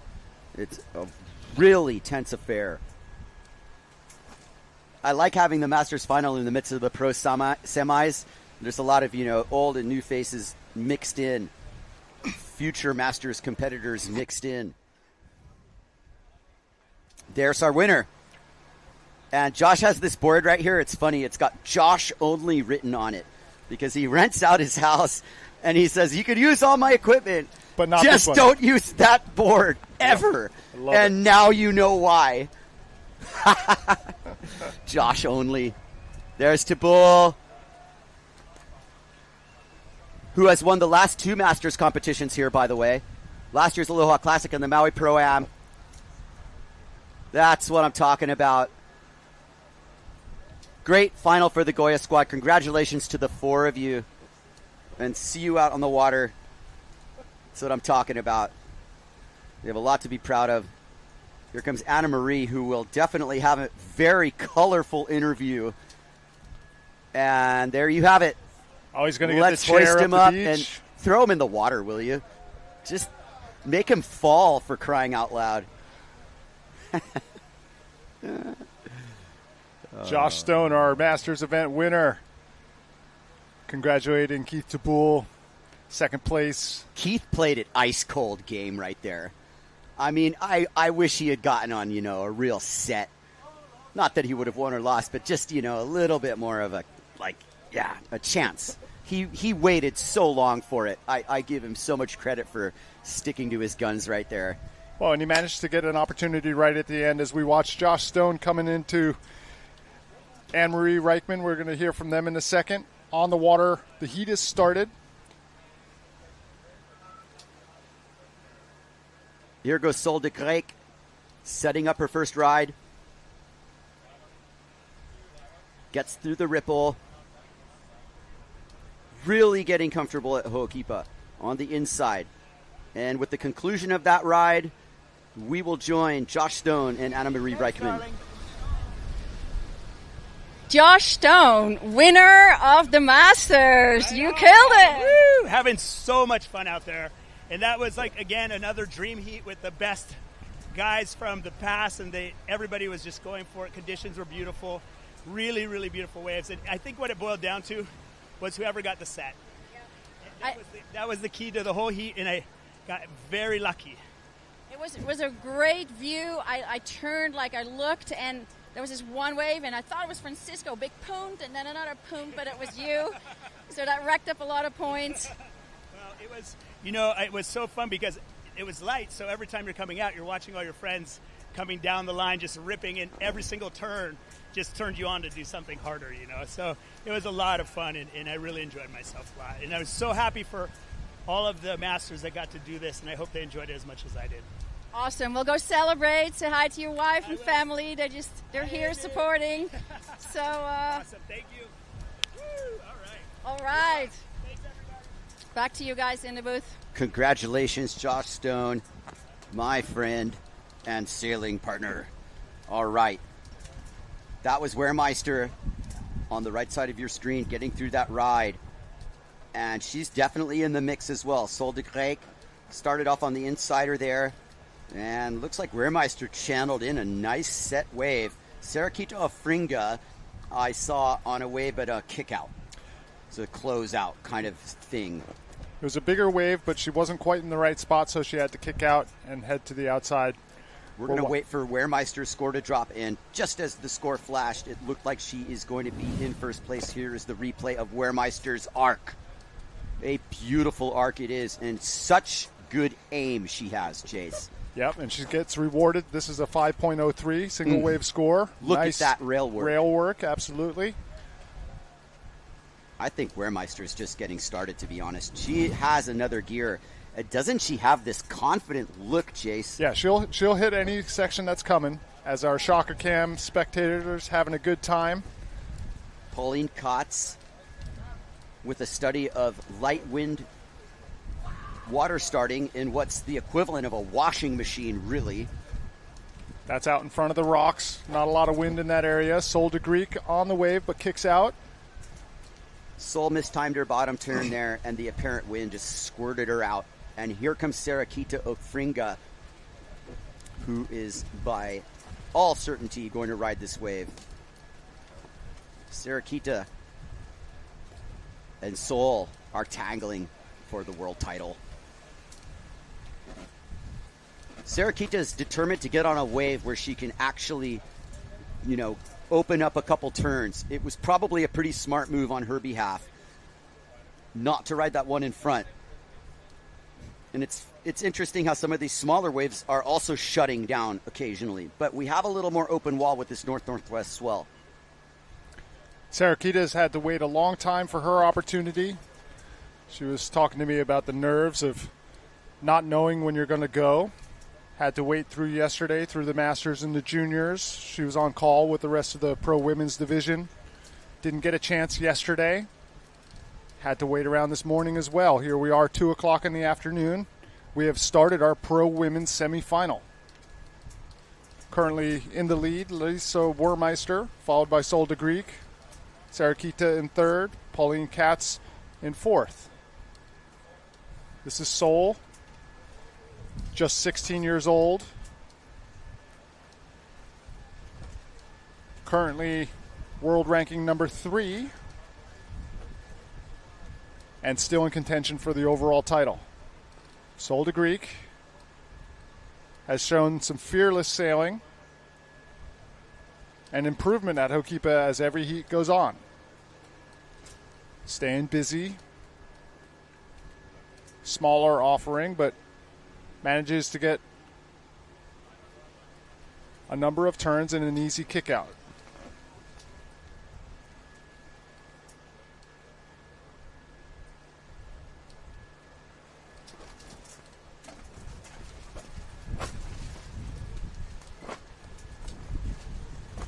(13 minutes 45 on the clock).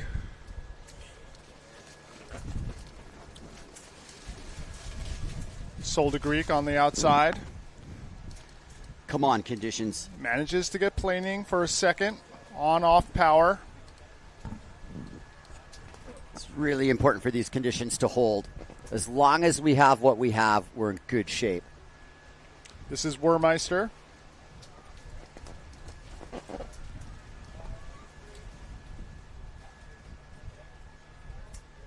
Lisa playing it with a very, very cool hand. Hi, Morgan. Hi, Lisa. Hey, eyes at it again, Jace. Lisa. Morgan just wanted to say hi. It's just a quick one. Well, they were both kind of part of the Guadalupe pack. Yeah, I guess they are. Morgan's an honorary member. Yeah. But Lisa is one of the OGs. They sail some great conditions over there. And you can see, if you look at Beauverlet or Antoine Martin or Juban or Coco Fouveau, and, of course, Wehrmeister, they're well-rounded sailors. and they're good on starboard tack. Yeah, they all look good in these conditions because it's similar to where they've grown up. Yeah. Now, Wehrmeister is aware that she might not know she's got the high score, but she knows she's got a real good score. And there's Josh and Amy Stone mucking it up. Amy must be proud. Look at Amy. Goya sail designer Jason Diffin there as well. Yes. Josh running him through that amazing run he had. Okay. Wehrmeister behind Sol de Grec. Now, Sol's got 2 under 4-point rides. The only one in 5-point territory is Wehrmeister. In this equation right now, if the heat stopped, it would be Wehrmeister and Sol de Grec in the final. Okay. So that is part of this equation. However, Sol de Grec's the only person with 2 waves, and that is going to change at some point here. At some point, yes. But as we say that, someone like Pauline Kotz, who's been waiting super patiently, could get a really good score and get right into this equation. We did have 2 Masters heats canceled earlier in the day, and that did kind of put us in this position where we're roughly a half an hour behind where we want it to be. Yeah, not a lot of wiggle room left for us here. It's going to be important to stay on schedule. And really trying not to, cancel another heat. Really want to see all of our competitors fill up their scorecard so we don't have to delay the next heat of our women's division. We're not quite at that 3:30 heat bubble moment yet, but this is an overcast day, and the wind's been the most offshore it has been. And sometimes that direction does hang in there pretty late. We might get a low moment, hopefully not less than this, but somewhere nestled in that transition to late afternoon, there'll be a little dip in the wind at some point. And I heard about rain. I haven't seen a drop. So let's just hope it holds here. I have myself kind of gripped. These are really important heats. These are career-defining moments we are in right now. Masters division aside, it's all good fun and games. But this is the real deal. And this is why we're here, primarily, is to find the world's best sailors and competitors. And here's one of them, Sarakita Ofringa, multiple-time world champion, coming from Aruba, pumping up onto a plane, trying to see if she can get a second score on her scorecard. I know she's not happy with the 2.57. She backs out of that one, Jace, but she's playing the game because this is a better wave. Now the question is, does she have enough wind to catch this? She'll point her board a little bit downwind and start pumping the sail. As the swell lifts her, the apparent wind builds, and she gets in her straps and gets onto this wave to start the best wave she's been on for sure in this heat. Here goes Ofringa, second bottom turn.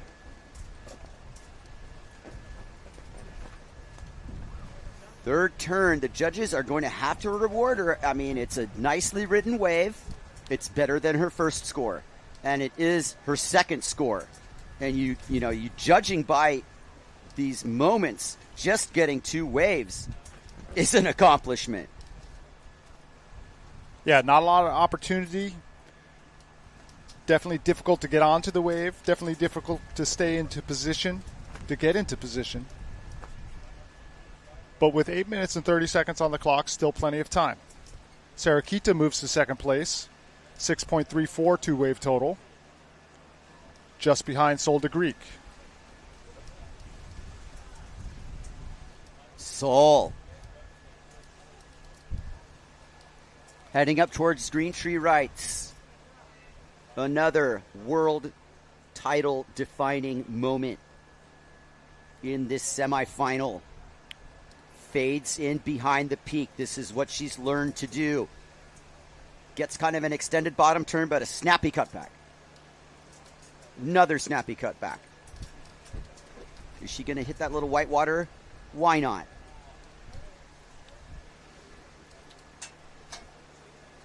That's her third score. And she settled for that, and it was a nice wave. And I get the feeling that even that wave on the outside might have appeared a little bit bigger and better than it ended up being when it hit the reef. So that's what happens also when the swell's a little bit more north-northwest, is that there's a little bit more action on the outside and it walls up. And speaking of action, as we have Wehrmeister on a really nice looking wave, and she's decided to enter this ride a little bit behind the point, keeping her inside rail engaged, and a safe cutback in front of a section which she didn't really feel like hitting directly. And here comes the Swiss Miss, Pauline Kotz. Look out, she's got a lot of speed, but nowhere to go with people and sections in her way. But you saw right away, Jace, she's got this extra gear on the velocity. Yeah, well, and she also has a good score in the scorecard. She's going to be adding to that now. Wehrmeister looking good. Solda Greek stays in the lead. De Greek and Ofringa are in first and second, and now Ofringa with that 5-2 that was off camera. We'll get a replay on that. Has taken the lead by almost a point. And now Wehrmeister, her score drops. And this boxes Solda Greek in third place. The three of them are in 8-point territory. Things change so quickly. Sarakita, 8.97 two-wave total. Wehrmeister, 8.26. Solda Greek, 8.0. Pauline Kotz, 4.9. 5:40 and change remaining. Pauline Kotz is on the board with a 3.17 being her high score. And this is a nice wave. And she is getting busy quickly. Kotz slices it around. This is dangerous. Winds up that back foot and unfortunately gets unwound on the hit, but she had the idea to hit it. And that's more like it, Kai. She was full power down the line, had a nice bowl to work with. It's going to beat a 173, but I don't know if it gets her out of the position she's in. But you see how she's got a lot of speed. And it's just a question of getting on the right waves, and once you do, being able to execute. Sometimes those waves do different things than you expect them to when you catch them on the outside. I don't think Pauline's going to be too discerning. She just wants to get on waves. And there's Solda Greek. Sol's getting good momentum on her bottom turn. If she grabbed a little wider on the bottom turn on her boom, she would have more momentum. She's got to learn the Levi bottom turn. But nonetheless, looks great. And Wehrmeister is on a beautiful wave. Look at this. Guadeloupe in the house. Wehrmeister has a really good line on her bottom turn. And she's kind of playing spoiler here. Where did she catch that wave? Multiple turns for Lisa Wehrmeister and kicks out in front of Kotz. And I'm going to just go ahead and expect that to put her in the lead. But not if Sarakita has something to say about it. Setting her line off the bottom now, full power, looking like a good wrapping top turn. Back to the power source, sticks with it. Ofringa going to get a good opportunity at the end here. Bang off the Crispies. Looking good, checks her watch. Not sure if that's going to be enough, but good job, Sarakita. A lot of action in the back end of the semifinal heat number 1 of our pro women's division. All of our best scores coming here in the last couple minutes. Told you. Wehrmeister in the lead. A 9. No, they're calibrating. I shouldn't get so excited so early. I mean, at one point that looked huge for her. But Sarakita, quite understandably, has the lead over Wehrmeister, but it's tight. On the strength of that last ride, 5.7. Right. At one point it showed that Lisa had a 9. I was freaking out, but I stand corrected. 5.03 to 4.7 on her scorecard, 5.2 and 5.7 for Afringa. What's that word we used yesterday, Jace? Momentum. Oh. Paul Karolidis. Back to your day job. Get back to the day job. He's going to be in good shape after this one. Always smiling. Paul Karolidis and the Fishbowl Diaries sharing the love of windsurfing and the beautiful images that they make all around the world. We're in the waning moments of semifinal heat number 1, under 2 minutes to go.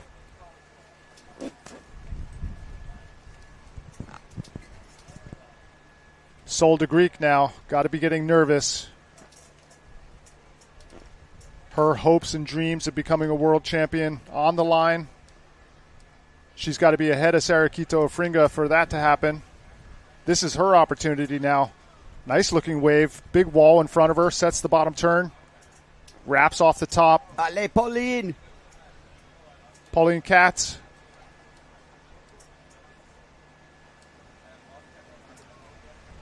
Come on, do something ferocious. Thank you. Sol de Grec on the outside, covering some distance on her line, making sure she's ahead of the wave.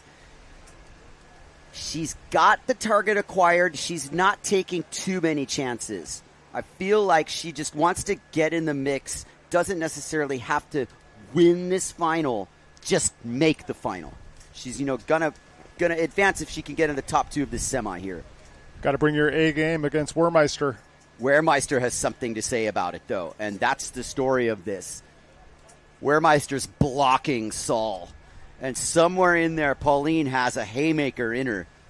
She's just got to go find it with 1.5 minutes left.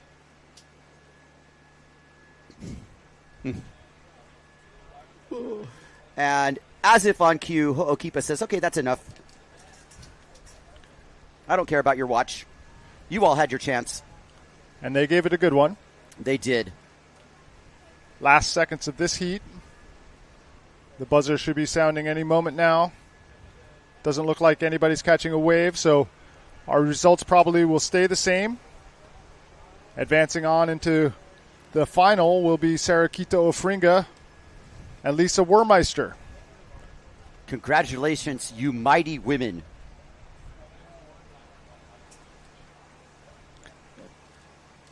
Sol de Grec. What a run. We're going to be hearing her name for years to come.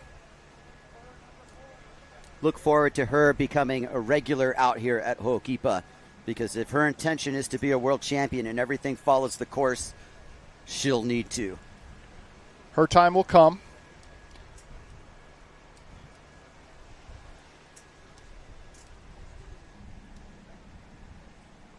Let's make sure our scores are in line as Ho'okipa seems to be sending a salute to Sarakito Afringa.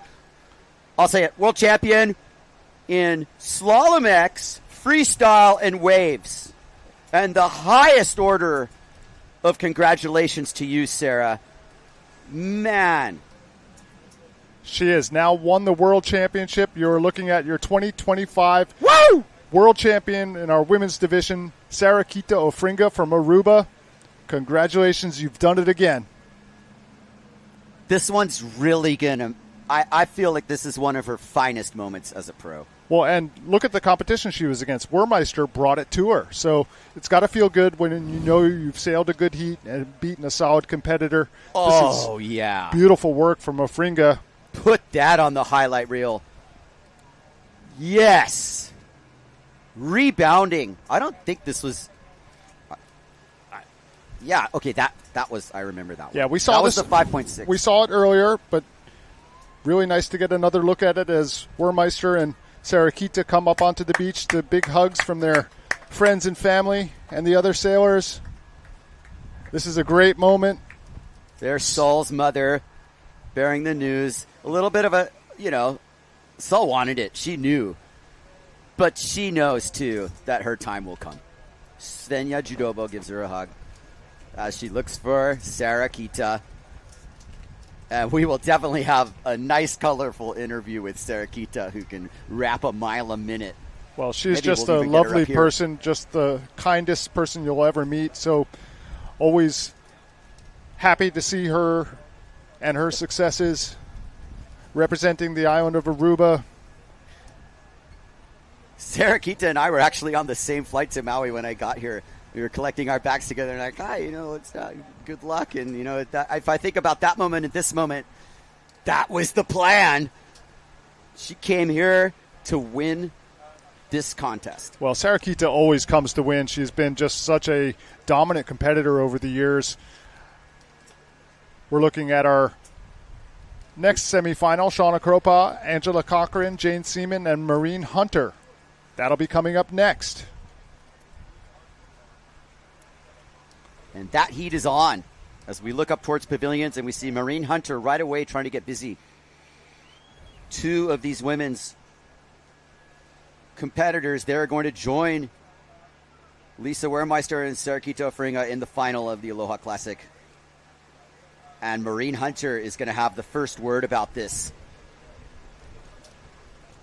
This spring's Maui Pro-Am champ fades in carefully, gets a nice look at this. Engages her inside rail. Hunter on a hooter. Great wave for Maureen. Man. That's how you start a semi, ladies and gentlemen.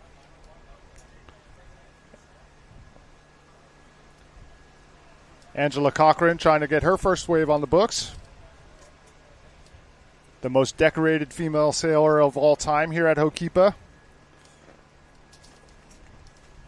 Showing us how it's done. Under the lip. Redirects the top turn. Staying close to the power. 3 turns. Bam. Able to get the whitewater hit at the end. Take that. We're going to take this moment. We're going to head down to the beach with Anne-Marie Reichman. Sarah Kita Ofringa, you are not only the winner of the last semis, but you're world champion. Yeah, super excited. Thank you. Yeah, that was the goal coming into this event, to win the world title. And I was close with Sol, and until in this heat, I was like, okay, I really got to stay ahead of her. And it was a bit nerve-wracking because there weren't so many waves coming in, so it was getting a little bit shaky, but I think I kind of manifested the waves to come. I had one that I was like, oh, this is the one that's going to get me through to the next round. So I'm very grateful for that one. And just grateful to be here. Amazing. Yeah, because Sol started off winning. You needed some waves. And then some competitors can make that happen. And you are one of them. So it's really impressive. The other thing that I noticed, you've been world champion for 27 times. 27 times, which is amazing.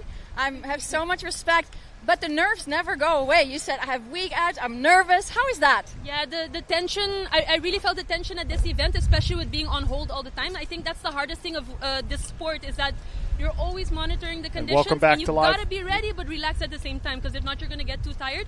And today, I came to the beach super hyped because it was meant to be really big, and then it didn't happen for hours. So then I managed to nap, and then I had to be on again. So I think it's an ability that you grow over time, but the nerves, that's always going to stay. I think that means it means something, which is really important. So super congratulations, I think, from everybody around the world. And do you want to say something, shoot it to home? Yeah, just everyone watching, my family, friends, back home in Aruba, Holland, Brazil. Thank you so much for your support. And we still have the final to go, so send good luck my way. Okay, bula, Sarah. Bula. Back to you guys in the booth. Party at Sarah Kita Beach when she gets back.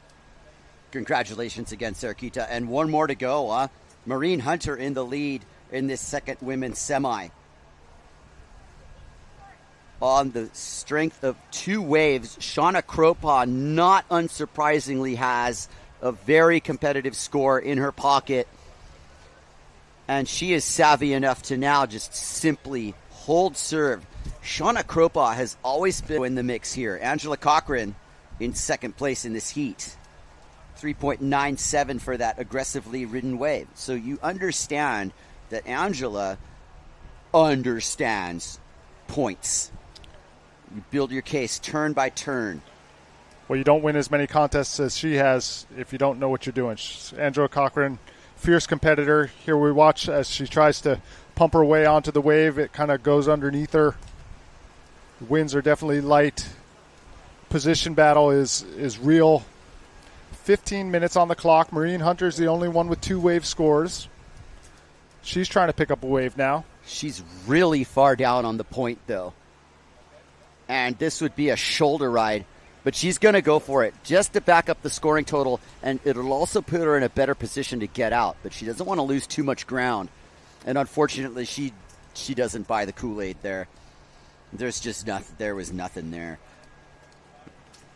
As you see some clouds on the horizon, this is like the first cloudy day since I've been on Maui. Yeah, it's been bluebird every day, and this is the first threat of rain that we've had in a very, very long time. I mean, so we need it desperately.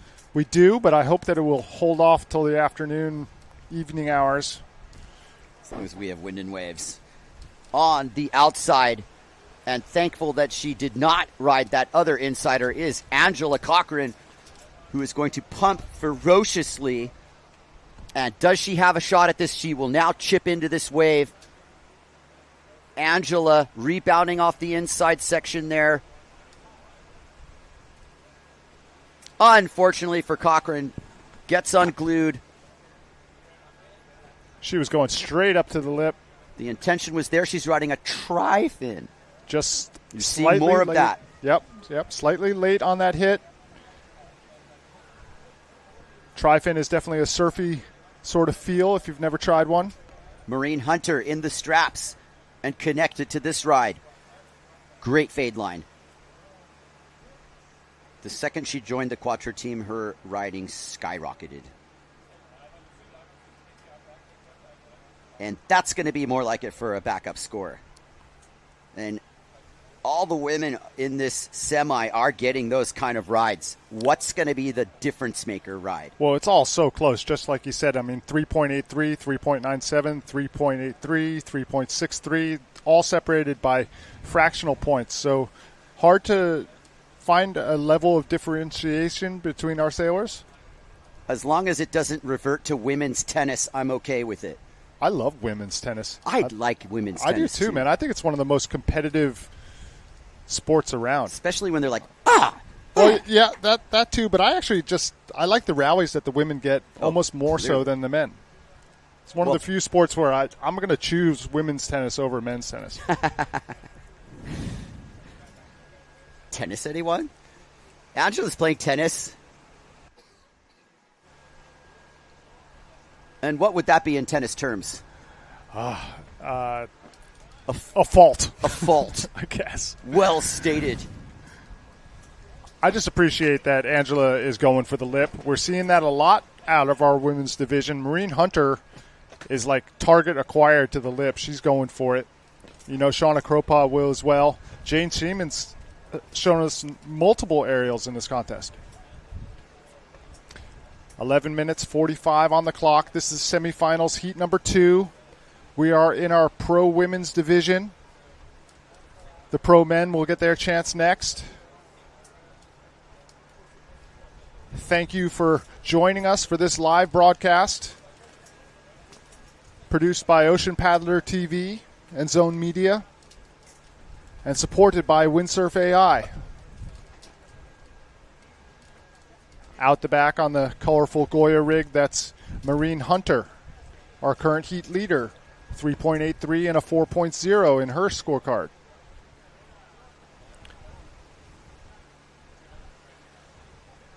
There you go, Maureen. This is a solid result for her. Currently ranked 30th on tour. This will definitely help her ranking as she sets her bottom turn now. Good control. Staying close to the whitewater. Able to break the fins loose for a second. Redirects around the whitewater section. And nice completed ride for Maureen Hunter. Real similar sort of wave to her other scores. Not sure if that'll be a big improvement. But she is solidly in the lead.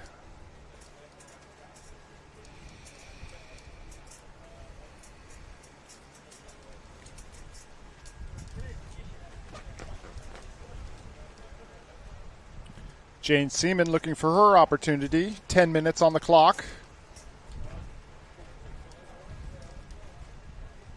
That's Shauna Kropa on the outside on the duotone rig. She's in a good spot now.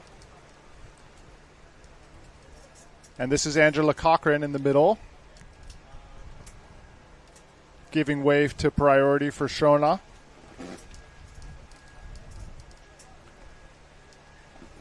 Waves are real smooth with the light winds that we're experiencing here at Hokipa today. Shona. High boom rider, but also a tall woman. Shauna. Target acquired. Really understands this spot. Didn't quite get the ride she wanted there, but there was a good line to start with. I've seen her hit those lips before. Maybe she's aware that she needs to get a completion score rather than a non-completion score.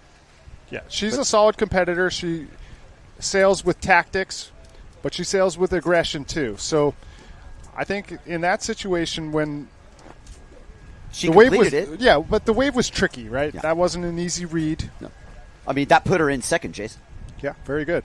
So that was the difference, and that shows you that she does understand.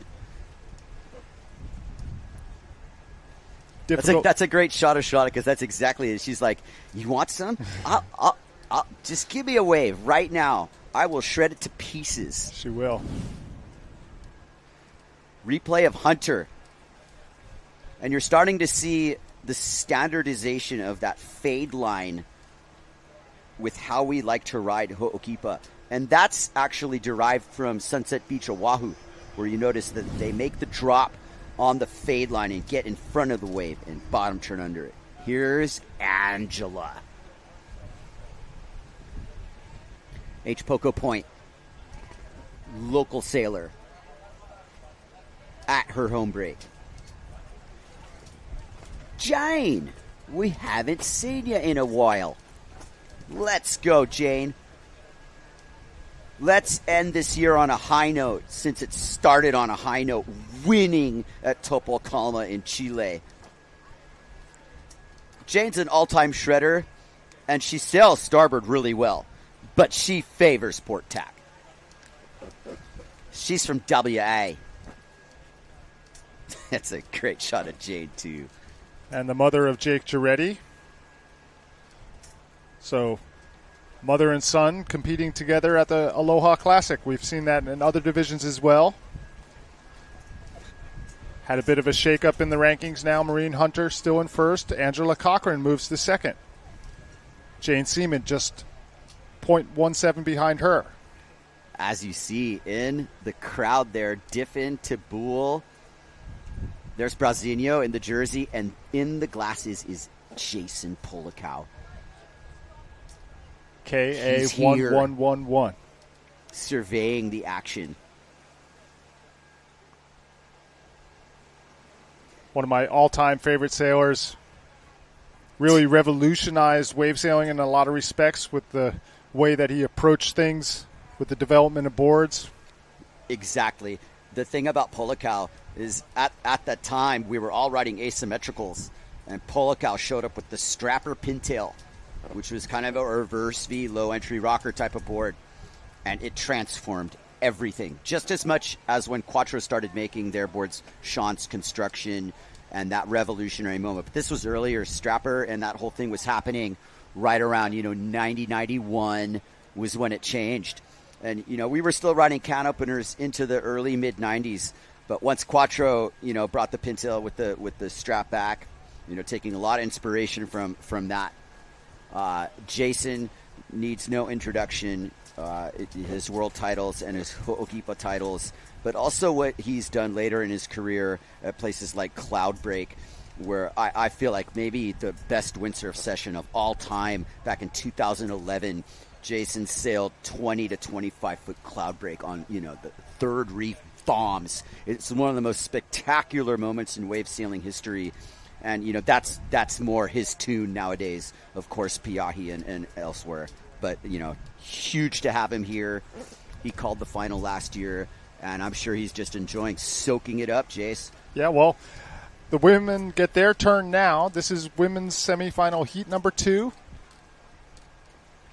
Our spectators looking on, giving support to their friends who really are still in the competition.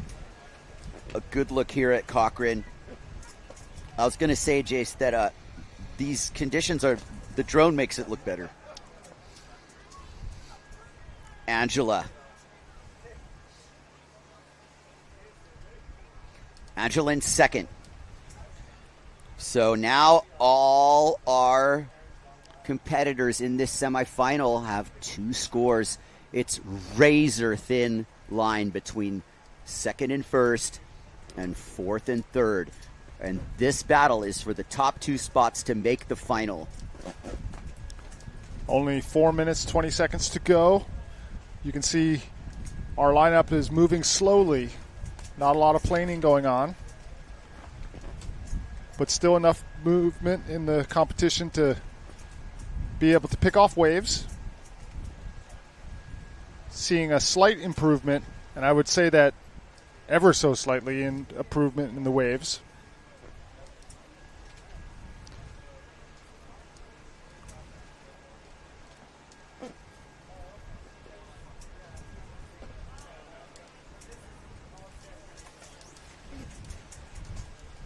This will be Jane Seaman on the wave first, riding on the Severn rig.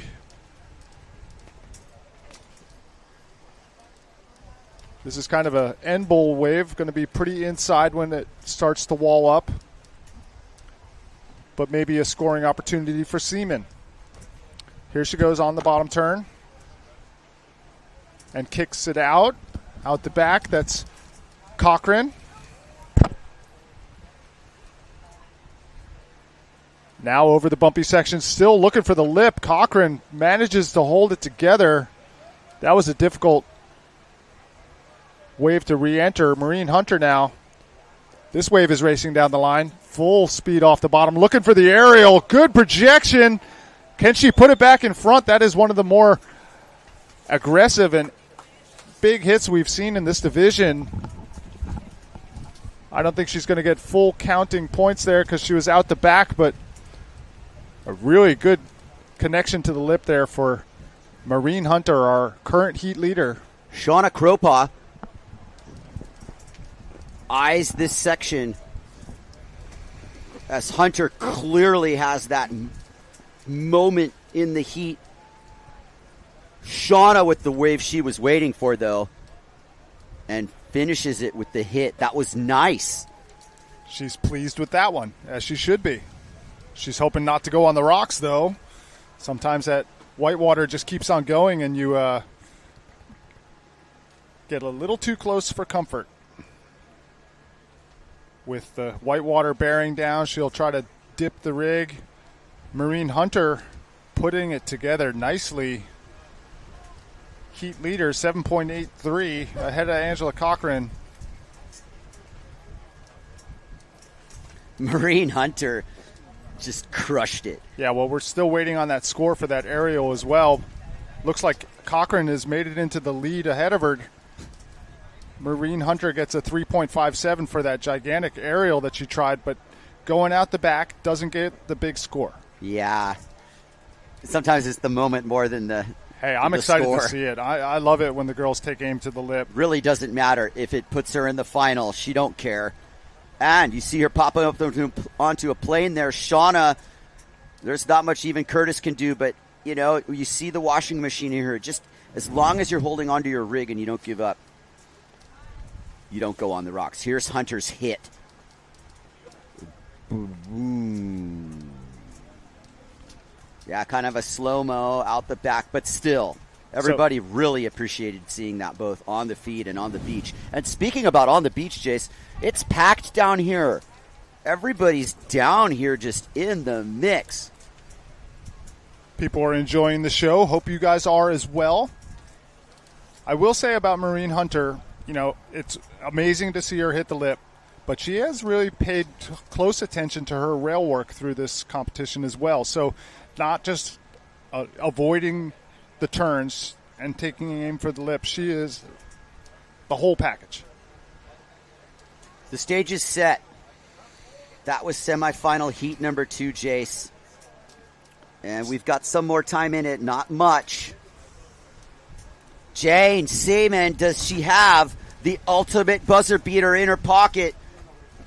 Angela's also behind Jane. Oh, could this be? These ones will probably count. The timer is just ringing now. Angela looking for the lip. And the lip found Angela. Yeah, didn't have a lot of opportunity there. Look at the crowd on the beach. Cochran and Hunter will make the final, depending on the score for Seaman. Let's not jump to conclusions, but that's how it looks right now as the heat has counted down. Ooh, that was a crispy bowl. We're definitely waiting on a score for Jane Seaman. That one could play an important factor in deciding who goes on into the finals. No kidding, because it's so close between all four. Still waiting on that score to drop. It doesn't. Oh, does it say complete? Well, it's tabulating the last one, so we'll just hold tight before we give you a result. As we look down the coast, the beautiful Maui, it does appear as if that score will hold. We will have our women's final set. And now we await the men's semis. Semifinal number 1 coming up. Let's just make sure we know what happened in that women's semi. Francisco's done windsurfing for the day. Congratulations, Francisco. Yeah. Mark Pere-Rico, Takuma Sugi, Morgan Noiro, and Robbie Swift. Mark on his quest for his first world title. And it has gone very well so far. Brazinho can sit and watch and wait. And this is a huge moment. And there seems to be a very positive spirit about it as well. Sure, there's some different brands at stake here. Simmer, Goya, Quattro, Gastra's in the mix. And that's what we want. We want to see this differential, not only of the riders, but the gear is on display here, Jace. It's a very important part of this. Well, all the development happening here in Hawaii for so many years still continues to be a real hub of board and sail building. Major brands having their design centers here. You didn't mention Hot Sails Maui. We got Bant Roediger coming up. He's obviously riding on the Hot Sails. In the other bracket, Hot Sails, and then JP and Neil Pride for Swifty, clearly, and Noiro as well. We'll have plenty to say about Hot Sails and their contest record with Roediger at the helm. And absolutely, also, Kauli Seati had a legacy on Hot Sails. Let's not forget that. We miss you, Kauli. Looks like our heat is about to begin. We're going to be moving on into semifinal heat number 1. Takuma Sugi, Morgan Noiro, Robbie Swift, Mark Pere-Rico. Starting it off. This is still in between. That might be, let's see. Obviously, that's a competitor from an earlier heat coming in. Maybe it's somebody just checking out some gear. There's this will be Robbie Swift. Yes, sorry. Looking for his first scoring opportunity. In the beginning parts of our semifinal heat number 1, Robbie Swift kicks out. We've added some time to the heat duration. It's 20 minutes long. As we set this up, the whole situation is based on the title equation. Swifty and Noiro might not be in it, but that Aloha Classic title is a big deal. Sugi, Swifty hasn't won one. Mark Pere hasn't won one. Noiro's won a couple, multiple. Hungry for more, knows the feeling. And here is your first setup. This is what we wanted. Well worth waiting for. Swifty on the inside, Sugi outside of him. Mark Pere is on the third wave of this set, and there might even be a fourth one, but we will start with Robbie Swift as the drone flies. Men's semi number 1. Robbie Swift on the Campan Trail. Beautiful air over the section. Sheets in, target acquired, target destroyed. Sugi with a frothy lip. Can he do more than just that one hit? Sure can. One more, please. Excellent aerial over the section. Sugi connection.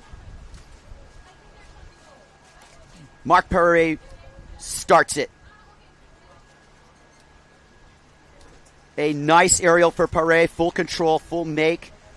We like tapping the whitewater. A little bit of an open frothy section. That's really nice to have. It continues the ride. Perret whips around. And Moreau on the outside. What a flurry. Here comes Nero under the lip. Projection lands in the flats. Such control in the air, able to get that second turn.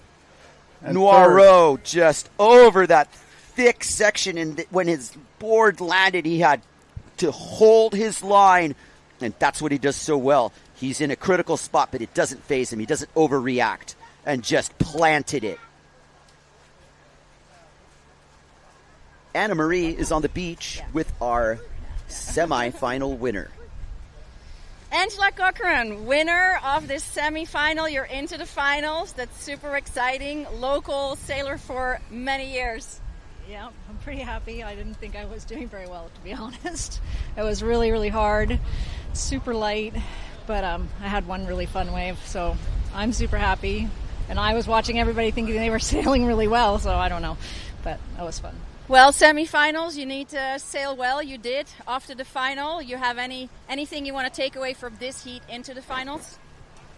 I think I'm going to go borrow somebody's board. Bigger board. It's light, yeah. Well, good luck. Super stoked.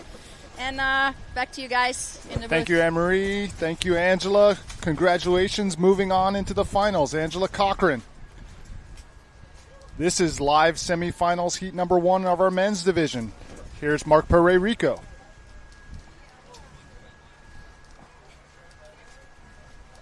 Mark having a look at the entire breadth of this wave. It's kind of a crossed up line as he looks down the line to see how much room he has. This wave's definitely going to be a keeper for him. Builds his apparent wind, stays high on the top of the wave. Knows he's got plenty of room below his feet to plant his bottom turn. First snap, beautiful tail.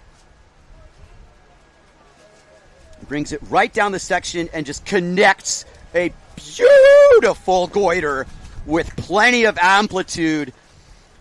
Everybody loves it. That was something else. Perret has an extra gear. And when you saw him go into that chase, he just casually unwound the sail and the whole thing just went blip, blip, blip and stuck it. Kind of like Brazinho's recovery the other day, but cleaner. Yeah, he's just such a powerful sailor. Always looks complete control. This is Robbie Swift's first offering. It's got him in first position. That's a 6.17 single wave score for Swifty. That's the way he wants to start it off. Morgan Noro punching a giant aerial into the flats, able to connect 2 more turns after it. And then this is Rico. Ugh. Look at that rotation. Look at the power and the control to be able to stomp that landing. His world title hopes are alive and well. Mark Perret Rico riding on the Simmer sail. We have had fireworks to start this men's semifinal. It's not a surprise, and it's about efficiency, and it's about the top level of wave sailing that we have in this sport on display. These riders are in the moment right now, and the conditions are helping. It's actually getting windier, Jace. Mana from heaven has provided us the stage we asked for to run the semis and the final. I'm crossing my finger as it holds. It's not even yet 3 o'clock in the afternoon. There's wind sweeping through the lineup, and I don't see a lot of waves on the outside, and with this swell direction, it's not creeping under you like it normally was these last couple days on the northwest direction. Score standings, Mark Perret Rico, 11.9, double-digit territory. Robbie Swift, Morgan Noiro, and Takuma Sugi are all in the 6-point range, but they're also in single scores. So Mark has 2 very good scores, and that goiter was a huge score. We'll see, when that recalibrates, but his heat total is 11.9. That's highly respectable total. And the stage is set. showing us that the conditions are fully worthwhile to compete in. Right off the bat, our men competitors showing us how it's done. Robbie Swift comes out of the gate very, very strong.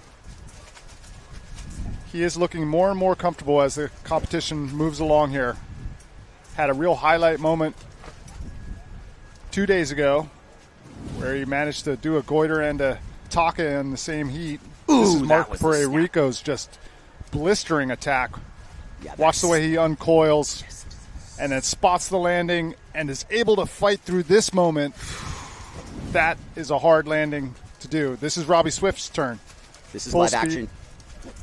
Underneath the lip, goiter, perfect landing. Robbie's feeling it, connects it into the nice wrapping turn. You really root for Swifty in this situation. Swift is going to retire from professional competition next season, was his decision. This is his moment to go out on that high note. So far, so good for him with a goiter over this section, but also really off the peak of that wave. Signature Swift right there. You know, Robbie would be happy with that in a free session. The timing was just really late and perfect. That one looked good. That's good film on tape. Absolutely. Noiro outside of Pare. Sugi outside on the end of this set. This is a super nice set. We've got a big sequence here with Pare inside of Noiro. There comes Mark Pare on the inside. Live action under the lip. Gets through the section. Has himself another one, and this is the end move. Mark Pare with a crushing three-hitter. Hit it hard, hit it late, we say there at Simmer Style, and he did just that. Here comes Noiro. Fade line. Punches his bottom turn. Big slice off the lip and gets under the lip for that second hit. Will it be a third hit? Noiro stays on pace with a three-hitter. That's going to elevate his scoring total as his second score, and here comes Sugi's second score. Wrapping it off the bottom, throwing big buckets with the top turn, staying close to the power, fitting a lot of work into a little space. Here comes the goiter, and it's a clean landing for Sugi. Fireworks. He loves it. That's amazing. Sugi only with one wave on the books. That's going to help his scoreline drastically. Samurai make legend in the semifinal. This has been worth the wait, Kai. I'm Just so relieved. 3 o'clock in the afternoon, and conditions finally look like they're hitting their stride. I'm so relieved this is going down like this. Pare Rico with the vertical hit. That's how you sail, Keeper Chase. Not overreacting, though. No, good way for Pare. Swifty, though. That's Noiro. Oh, excuse me. And Noiro with, needed this third hit. Yeah, how did he fit that serve. in? How did he do that? He did it precisely. Was that a rotation that we just missed by Pare and didn't make it anyway? Non-consequential. Keep it right there on Noiro. Swifty, excuse me. Kicks out. So, no action, but time to calibrate the scores. There is so much at play here. These semis can be just as gnarly as the finals. And when you see guys planing out on their sails, Jason, the wind side offshore, let me tell you, that means that when you get on a wave, you're juiced. And that is a very obvious conclusion to make when you see the level of amplitude that's happening right now on these off the lips. Best conditions of the day, most likely. And it's fitting for the first men's semi. Here goes Mark Pare on his Simmer blacktip flywave combo. Waiting for the wave to wall up now. Got a good line stretching out in front of him. Pare Rico waiting on the top rope. Taking aim. He's on the gas now. Sets the bottom turn under the lip. Goiter inverted. Wow. No make. He is definitely swinging for the fences as Sugi slices under the lip. Looks at Mark swimming. Takes his eyes back on the wave. Kind of one of those shoulder hopper ones. Those can look so good at one point. Does he have the little paunch move? Sort of a paunchy goiter move. That is derivative of the paunch from our friend Kevin Pontera. Called it the stinger, but we called it the paunch. Just have to throw that in there. When you make it, hopefully you get to name it.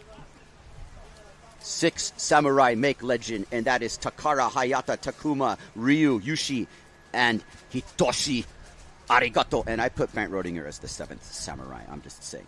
It's so foretelling. The 7th samurai. He's got the look. We'll get into that later. Here's Noiro. Neil Pride, JP combo. Kind of in rare territory here. He's gotten boxed out of some of these exchanges. No two ways about it. Unfortunately, Ho'okipa only has so much for these 4 sailors. And right now, Robbie Swift and Mark Perret are in the top 2 spots. Mark Perret swung for the fences on that last goiter attempt. Had he made that, we might have been looking at the high score of the contest. And it's justified in making it. He might or might not know the score. He's in 2nd place in this heat, with Sugi and Noiro nipping at his heels by the narrowest of margins, 12.77. Takuma Sugi only needs to break into the 6-point range to catch Perret, who has a 6.3 and a 6.4. Robbie Swift with the high score in this heat, 7.3 for that characteristically Swifty style goiter over the peak of the section. Absolutely rewarded correctly for that. And Morgan Noiro with a heat total of 11.8, sitting in 4th, tells you exactly what's going on here, Jace. Scores are dropping, bangers are flying everywhere, and you are sitting here just going, what is it like to be a turtle watching? Turtles in love. I almost hit one. I really don't want to get close to those things. They're such beautiful creatures. Yeah, the score line is definitely indicating that the conditions have improved, because we're seeing all of our riders in double digits. We haven't seen that in many a heat. This is heavy.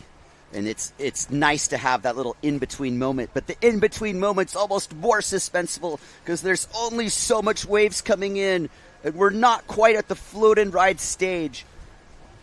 But this is the intermission in the battle because there's more to come. We just need to wait for those waves. As Beauverlet and Sarakita and Kimani Laurent and Francisco Goya are pacing. Look at Fran. He is everything on the line. He knows what's going on, too. And he is, just like you and I, Jace, a total fan of the sport. There's no two ways about it. Loves what he does, and it shows. You were talking about rhythm before. Mark Perret Rico, Robbie Swift getting the first 2 waves of this heat and looking to be in rhythm with the waves. Morgan Noiro having a little hard time getting out of 4th position. There is a set approaching which has a northwest elbow on it. And that wave belongs to Robbie Swift. Oh, wow. This is going to be a good one. Here it is. Swifty with a beautiful Ho'okipa operating. Fades long enough for his interest, gets under it, mast high wave. Big gouge off the top. Squares it up, grabs wide, 2nd big gouge. Swifty's getting it done here. Winds up the goiter and lands in the floater to successfully match his last score, if not exceed it. Sugi, will this be a difference maker? No. And that's a key moment. Noiro uncorked something ridiculous. Was that 2 goiters on one wave? We need to see the replay. Morgan and Robbie might just have gotten something really done there. And Perret Rico, not to be outdone, on the last wave of this set, doesn't quite make the goiter attempt. And that is something of a turning point. We will wait to see what happens there. Swifty gets the gold star there. Wow. And Morgan right behind him, and we need to see some replay. A lot went down there quickly. 3 minutes, 30 seconds on the clock. Waning moments of our semifinal, heat number 1. This is the 41st Aloha Classic. World title on the line for Mark Perret Rico. Aloha Classic title on the line for our men's division. Mark can reset. He's got 3 minutes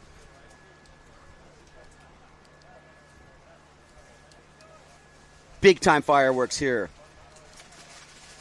And thankfully, the conditions have really come to a crescendo here. This is that north-northwest swell we were expecting later in the day. Morgan Noiro takes first place, and Swifty is in second, putting Mark Perez-Rico in third place in this heat. And that was something else. 7.3 for Swift, 6.7. 6.1, 7.6 for Noiro. The high score in the heat. Look at how cool Morgan is. Shaka to the camera before he starts his ride. Engages the bottom turn underneath the lip. Vertical. Rings the bell. Nice arcing top turn, one-handed. Put some English onto the last hits. Morgan Noiro. Great ride for Morgan. Here comes Mark Perez-Rico. Throwing the goiter into the pit, and just too much amplitude. He is swinging for everything now, and the momentum isn't in his favor. He has lost a little momentum since that super inverted goiter attempt. Luckily, his rig's in one piece. There is a bit of a wave in front of him that'll probably just squeak over. And there's going to be a minute and 30 for Perez to answer. Tense moments. And he's going to need something in the 7-point range to do it. He's a full point behind Noiro. And about 1.5 points under Swifty, who has had one of the best heats of his entire career, as if on cue. He is so clutch in these moments. Amazing competitor. This is Morgan Noiro underneath the lip. Classic style for Morgan. Look at how he draws that line and has the comfort to take the hand off. Able to fit another nice wrap in there.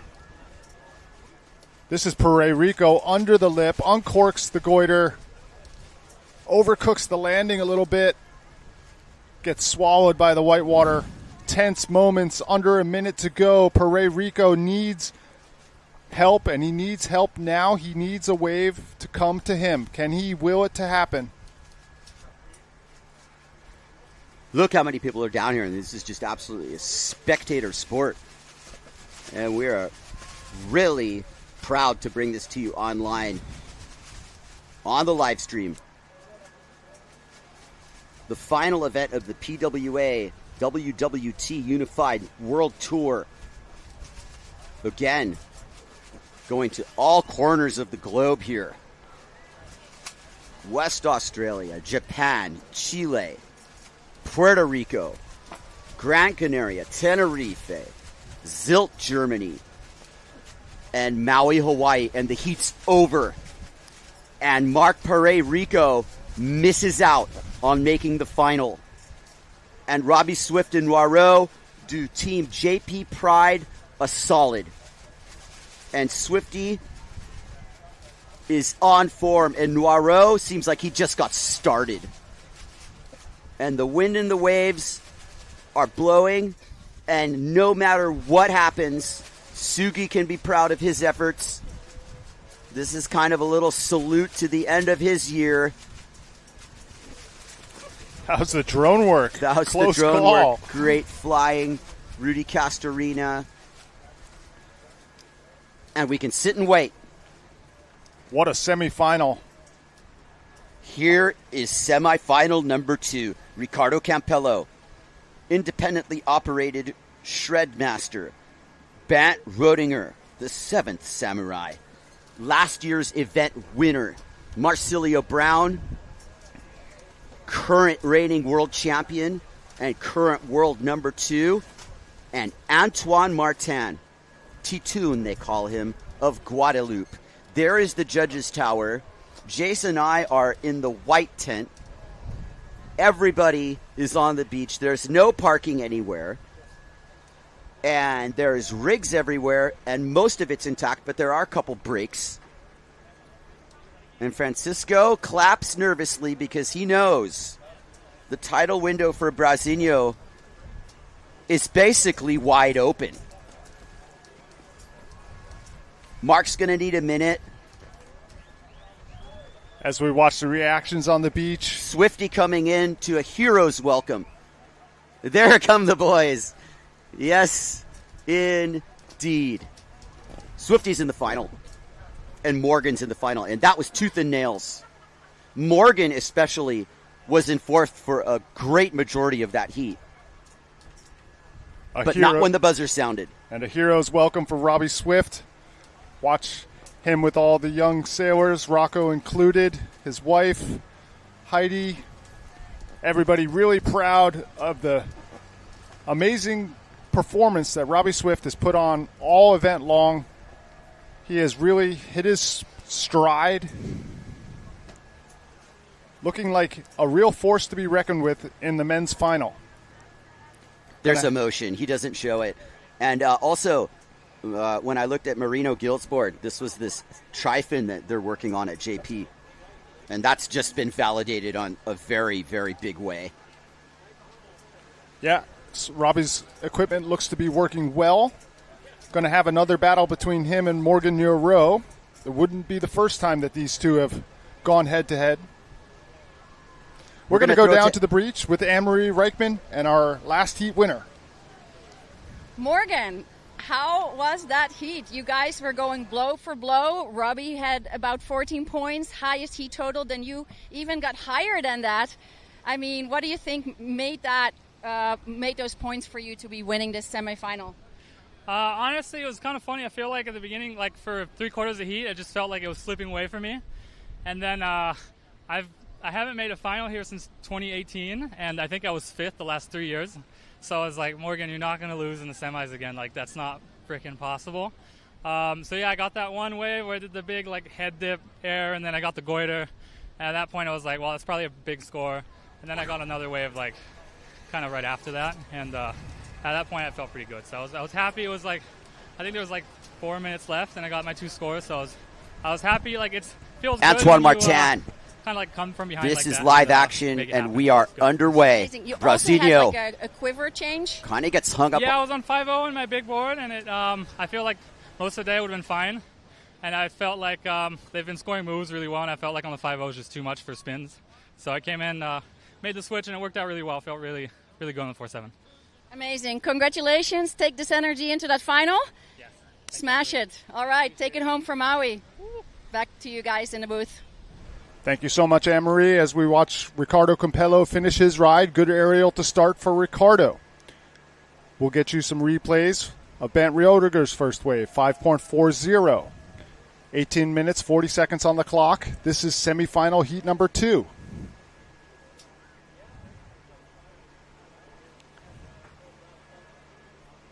Antoine Martin's first score is dropped, 5.83. On the screen in the middle, Bant Roediger. This is Ricardo's first wave. Gouging top turn. Wrapping all the way back to the white water. Here he comes under the lip. Solid air. Good transition. Ricardo Campello's first wave. That is a 5.40. It sets the scale, Jace. There's got to be an upside that you're chasing here. And it's not like you're saving everything for the final. The semi's almost, it's not more critical, but it's obviously the one that gets you to the final. So you're not holding anything back. Roediger, right there with the hit and a little body English to make it look special. Full rail work on the cutback and the kick out. Brasinho, after kind of a lackluster first wave, also gets hung up a little bit. Didn't quite have the rail engagement that he wanted there. Still looks like his equipment's working perfectly well with a very good executed goiter off the end section. Manufacturing scores. He can do it. He can make a smaller wave into a legitimate score.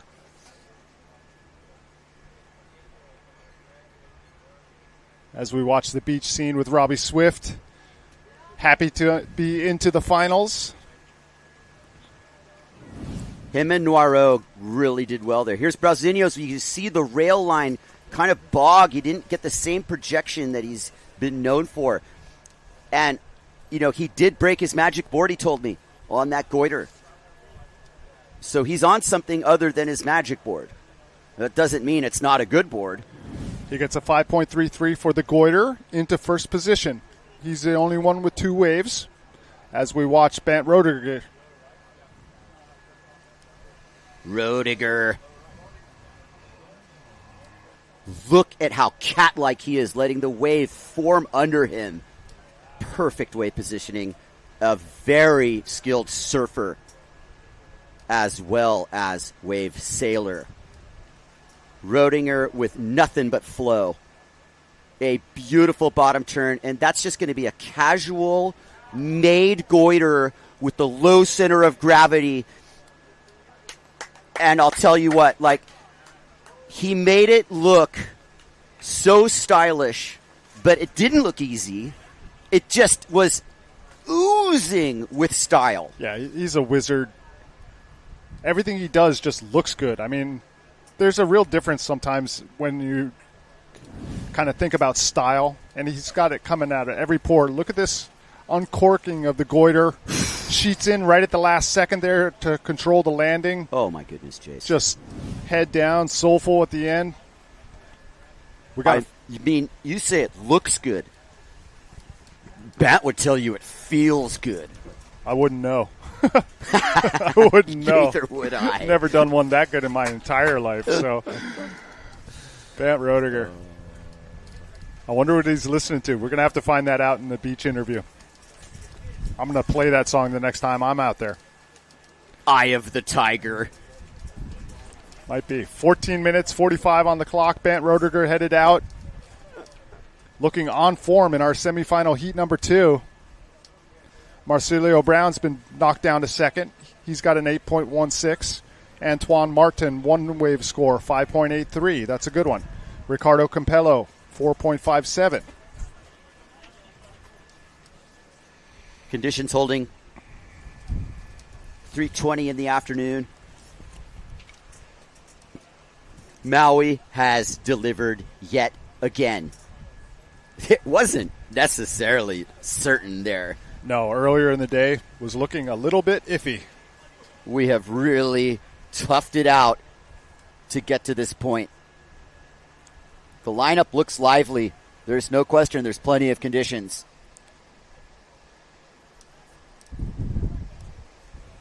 But this is that in-between moment in this semifinal, Jace. It seems to happen every heat. Intermission. However, Martin and Campello don't have a second score. That is not a competitor in the final. That is Marine Hunter, having a little bit of time with the marine life out there. Antoine is looking at the drone going, je ne sais pas. Quoi? He's looking around like, Ho'okipa, I am Antoine Martin, and I need a wave. Young man, you must go find a wave. Got to get himself a different hat as well. No longer on the North team. Good observation, Jace. That is no longer who he rides for, but there was an irony in that somewhere in the silver lining of it all. Just under 13 minutes to go. Plenty of time for our competitors to fill those scorecards. What will Ho'okipa provide in the second half of this super important semifinal? Antoine Martin understands that he is going to ride this relatively shreddable wave that he's going to turn into a score if he can. First hit and a kick out wasn't enough, wasn't what he wanted. And the body English is taking over. You can see the urgency and a little bit of kind of like a sulk. He knows Roediger did something. He probably heard the crowd. He doesn't even need to look at Brazinho to know. There's just no question. Yeah, it's nerve-wracking when you're not able to fill your scorecard. But we've seen action in bunches today.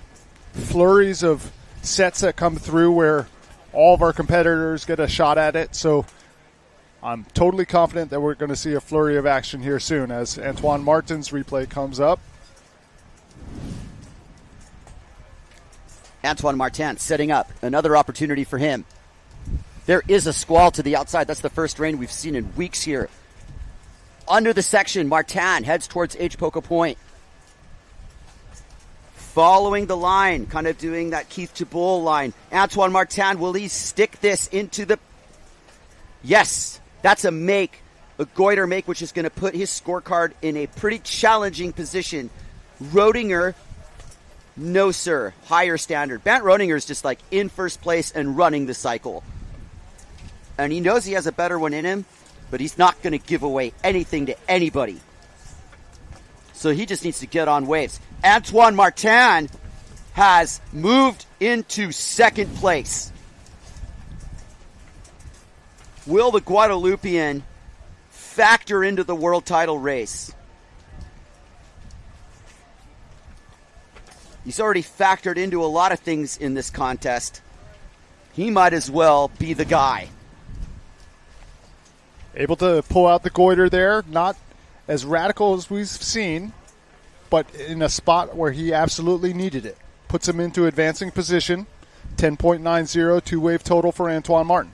Two people in double digits with 10 minutes and 20 seconds to go. It's Antoine Martin and the seventh samurai, Bant Rodinger. Marcilio Brown and Ricardo Campello are in third and fourth place. That squall is definitely ominous. Can do bad things to the wind. You can see it on the outside.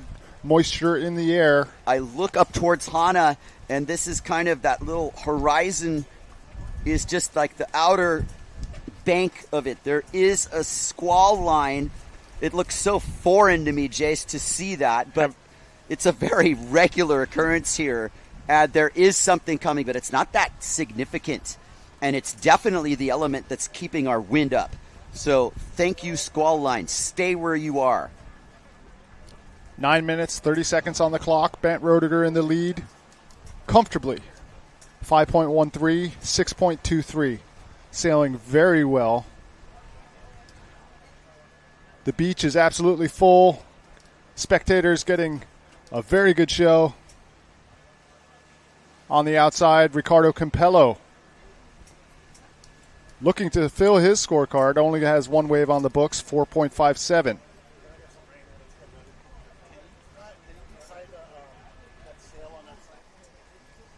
Rodinger staying busy, combing the inside of the lineup. You know, Bant's been known to shape some boards as well. Really takes that part of this sport seriously. However, his relationship with Flicka has reignited his riding. And those guys are making some great boards together. I'm sure him and Luca, they have a tight relationship. Here he comes down the line, sets the bottom turn under the lip. There's the 360, just slightly out the back. Nice pop on the lip there for Rodinger.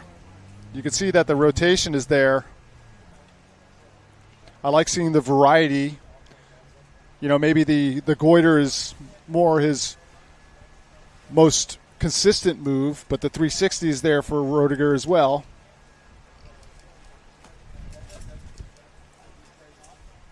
It's there, all right. Maybe a little more rare, as we were talking about. The 360 lip is a bit of a harder location to find. There's our fearsome foursome. Campello, Rodinger, Brown, and Martin. Campello is being left out of this exchange, and he's just waiting for something to just do an absolute haymaker. You look at Campello in that picture, you know, as nice of a guy as he is, he's crazy, dude. That guy is crazy. He's such a hard charger. And, you know, he pushes everybody around him to a higher level. When you're doing a session with Ricardo Campello, put your big boy pants on and sheet in and hold on. Yeah, and that's also talking about the game outside of the game, because it's not all about competition. We certainly need to have results in events for some form of pedigree in all these divisions. But, man, I tell you, the way it works here at Ho'okipa Beach Park is we have this guardrail and we have this code system of watching each other as much as we work on our own riding. And it's a very, very competitively constructive situation. You're calling it constructive. I'm calling it constructive because I don't know about that. We're not making fun of anyone. Oh, there's plenty of making fun of people. I got made fun of all the time. Well, I suppose in certain moments you become that person. I was that guy who got picked on a little too. Yep. And that's when you're a little scrub working your way up in the lineup before you can really, you don't have something that's going to latch on in your riding. I mean, everybody gets their moment in the sun. But the point also is, Jace, is that the judges are down there judging. When we're in the free sailing pushing us like Campello does, it's a different story. It's this different chapter of like forming your character as a rider, because we are comparing ourselves to each other. And then this gear thing comes into play, where all this gear differential and how it personifies one's riding. It's a fascinating set of things. The thing I'll say about Ricardo is that he gets the respect that almost all of us really want, which is that there is not a lip that Ricardo is not going to hit. He is never going to back down from any of it, and he has the potential to do the most amazing moves. This is Antoine Martin uncorking the goiter out the back. T-Tune a little too late on that one to come back in, and this is Brasinho's shot here. It's taken a while for him to get his chance, and this is a rippled H-Poco line that doesn't really give him the open look. Can he turn it into a winning rotation, though? Of course he can. Campello finally in the mix. I mean, Brasinho is trying to replace a 2.83. He most certainly did that. Campello, 360. As you heard the crowd groan, Roediger keeping himself in first position, elbowing his way into leader position of this and not letting go. 360 under the thing, whatever that was. Wow, I'm catching my breath. That was an amazing flurry from our riders. Ricardo Campello, that was as close to a glory moment as you could possibly get without it working out for him. All or nothing for Ricardo as we watch Bant Roediger head back to the outside. That wave wasn't going to be in his best score line, but he is our current heat leader. That's probably not going to change. What I'm watching is Antoine and Marsilio based on Brasinho's last wave. Now, once we see that replay, we'll talk about it. There's the seventh samurai, Roediger, riding a swallowtail, not even having his back foot in the strap as he's planning around. Interesting. You know why? Because that back strap is all the way on the tail, which tells you about his amplitude there. There's the out-the-back Martin attempt, and that's the end of Brasinho's ride, which was also one good little lip hit right before on a squirrely wave. And this is the Campello haymaker attempt, 360 over the lip and over-rotates it. He should have tried the 720. Wow. Man. Bant Roediger uncoiling the top turn. Kind of works back to the whitewater. Going to try to force a 360 here. Not really the spot for that, but good effort nonetheless for Roediger. Campello needs this now. 3 minutes to go.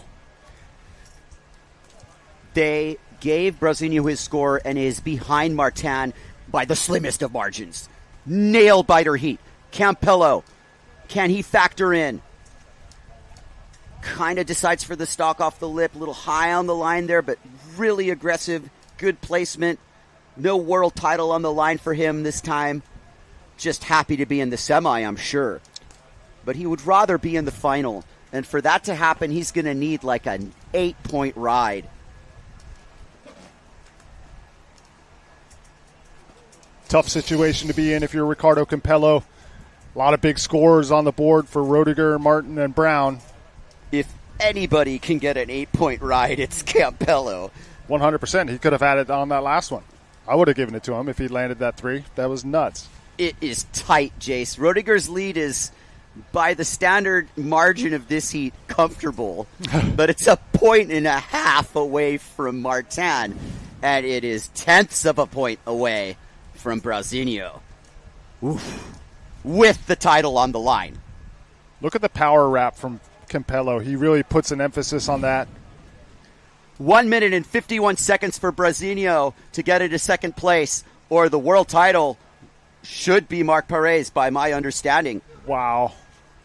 I do think that is the situation. I want to hear from my experts over there in the PWA. So big moments with just 1 minute and 30 seconds on the clock. Can Ricardo Campello play spoiler?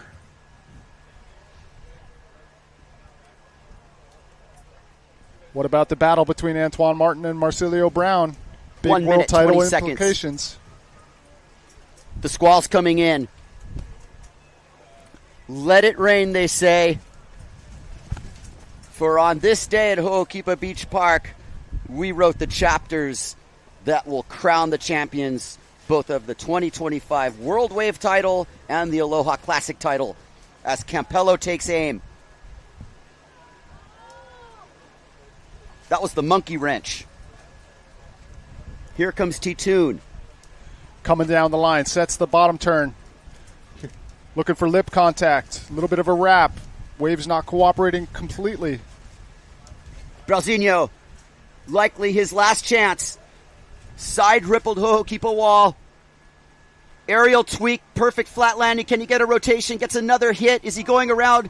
No. Pointed elbows. 21 seconds. Rodiger. Big blast under the lip. Rodiger's not going anywhere but first in this heat. Did Brazinho do enough to catch Antoine Martin? 10 seconds left to decide. This is the moment. Ladies and gentlemen, the heat's over. Is it official? Do I see heat completed? They are tabulating Brazinho's last wave. They better get this right. Here comes the rain. It's a poetic moment, really.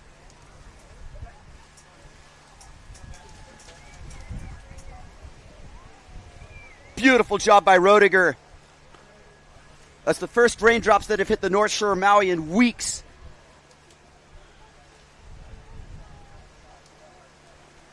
And ladies and gentlemen, I'm not going to get ahead of myself, but we might have just crowned the first new World Wave champion. Let's keep our eyes out for Marc Perez. Keep our eyes for Marc Perez. I'm going to stay quiet until I know it's final. Amazing rail work from Rodiger, showing us why he's our heat winner. That wasn't even his best wave of the heat. It wasn't. But a great way to end it. That unwound goiter. That was casual one. Yeah, nuts. Cerebral shredding by Rodiger. So look at Ho'okipa. Game on. Women's final. Oh, this is going to be exciting because our Swell is definitely on the rise. Marsilio Brown gets the score and advances. Yes. Yes. World title equation still open. Thank goodness I didn't overclaim that. Wow. By the narrowest of margins. I do see it, 5.33. 5.33 for that last wave. Coming up next will be our women's final. Sarakita Ofringa, Maureen Hunter, Angela Cochran, and Lisa Wermeister. That'll be next. You are watching the 41st Aloha Classic. And we are getting down to our last couple heats of the day and our last couple heats of the event. Hope you've been enjoying this live broadcast brought to you by Zone Media and Ocean Paddler TV. We're going to go down to the beach with Anne-Marie Reichman and Bernd Rodiger. Bernd Rodiger, you won the second semifinal. Impressive sailing. You said it was a bit stressful. Yeah. At first everything was going pretty normal, pretty according to plan, I guess you could say. And then I looked at my watch and there's like 14 minutes left. And it's kind of funny, like, when you get that feeling that it's like, oh, the heat is too long. Like, now I have too much time. And what am I going to do from here? Because now everybody else, it's on them to catch up to me. I got lucky with sets right at the beginning, and then it just went completely dead.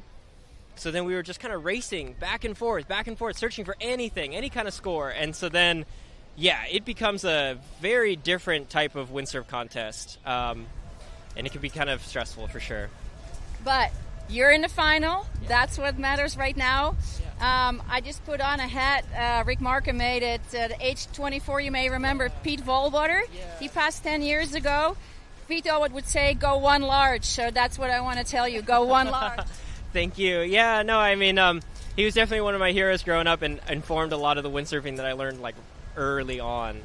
He was one of the guys that was the most open about his technique and all the things that he was doing on the water. And so for somebody like me, he was invaluable. I never had a coach. It was my dad and myself. And so somebody like him was like my hero for a long time. Awesome. All right, cheers. This is for you. And hope he can fly with you in the finals. Definitely. All right, back to you guys in the booth. Roediger. What an amazing character, and somebody who's definitely in the conversation no matter what happens in this final as all-time shredder at Ho'okipa, joining the likes of Jason Polikow, Mark Angulo, Dave Kalama. You know, the list goes on of people who have won here at the highest level. Robbie Nash. It goes on and on. Morgan Warreau, Camille Jubon. We'll see what happens there. This is the women's final. Sarakita Ofringa, Maureen Hunter, Angela Cochran, Lisa Wehrmeister. And our men's world title scenarios as we watch this final uncork is still open. And I will share with you what those scenarios are in an in-between moment. Sarakita swinging for the fences as Wehrmeister gets out of the way of the jet ski chop and begins her final.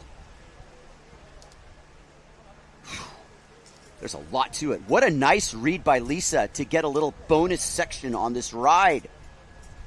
Unfortunately, Sarakita kind of blew up on that ride, but outside of Maureen Hunter, Ho'okipa has an offering for our friend Angela. My word, that is one of the nice way. Oh, wow. There she is. Angela Cochran. Set wave at Ho'okipa.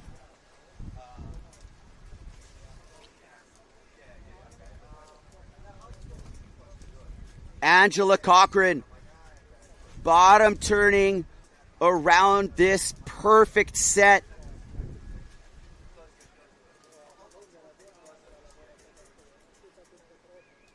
Wow, Angela really got a good one there. Not sure, the length of ride versus the aggressive hits or whatever, but that was a bomb. And that's exactly how you want to start a final. Angela has won at the highest level here, and it's certainly particularly meaningful for her to be in this final. If you talk about the span of decades she's been at this. It is a beautiful moment in this competition. Barely able to catch my breath on any of these heats as we start considering how this is going to end up. Look at Angela. Don't be fooled with that smile. She's aggressive, and she comes to play. So they've added some time into our competition finals here, added 4 minutes to the heat total. So giving our ladies a little more time to work with. Angela Cochran in the lead now, 6.30. Sarakita Ofringa, 5.33.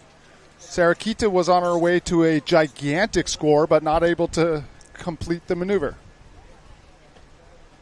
Okay, world title scenario for the men, for all of you at home and who want to know what's happening. Brasilio's in the final, and basically he needs to win. Brasilio needs to win the event to win the world title. The stakes are exactly that. It's very simple. Let me double check that just to make sure I got it right. Mark now has 35,385 points. If Brau gets second, he will only have 33,885. If Brau wins the final, he also has 35,385, but wins on the tiebreak, beating Mark in 3 events to Mark 2. That's it. Heavy situation. And that's why we play the game. What an awesome way to end the year. No matter what happens, congratulations to all these riders. And let's watch it play out as we are in the women's final now. So that's the story with the men. 20 minutes, 50 seconds on the clock. Maureen Hunter riding on the colorful Goya. Conditions holding strong, not a windy afternoon. Angela Cochran in the lead now, 6.30. Some good scores on the board to start this women's final. This is Sarakita's first wave. Look at the turn in the pocket. Got a nice bowly section, able to come up to the lip. Big bucket turn. Gets a little unglued here, a little late to the lip. Wermeister really reading this wave well. Able to get a one-handed top turn. Maureen Hunter looking for the lip. She's done that all competition long. Angela Cochran on another bomb. No, that's a replay. Oh, my goodness. I thought she was on something there.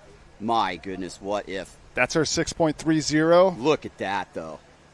Nice lip contact. Aggressive, like you say. She did get the contact. She rode that wave perfectly. And she can definitely comb for the next high-scoring wave. While Sarakita Ofringa, already with the world title in hand, why not win the Aloha Classic? Well, not if Maureen Hunter, Lisa Wermeister, and Angela Cochran have something to say about it. As we watch Marcilio Brown getting ready, Lalo Goya there in support. Maybe a board change. You've got to like Brazinho's chances in this situation. And you've got to assume that his knowledge of Ho'okipa is also absolutely on point. And what a moment for the sport. I really like how this is playing out. Obviously, for all intents and purposes, this could have been decided already. But no, it's going to take the final for all the marbles. And that's what we got here for the Pro Women's Final. World title implications have been settled.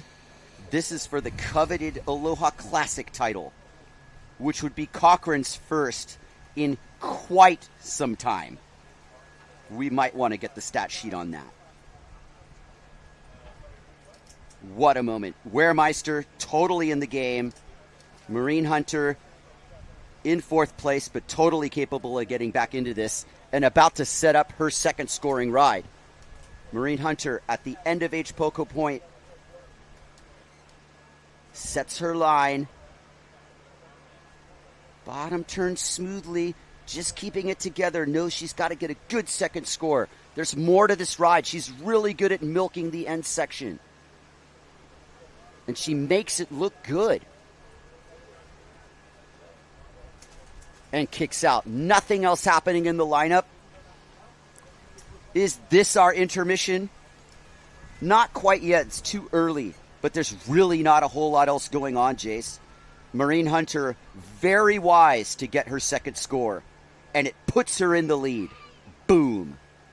Just like that. 2 high threes. Yeah, and we're definitely seeing waves in bunches.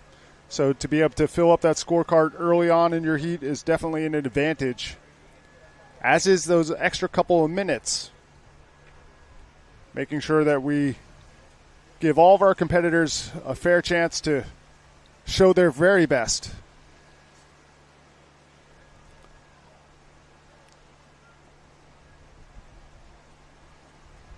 On the upwind side of your screen, Lisa Wermeister. And on the Neil Pride, that's Sarakita Ofringa, newly crowned World Wave Champion.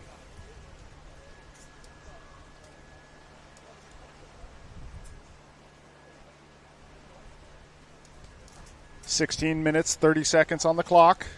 This is the women's final of the Aloha Classic.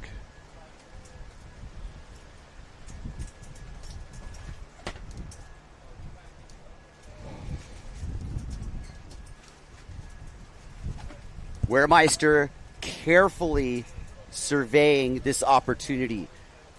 It's a nice one. And she's in the perfect spot. Sarakita Ofringa behind her. Wermeister. Fade line off the bottom turn. Nice spray off the top. She continues. It's a bigger wave than Sarakita's wave. Second beautiful turn by Lisa. hits the lip.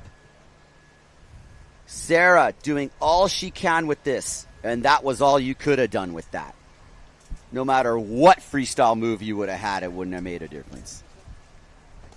So, Lisa Wehrmeister now has a second score. That will be dropping shortly. Angela Cochran has the ace in her pocket. 6-3, that's a big score. Sarah Kita has a very solid 5.3. That's not to be underestimated. I like that palm tree t-shirt, Brunotti. Looks good on you, Sarah. Lisa Wehrmeister is in first place with a pair of lower fours. Maureen Hunter, however, is on this wave, which she's not exactly in position for. She is at the point without a whole lot of room to work with.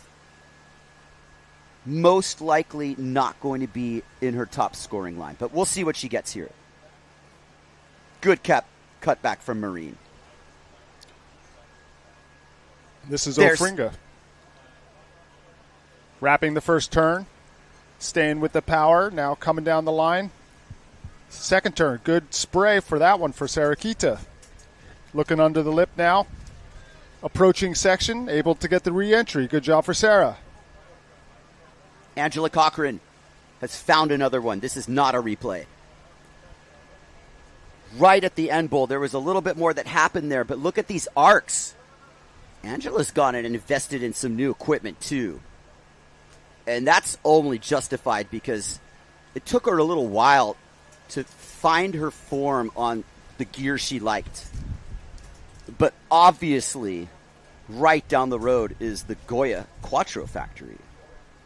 Knock, knock. Got nice custom graphic on that board as well. Yes, and she has her second score.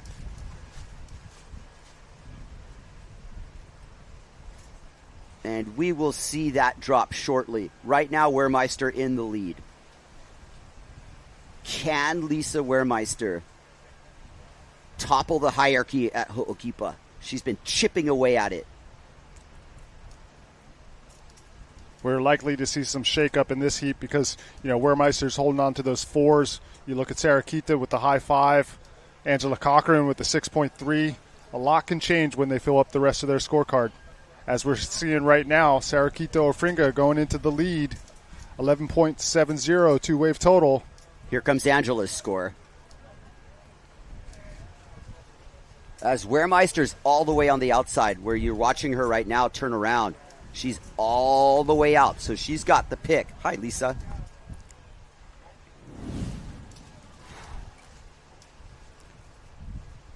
This is the replay of Ofringa. Staying real tight to the power. Heavy on the back foot. Good positioning for this next turn. Oncoming traffic. Good job for Sarah Kita. And that kind of showed you Angela's ride, making sure she's in the right spot.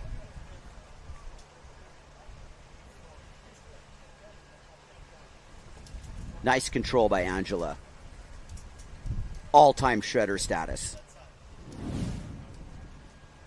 11 minutes, 45 on the clock. Angela's score still hasn't dropped. Judges taking their time, making sure that they get the right calibration for Angela's second score. Part of that equation is also what are the differences in placement that score will put her in. And Angela leapsfrog into second, but not first place. So there was a long debate about the 4. And I see where they're coming from on that score. Sure. She did well to reposition herself. You saw that maybe she was a little bit late to that, had to go around a section. Had a good end part of the wave, but maybe a little bit left on the front end. Robbie Swift with the kids crew. Everybody's excited. Robbie's such a good guy that, he's well liked. Not a lot of people can say a bad word about Robbie Swift. That's Rocco with him as well. And you're also looking at why he feels to retire from competition, because Rocco's already sailing here. Yep. And it's been a sight to behold as the new generation enters the lineup. It's a powerful moment. Yeah, did you see that? He's given the one more status. All right, Yeah. one more heat. We're not done yet. Still work to do. Robbie Swift in the finals of What the a Aloha moment. Classic. What a moment, Jace. Swifty's final heat as a pro at Hokipa. You never know. He'll probably try and get in the mix again. As far as a full-blown tour competitor, I think we'll see Robbie in the mix at the Aloha and wildcard land for a little while longer. I don't think you'll see him not competing. But as far as following the tour and the world title, he's going to turn the page, and rightfully so. It's been a long run for Robbie Swift. His boys deserve it. Under 10 minutes now. This is Maureen Hunter trying to pick up a groundswell. Not much on offer here. Looks like she's going to tack and go back outside.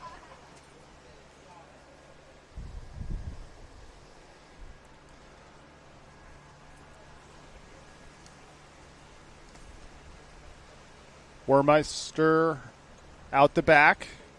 On the wave now, this is Maureen Hunter.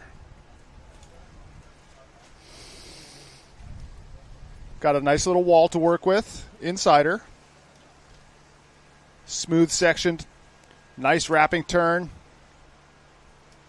Staying low. And able to kick out. Nice three-wave turn for Maureen Hunter.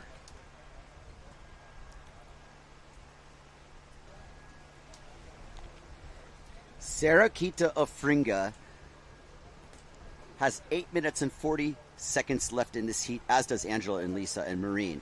Now, Sarah's in the lead.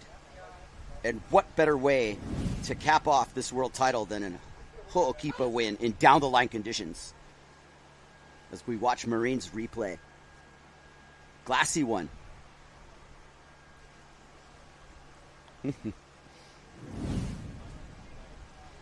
This entourage is all time. I met one of these women. Her name was Ellen. She came up to me and introduced herself. And I was like, you guys have been on camera a lot in this competition. And there they are, immortalized on the feed. And rightfully so. They've been sitting there for the last 4 days. Lisa Wermeister finds herself in a very fortunate position. And Maureen Hunter's on the inside of this. Lisa setting up. Marine in the impact zone. Control issues, a little bit of a bobble, a lot of weird swirling water on this wave. You could kind of see it coming. That thing had a couple different ripples on it. Lisa. This one turned into kind of an insider, but it's still got plenty of wall to it. And if she can make some contact here, it'd be a higher score than it's going to be. Might not be a difference maker. Lisa's going to find herself in women's finals again. She sure will. Got a bright future ahead of her. She might be coming in for a gear change. Rodiger with the signature tunes on his back. One can only wonder what he has on deck for his Aloha Classic final, just like last year. Right back in the final. That's super impressive because the other person who's done repeat finals is Camille Jubon. As Lisa switches gear, big caddy change, Formula One status, in the pit and back out. Probably a bigger board. Give her a little bit of extra mobility, able to comb the lineup. It was a good idea. Definitely lose a little bit of time with that. Not much, though. Maybe only a minute. Not as much time as you lose riding a sinky board in light wind. That's the truth. And she looks more lively now. Definitely the added volume of the board seems to be giving her a bit more pep in the sail as we watch Angela Cochran come in now on the Goya rig. Doesn't like what she sees, kicks out, playing the position battle. Maureen Hunter right below her. 5 minutes, 45 seconds in our women's final.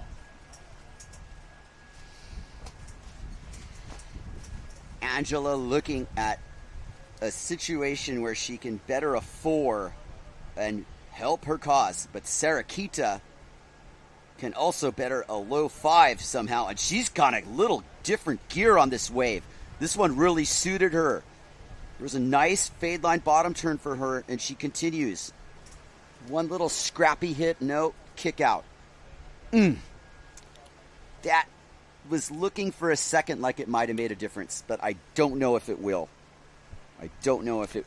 Wouldn't want to be a judge, I'll tell you, Kai. Wouldn't want to be a judge. That's why they pay him the big money, Jace. Yeah. That bottom turn. Right there. Placement, aim, and speed and flow. All on display for Sarakita Ofringa, our new Wave World Champion. That was kind of an insider. The wind gets super light. Not a lot of power in the sail. As we watch Maureen Hunter pointing it down the line, trying to get over the break in the wave here. This is the end bowl. Trying to get underneath the lip. Able to set that bottom turn. Here she comes. Have to avoid Sarakita. There she goes now. This is Hunter. Able to get a couple carvy turns. Probably not going to be in her line either. Maybe it will.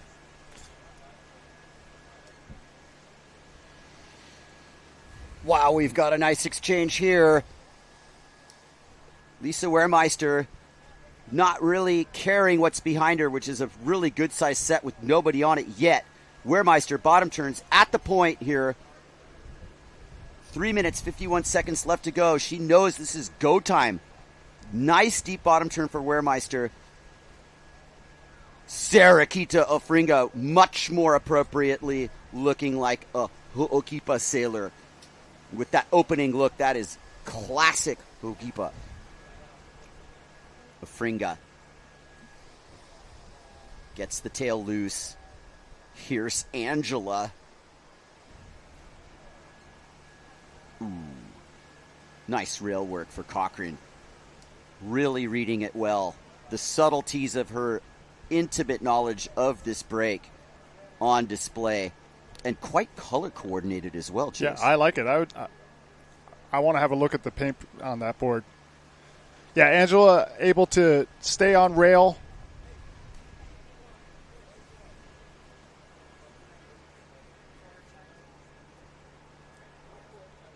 Under 3 minutes to go. You can see the wind very light on the inside. Maureen Hunter a little bit downwind. Maybe struggling to get back in position for this ride. Our current heat leader is Sarakita Ofringa, followed closely by Angela Cochran. Wehrmeister's in the mix, as is Hunter. Looking for the lip hit. Maureen over the falls. Got to collect your gear, get ready for that water start. 2 minutes on the clock now. You can see Ofringa in position.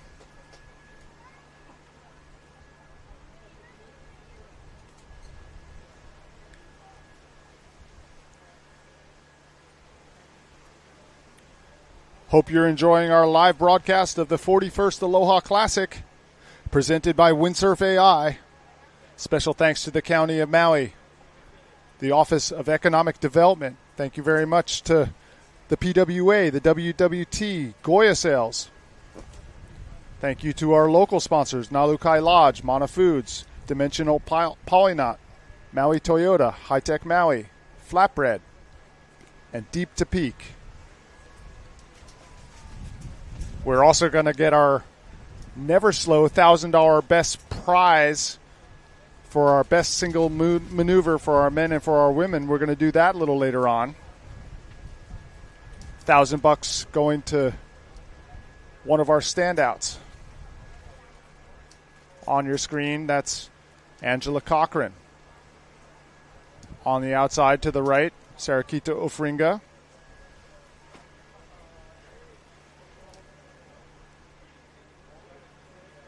We saw waves in bunches, and now we're seeing a bit of a down moment. Under a minute to go.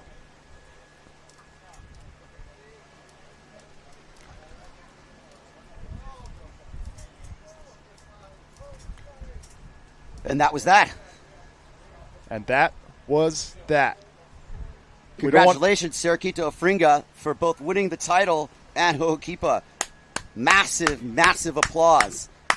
And we will dissect that a little further, but that was a heat that had its moments for everybody, really. And now we reach the men's final. Morgan Noiro, Bernd Roediger, Robbie Swift, Marsilio Brown. For the world title, Brauzinho must win.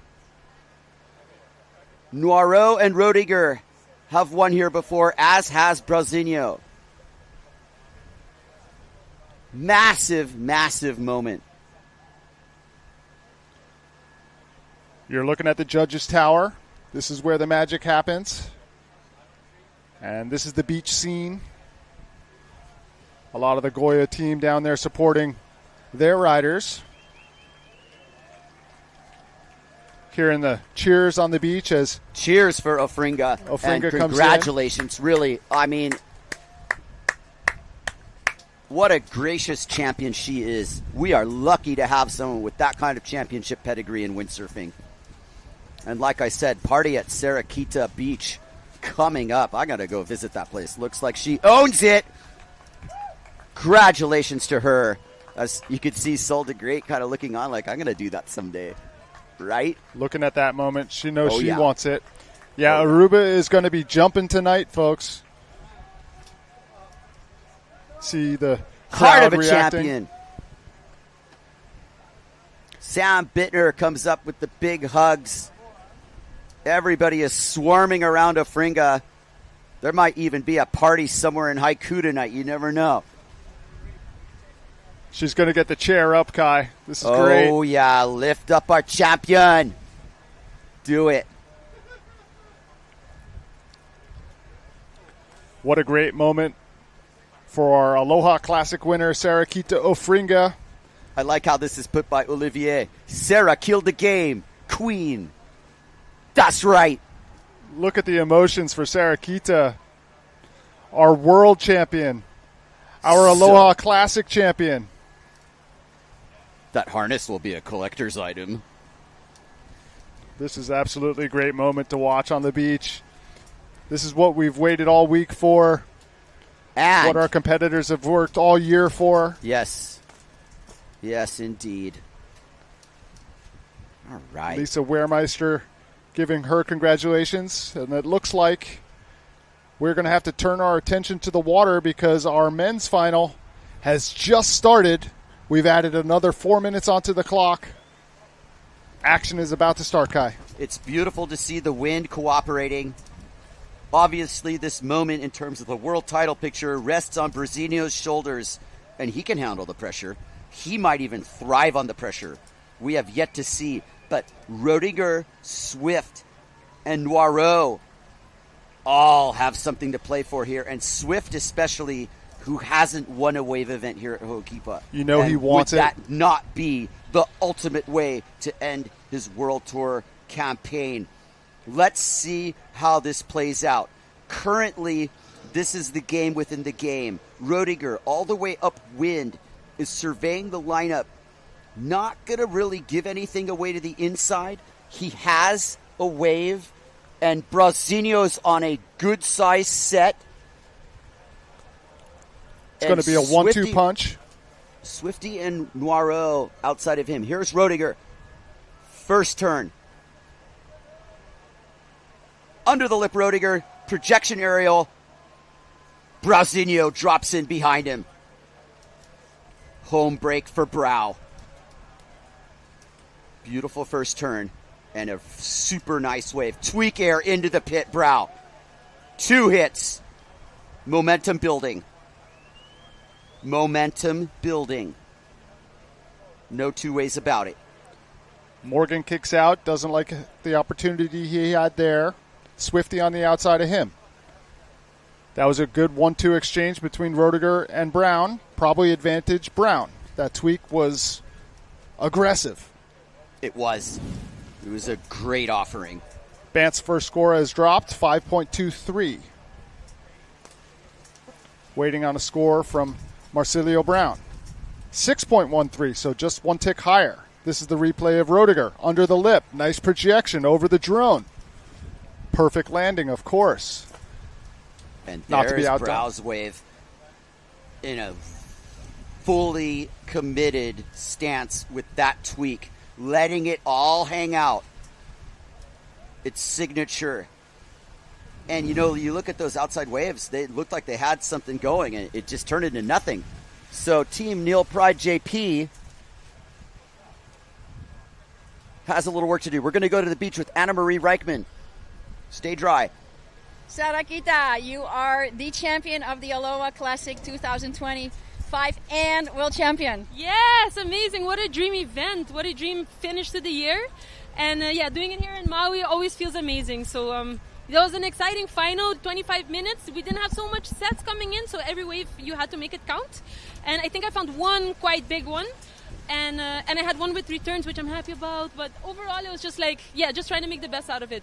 Amazing. You did a really good job. Now go celebrate with everyone. We can't wait for the prize giving. And once again, big congrats. Thank you. I'm looking forward to the champagne bottle. Let's see what they got. All right. Back to you guys. All right, Anne-Marie, thank you so much. Thank you, and congrats to Sarakita Ofringa, our Aloha Classic champion, our world champion. She's looking forward to the champagne. So are we, folks. We are in the men's final now, and we've had fireworks right off the start with Marcilio Brown in the lead with a 6.13. Yes, we have. And Ho'okipa sending a message right now that you're going to get one shot per wave, and you better capitalize on it. And Brazinho has himself his first high score. The 6.13 for Brau is a middle-level score, but it's a very good score to have in your pocket at the beginning stages of a heat. Roediger's not far behind. Noiro and Swift, they get to Rochambeau for whatever left. You never know what's going to happen. That is Noiro. And that is Swift. Yes, stick it here. That's the game within the game. And there are some nice waves coming in. Here's Brazinho on his second offering. Roediger behind him. Here we go, Brazinho. Long harness lines. Drops in. Beautiful vertical hit for Brau, but it doesn't connect. Next is Roediger. Oh, that was such a beautiful vertical hit. I have no idea how that just... Oh, Roediger. Target acquired down at H. Poco Point. Rail engaged. Big aerial floater off the lip. Roediger hair flying over the section. Can he back this up with something? A whitewater climb. A nice ride indeed. Brazinho had a second big score in his pocket, but he's on an insider right away like nothing happened. Under the lip floater, giving everything he's got here. Kicks out. He's not going to settle for freestyle. We're not going to let him. Okay. Brazinho had this wave. We're going to get the replay soon. As you see the entourage on this is just a beautiful sight, but it is the moment of the contest. Morgan Euro getting started here. Been a few minutes before he's managed to get a wave. Looking out the back, trying to decide if this is where he should start his final. Doesn't like what he sees, so he's going to kick out. Morgan is a cool customer. Never seems to get rattled. Definitely patient and knowing the formula for his success. Marcilio Brown. Vertical. 12 o'clock. 12 o'clock. 12 o'clock. But out the back, you can see he gets a little hung up in the lip. No such problem for Bant Roediger. Flying over it. Perfect landing into the transition. Marcilio on the inside. This is after that crash. Staying busy. It's not going to be in his scoreline, but just goes to show how much control Marcilio Brown has. Able to make something even after a crash. Morgan Noro heading out. Checking it out. Noiro, as we saw in that semi, can go to fourth to first in a hurry. but he needs to start scoring. And you can see that Swifty and Rodiger are on the outside combing that lineup, which puts Noiro into a situation where he's going to turn around on this sort of insider. Noiro surveys the scene. Brasilio jibes behind him. 4 waves in this set. It is all to play for here. Rodiger in first place, 5.9, 5.23. Noiro, head on a swivel. Brasilio's on kind of a wave that's got a decision to make. Is he going to follow it deep? We'll see. Noiro, 12 o'clock. Vertical hit. Noiro unwinds with a giant aerial landing in the flats. Noiro has arrived in this heat. Marsilio's turn. Fade line. Vert hit. Scalps the top. Trying to go over the flat section. Looking for a rotation. Here it comes. The goiter. Smooth. Smooth, but small. Smaller wave. That should be, according to the scale of things, that some level of a 5. That's what we got in that last one. Well, definitely better than a 2.83. So moving right along for Marsilio Brown, our current number 1. We'll see. You are watching the finals of the 41st Aloha Classic, brought to you by Windsurf AI.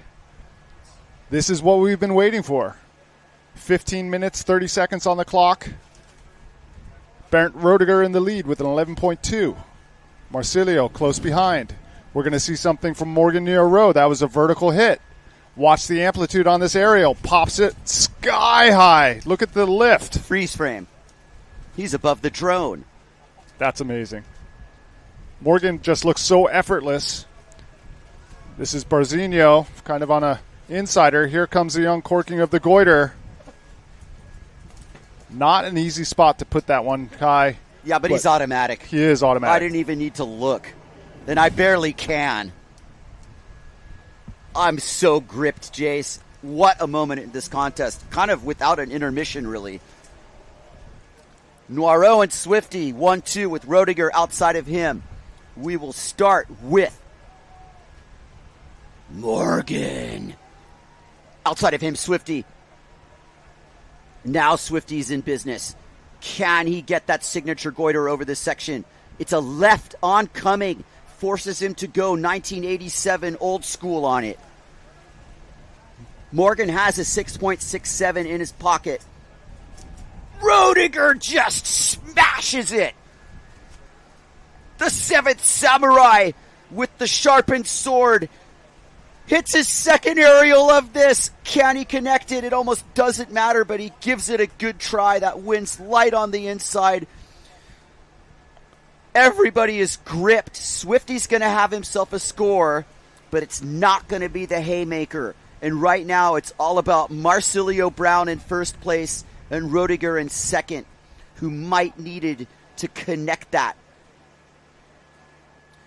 Morgan Noiro with that 6.6 is the wild card in this. He has the highest score in the heat. This is his second score. Or is it the first one? That's the second one. Okay. It's the second one. There's Swifty's first significant ride of the heat, and he kind of got his rail stuck. But he did get this oncoming section here, which is vintage wave sailing style. And he brought it in. Rodiger right there. Freeze that. Freeze that. That's massive. That's a really big hit. And that's also where some of these lower aspect rigs, excellently designed hot sail, just gets high and tight in the lip, Jace. Yeah, he looks so comfortable on that gear. Always seems to be just knifing a turn. What can they give Noiro? They're taking their time with this. It's obviously pivotal. There are arguments to say, hey, he's in the lead. Marsilio is not that vulnerable with a low 6 and a high 5, but that 6.6 speaks loudly. Brasilio's on a good wave. Second wave of the set. You don't really see what's playing to the outside, but what you do see is the decisions we have to make as the wave hits the reef. How far upwind do you want to be of this thing? Where's the sweet spot? Peeking right over the mast here. Target acquired. Marcilio Brown grabs wide, smashes his first turn. And that's all he wants to do with that one. He understands clearly that that might have not been worth the effort. It puts him last in line in the rotation.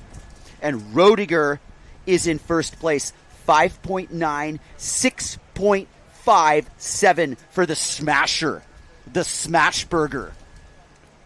Put him in the first position. Big score. Not the highest of the entire event with Morgan's 6.67.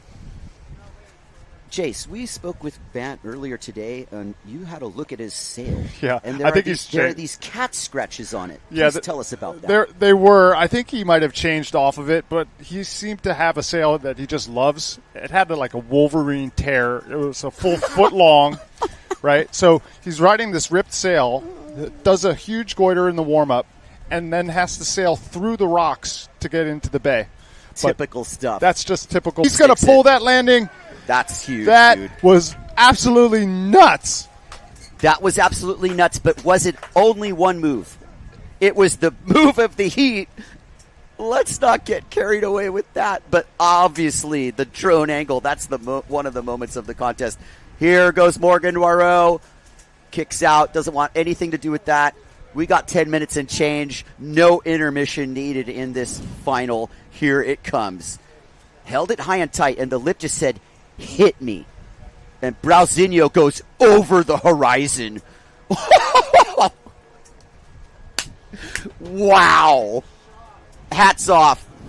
That's all I can say. Great drone It did work. seem like a one-move wave, though. It was. Okay. But great move, great camera work. Here comes Bant Roediger trying to answer back. Under the lip, kind of gets a little caught up, going to kick out. Got to know when to fold them sometimes. Oh, my goodness, Jace. This is what we've been waiting for, Kai. Yes, it is. We've been waiting all year since the last Aloha for this. And patience pays. Way to go, Pick. Way to hold on to your guns and not run yesterday, I have to say. It was in question earlier today. But this is exactly what we needed. Yeah, definitely some tense moments as we were waiting for the wind to fill in. But our competitors getting an absolute great opportunity to show what they've got. Under 9 minutes to go. Your current heat leader is Bant Roediger. Marcilio Brown chomping at his heels. Still waiting on that last score. Okay, this is intermission. Yeah, okay. Take a deep breath. Take a deep breath. Hunsao. Just breathe through your nose, Kai.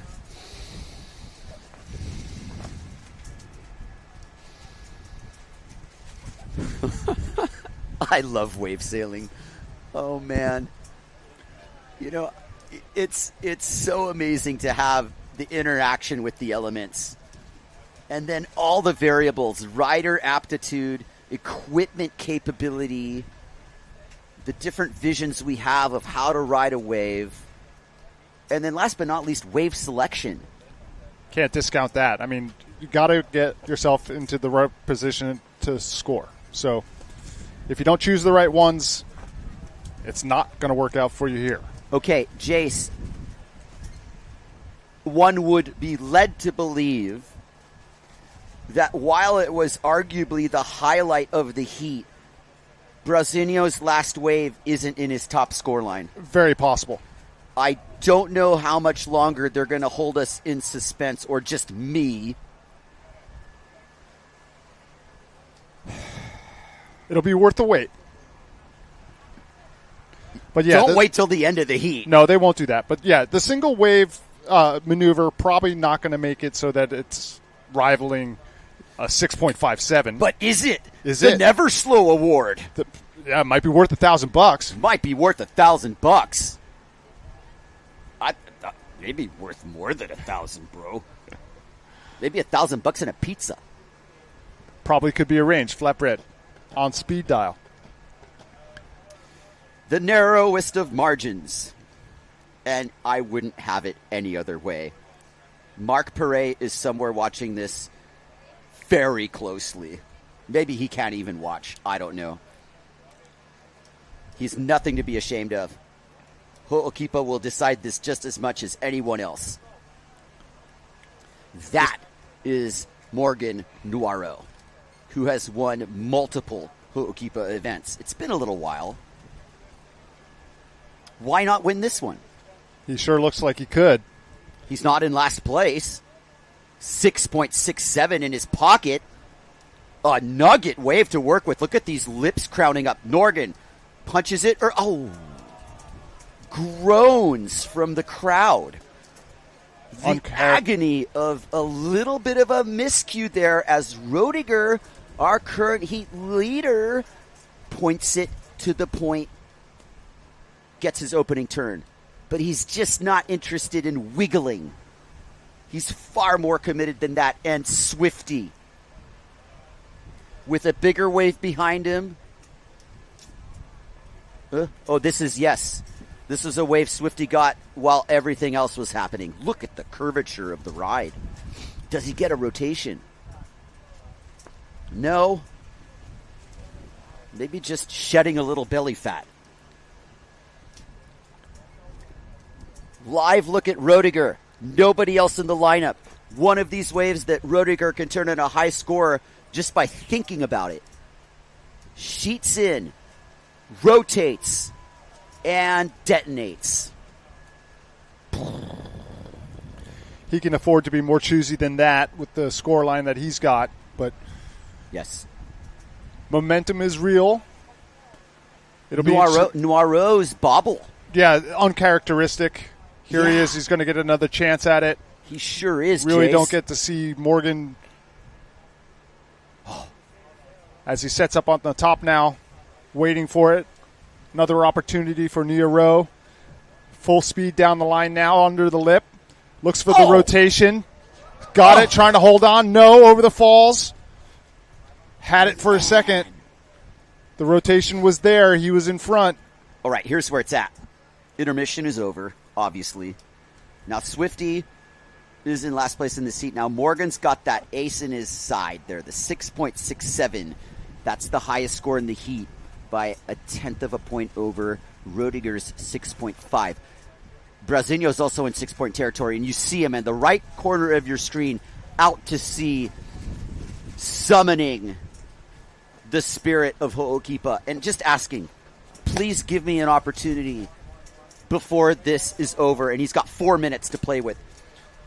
Rodiger, wave after wave at the point. 360, and he sticks it with authority. Big cutback coming up. He's got the combination of 2025 new school and 1975 good old down-home surf style. Almost like a single fin would have been. Yeah, I mean, the confidence that he sails with, knowing that he could pull out these maneuvers whenever he needs it. Look at the inversion there. Oh! Perfect rotation. Lands in transition, able to pull the sail out of the wave. Gets one more turn.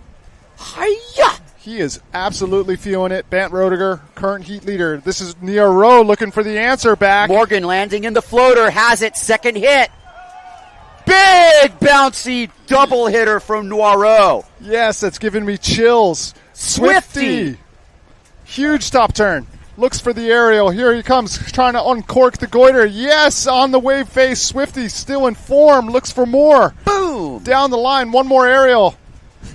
All right. Great performance from all of our riders. Everybody getting in the mix. Now we're talking.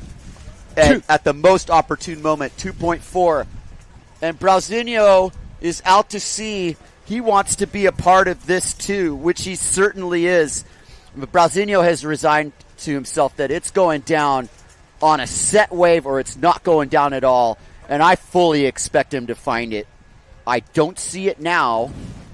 Here comes the replay. Look at Morgan, inverted. Beautiful. Sheets in at the end, able to stay with the lip, punches it back down the line. Quick to the lip. Oh, he did the little head. Does the rocket air. Unbelievable.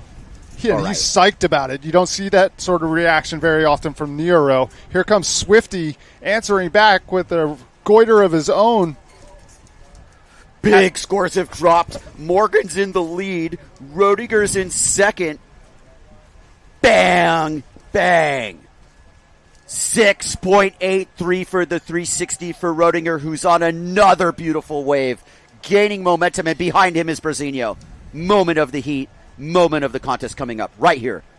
Roediger going to town. Not quite the score that's going to get on his score line, but this is the moment for Brasinho here. Brasinho makes contact. The wave offers him something to work with. Is it enough? Brasinho just making hit after hit. He sailed halfway out to Alaska to find that wave. Only a minute on the clock now. Waning moments of our men's final. This is the Aloha Classic 2025 presented by Windsurf AI. Morgan Moreau follows the same script that got him into the final. Hanging out in contention, had an early high score. And now has himself in first place in this heat with Roediger not even that narrowly behind. Morgan stomped that last one. And rewarded with an 8.23. That might be the highest single wave score of the entire event. As we watch Marcilio Brown in the waning moments, under 30 seconds, he tacks. 30 seconds and change. Is that Swifty? Swifty out the back, yes. Swifty and Brasinho. It's almost appropriate. Team North Shore. That's Nero on the wave now. That's on the Nero inside. on the inside. Good scalping top turn, looking for more under the lip. Here he comes. Tries to force the 360. No. Okay, here's Swifty and Brasinho, and this is going to be it. Both of these riders are showing intent to ride. I got zeros on the clock. Swifty rotates around, doesn't have it. Brasinho needs a huge score here. This is it, and Roediger's behind him, and it might as well count too. These guys are all showing intent to ride. Brasinho, target acquired with a big lower section. Hugest ever tweak. Roediger under the lip with absolute force and authority. Heads down the line and gets a bottom turn. Under the lip, he's going for a huge goiter, but he goes over the falls. Catapulta. Swifty with an Aloha moment. There it is, 360. He brings it in. He brings it in over the floater. Swifty. That's all she wrote, ladies and gentlemen. What do we got? What a way to end our final. Fireworks going off everywhere. All right. If this holds, Morgan Moreau's going to win the Aloha Classic with Roediger in second and Brasinho in third. And Marc Perret should have secured the first World Wave title, not only for a competitor not known as Brasinho, Victor Fernandez, or Philip Koster, but also the first World Wave title for Simmer Style. Congratulations to the Simmer team, if that's actually the case, as we watch Morgan Nero have to paddle to his rig, which had detached. Morgan Nero sailing just out of his skin. Puts up the 8.23. Oh, my word. To win the Aloha Classic, Morgan Nero. Congratulations to our winner. I want to see it say complete on that thing. I want to see it too. Let's relish this moment because these sailors have worked so hard to get here. Yeah. Morgan shows a amazingly clutch performance. Had that good score in the early parts of the heat. Took a very long time to back it up. But when he did, he busted out some of the best sailing we've ever seen here at Hokipa Beach Park. Morgan Nero, your event winner. Here's the replay. This is Swifty's 3. Fully sheeted in, hits it flat, and just pulls it in.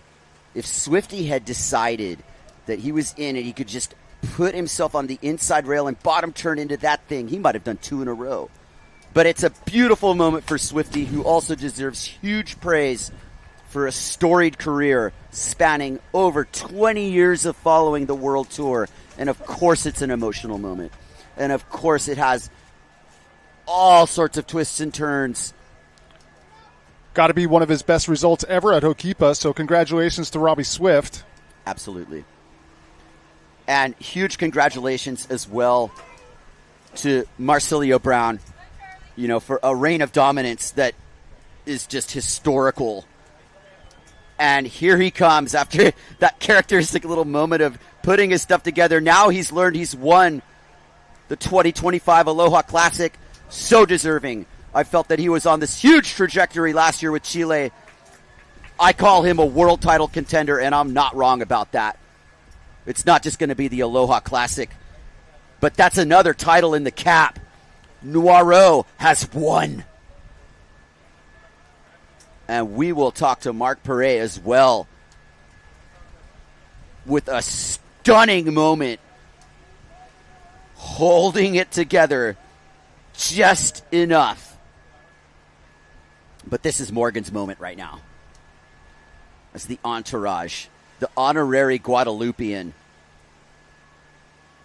Such an awesome water sports enthusiast. Great surfer. But an absolutely wizard-level windsurfer, wave sailor. Well-deserved moment for Morgan Noiro. You can see all smiles on the beach. That was a heat for the ages, folks. Heat for the ages. Bant Roediger trying to answer back at the end and going over the falls. Just heroic. But this moment belongs to Morgan Noiro. JP, Neil Pride rider, multiple-time event winner here at Hokipa Beach Park. Another trophy for the trophy case for Morgan Noiro. Yeah, this is now that moment where it all washes off. The contest's over. We had a huge day here. Masters, pro men, pro women. That's what it's all about. Crowned world champions. Congratulations to Sarakita Ofringa. Absolutely. We're still looking for the final tabulation for the men's side, but we'll get that to you. Morgan Noiro signing autographs. Whew. We're really happy to be here at Hokipa Beach Park and bringing you the Aloha Classic. Jace Ponabianco, Kai Kachadorian. I hope you've enjoyed it because we sure have, Kai. I've definitely enjoyed it. It's gripping for sure. As the team captain for Simmer, we've been waiting for a world title a long time, and Mark Perret has secured it, but not the easy way. But he has earned it, and we're really proud of you, Mark. I can't even tell you how proud of you I am, and it's deserved. The world title versus the Aloha Classic title, that's a different story. Here's Anna Marie Reichman talking to our Aloha Classic champion for 2025, Morgan Noiro. Morgan Noiro, winner of the Aloha Classic 2025. Big congratulations to you. Thank you. Yeah, I'm stoked. I mean, the last time I won was 2017, so it's been a little while, 8 years later. But yeah, it feels good. Like I said earlier, I've just last few years I've been just getting fifth, and then I made it to the final. I was like, either I'm gonna win or I'm gonna get fourth. So yeah, I'm glad I did that. Honestly, I didn't think I was gonna win. Like I got that 360 at the end with a head dip, and like it felt good, but I didn't feel like I sailed all that well. But it was pretty tough. So I guess when it's tough for everyone. And yeah, I'm happy. There's like only shredders out there, so. Exactly. It looked like the wind kind of dipped down a bit. Some people stayed on their small boards. What did you do with your gear? The heat before, I guess there was like a cloud coming. It picked up. I took 4.7, and then it started raining. And then with the rain, I was like, I'm just going to put 5.0 because I feel like it's going to dip down again. I probably honestly could have been a 4.7 at the end there, but it was like kind of in between. I was going to be stuck on 4.7 or overpowered on 5.0, so it was fine. It's amazing. Being on the beach, hearing the crowd go wild, that's what it should be all about. And you deliver to the goods. You have an amazing style. What's the win going to be like? How are you going to celebrate? Honestly, I have no idea. But no, it feels good. And yeah, it was a pleasure to share the final with all those guys. Like Bant and Brow are just like next level. And honestly, Robbie, it was so cool to share a final with him. I think this is his first Hokipa final ever, and he's 40. So just huge congrats to him. That's freaking awesome. And I think you and Robbie were big standouts in this final. I was hoping for Robbie to get maybe a 1 and 2 with you to share, but it can't go everybody's way. It went your way. Congrats, and enjoy the moment. Thank you. And I guess Mark is world champ, so congrats to Mark. That's freaking awesome. I know we hope to talk to him, Mark. If you're here, come on over. But happy days. Go D-Rig. And I think if you want to say something too back home to France. Sure. I mean, I don't spend all that much time in France, mais merci beaucoup à tout le monde qui a regardé. Vraiment heureux. Comme je disais, ça fait longtemps que j'essaie de regagner quelque chose ici à la maison, alors ça fait plaisir. Et yeah, for everyone here on Maui, freaking stoked. I'm really happy. Back to you guys. History has been written. The 2025 Aloha Classic concludes in the most dramatic, ecstatic fashion possible. And I'm just replaying some of these fireworks. I think about Brasilio's goiter in the sky above the horizon. I think about Noiro connecting that goiter straight into the aerial look back. Roediger's 360 in the pit. Robbie Swift contending tooth and nail, getting his own 360 into the floater line, and all the body of work in the semis and below. And then Brasilio, huge praise to him as a consummate champion, super humble guy, understands the game. And I'm sure he's just as happy for Mark as everybody else to win that title. Brau has 4 of those on his mantelpiece. He knows. He knows you can't win them all. He almost did, though, Jace. Yeah, tough out with Marsilio. Shout out, Brau. And, now we get to look forward what he's going to be doing in the free sailing. And if we ever get lucky in Selpiahi or go to the west side, and these consummate performances that classic champion of the sport, it's a super big nod. He's going to hand that title to Mark, but everybody agrees that this is that moment that brings it together, that makes it Pono, the right moment at the right time. And it's a relief, Jace, but, now it's next season already. And we're just going to do this whole thing again. A lot to look forward to. We haven't even talked about the women's side of the bracket. True. Sarakita Ofrinica getting the title, getting the world title. Congratulations to her. She had a lot of great waves, showed some fearless sailing. Other standouts, Angela Cochran looked great, Lisa Wormeister, Maureen Hunter. Great performances on our women's side of the bracket as well. Hats off to Jade Seaman, Anna Marie Reichman. Yep. Even a few others who you really showed that they're going to get into the mix here at Hokipa. It's not an easy place to sail. It's not a forgiving place to sail. You're looking at it, though, and we're finally getting a little bit of rain, but the dispersal is on, and the celebration begins. I guess the awards party is Sunday night at Paia Bay Coffee and Bar. Going to be rocking. That'll Make be sure rocking. to come down. But And you know what? The timing for this event has just been out of this world. Look, it's already raining and the conditions deteriorating now, but it held together just perfectly. We got it done. Feeling good. Feeling like we did the right thing. Bananas. Bananas. And look at the scene on the beach. So many happy people. Look at the rainbow. Yeah, rainbows and smiles. That's what you're getting down on the beach right now. And we're happy to be bringing it to you live from the cliff at Hokipa. This is the 41st Aloha Classic, and it's been a good one. Hope you've enjoyed. We're going to stick around. Yes, I want to kick it to Anna Marie Reichman with our new World Wave Champion, Marky Sparky Pare. Take it away, Anna Marie. Yeah, Mark. Mark Bre, world champion. This was the final event to bring it down. Massive congratulations. Thank you very much. Yeah, it was super nerve-wracking the last 48 hours, being on hold and, knowing everyone was in these last 2 heats. So, yeah, it feels unreal, honestly. All my emotions just came out at once, and it was super special to have all my friends there, my parents on the phone also. So, yeah, it means a lot. It's just my lifetime's work here. Yeah. So I said the heavens give us rain, which means in Hawaii when it rains, it's massive blessings. I think the blessings go to you. And I hope you celebrate with your friends soon. You did a little pre-celebration. Do you want to say something to home in Spanish? Yeah, I spoke to my dad this morning, and he told me that there was a lot of people rooting for me and supporting me. So, yeah, I just want to say thank you to everyone at home and all over the world following and supporting me. And, yeah, it means the world to me. And, yeah, we are here. We made it finally. Look, little curveball, because you didn't make it to the final, and Brasilio, so you were a little angry, I heard. Yeah. Disappointed, and then it turned around for you. I mean, what an up and down. Yeah, I was like a little, frustrated exactly. Like at first, because I knew how much this heat meant to make it through. So but in the end, turned out my way. So it feels awesome, really. Amazing. As I always say, there is divine timing, and the divine timing went to you and the champion. Massive congrats once again, and enjoy the moment. Thank you. Appreciate it. Okay.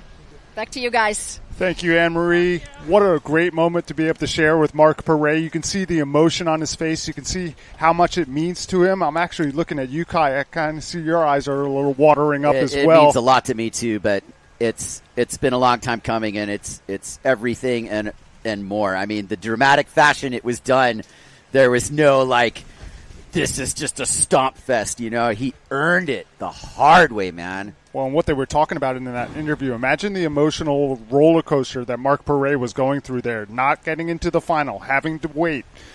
The final was crazy. Right?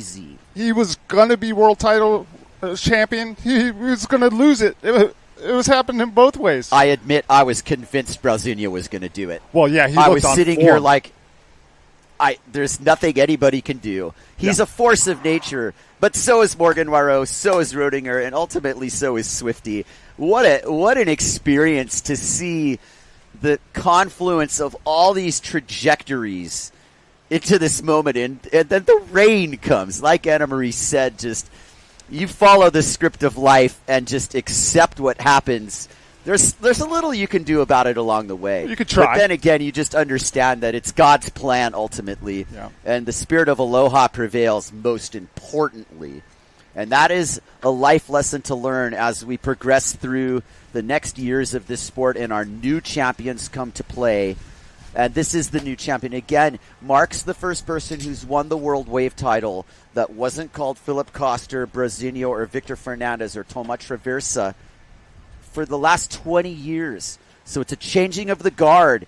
And who knows what's going to happen next? You see how close it is. It is. So many competitors have the ability to do it. It's just what you can do in the 20 minutes that are allowed. Thank you, everybody, for sticking with us throughout these 4 long broadcast days for all the divisions. Congratulations to every single sailor that sailed in this contest and went out there and did everything they could to bring Ho'okipa to their side, which is always a work in progress no matter who you are. And we can take a deep breath here and have a little highlight reel moment. It's going to be action, I'll tell you. And take your seats because it's a good one. That is Francisco Goya. Josh Stone. We'll start with the Masters, obviously. Only appropriate to show the Quattro team in full effect. Look at Jason Pryor, Keith DeBoule. Great moments on the water. Josh Stone. And now getting into Lisa Wermeister and Sarakito Ofringa, our women's division. Maureen Hunter with the big aerial attempt. Bam. But that's Mark Perret. Bam. Big flurries of action. Robbie Swift on form. Ricardo Campello showing he's not done. Rodinger had himself an event. And to just make a final the year after you've won the event's an extremely huge achievement. And that's the moment right there. The gigantic goiter. But that's also one of the moments Rodinger understands wave sailing, and so does Morgan Noiro. How did he fit that win into the section? How did he get back up to the lip? I don't know. Magic from Morgan Noiro, our event winner. Fireworks in the finals was one for the ages. So at 4:45 in the afternoon on Friday, the 17th of October, we concluded the 41st running of the Aloha Classic for 2025. History has been written, history will be written again, and the proving never ends. It's right back to the guardrail after this, Jace. I'm there. I'll be there tomorrow. Reset button. Let the heckling begin. Let the constructive criticism rain down. Let the development continue. Let this trajectory for this awesome sport take us higher, faster, and further than ever before. Thank you for joining us. It's a privilege and a pleasure to bring it to you. Jace, thank you again, my good friend. Awesome stuff from the top to bottom, to the sponsors, to the organizers, and to you, Zone Media Productions, Ocean Paddler TV, the finest in the business. Thank you, Rudy, for some awesome drone flying. And thank you to all of you watching the live stream. We are done and dusted. That's all she wrote. And until next time, we bid you aloha. Aloha.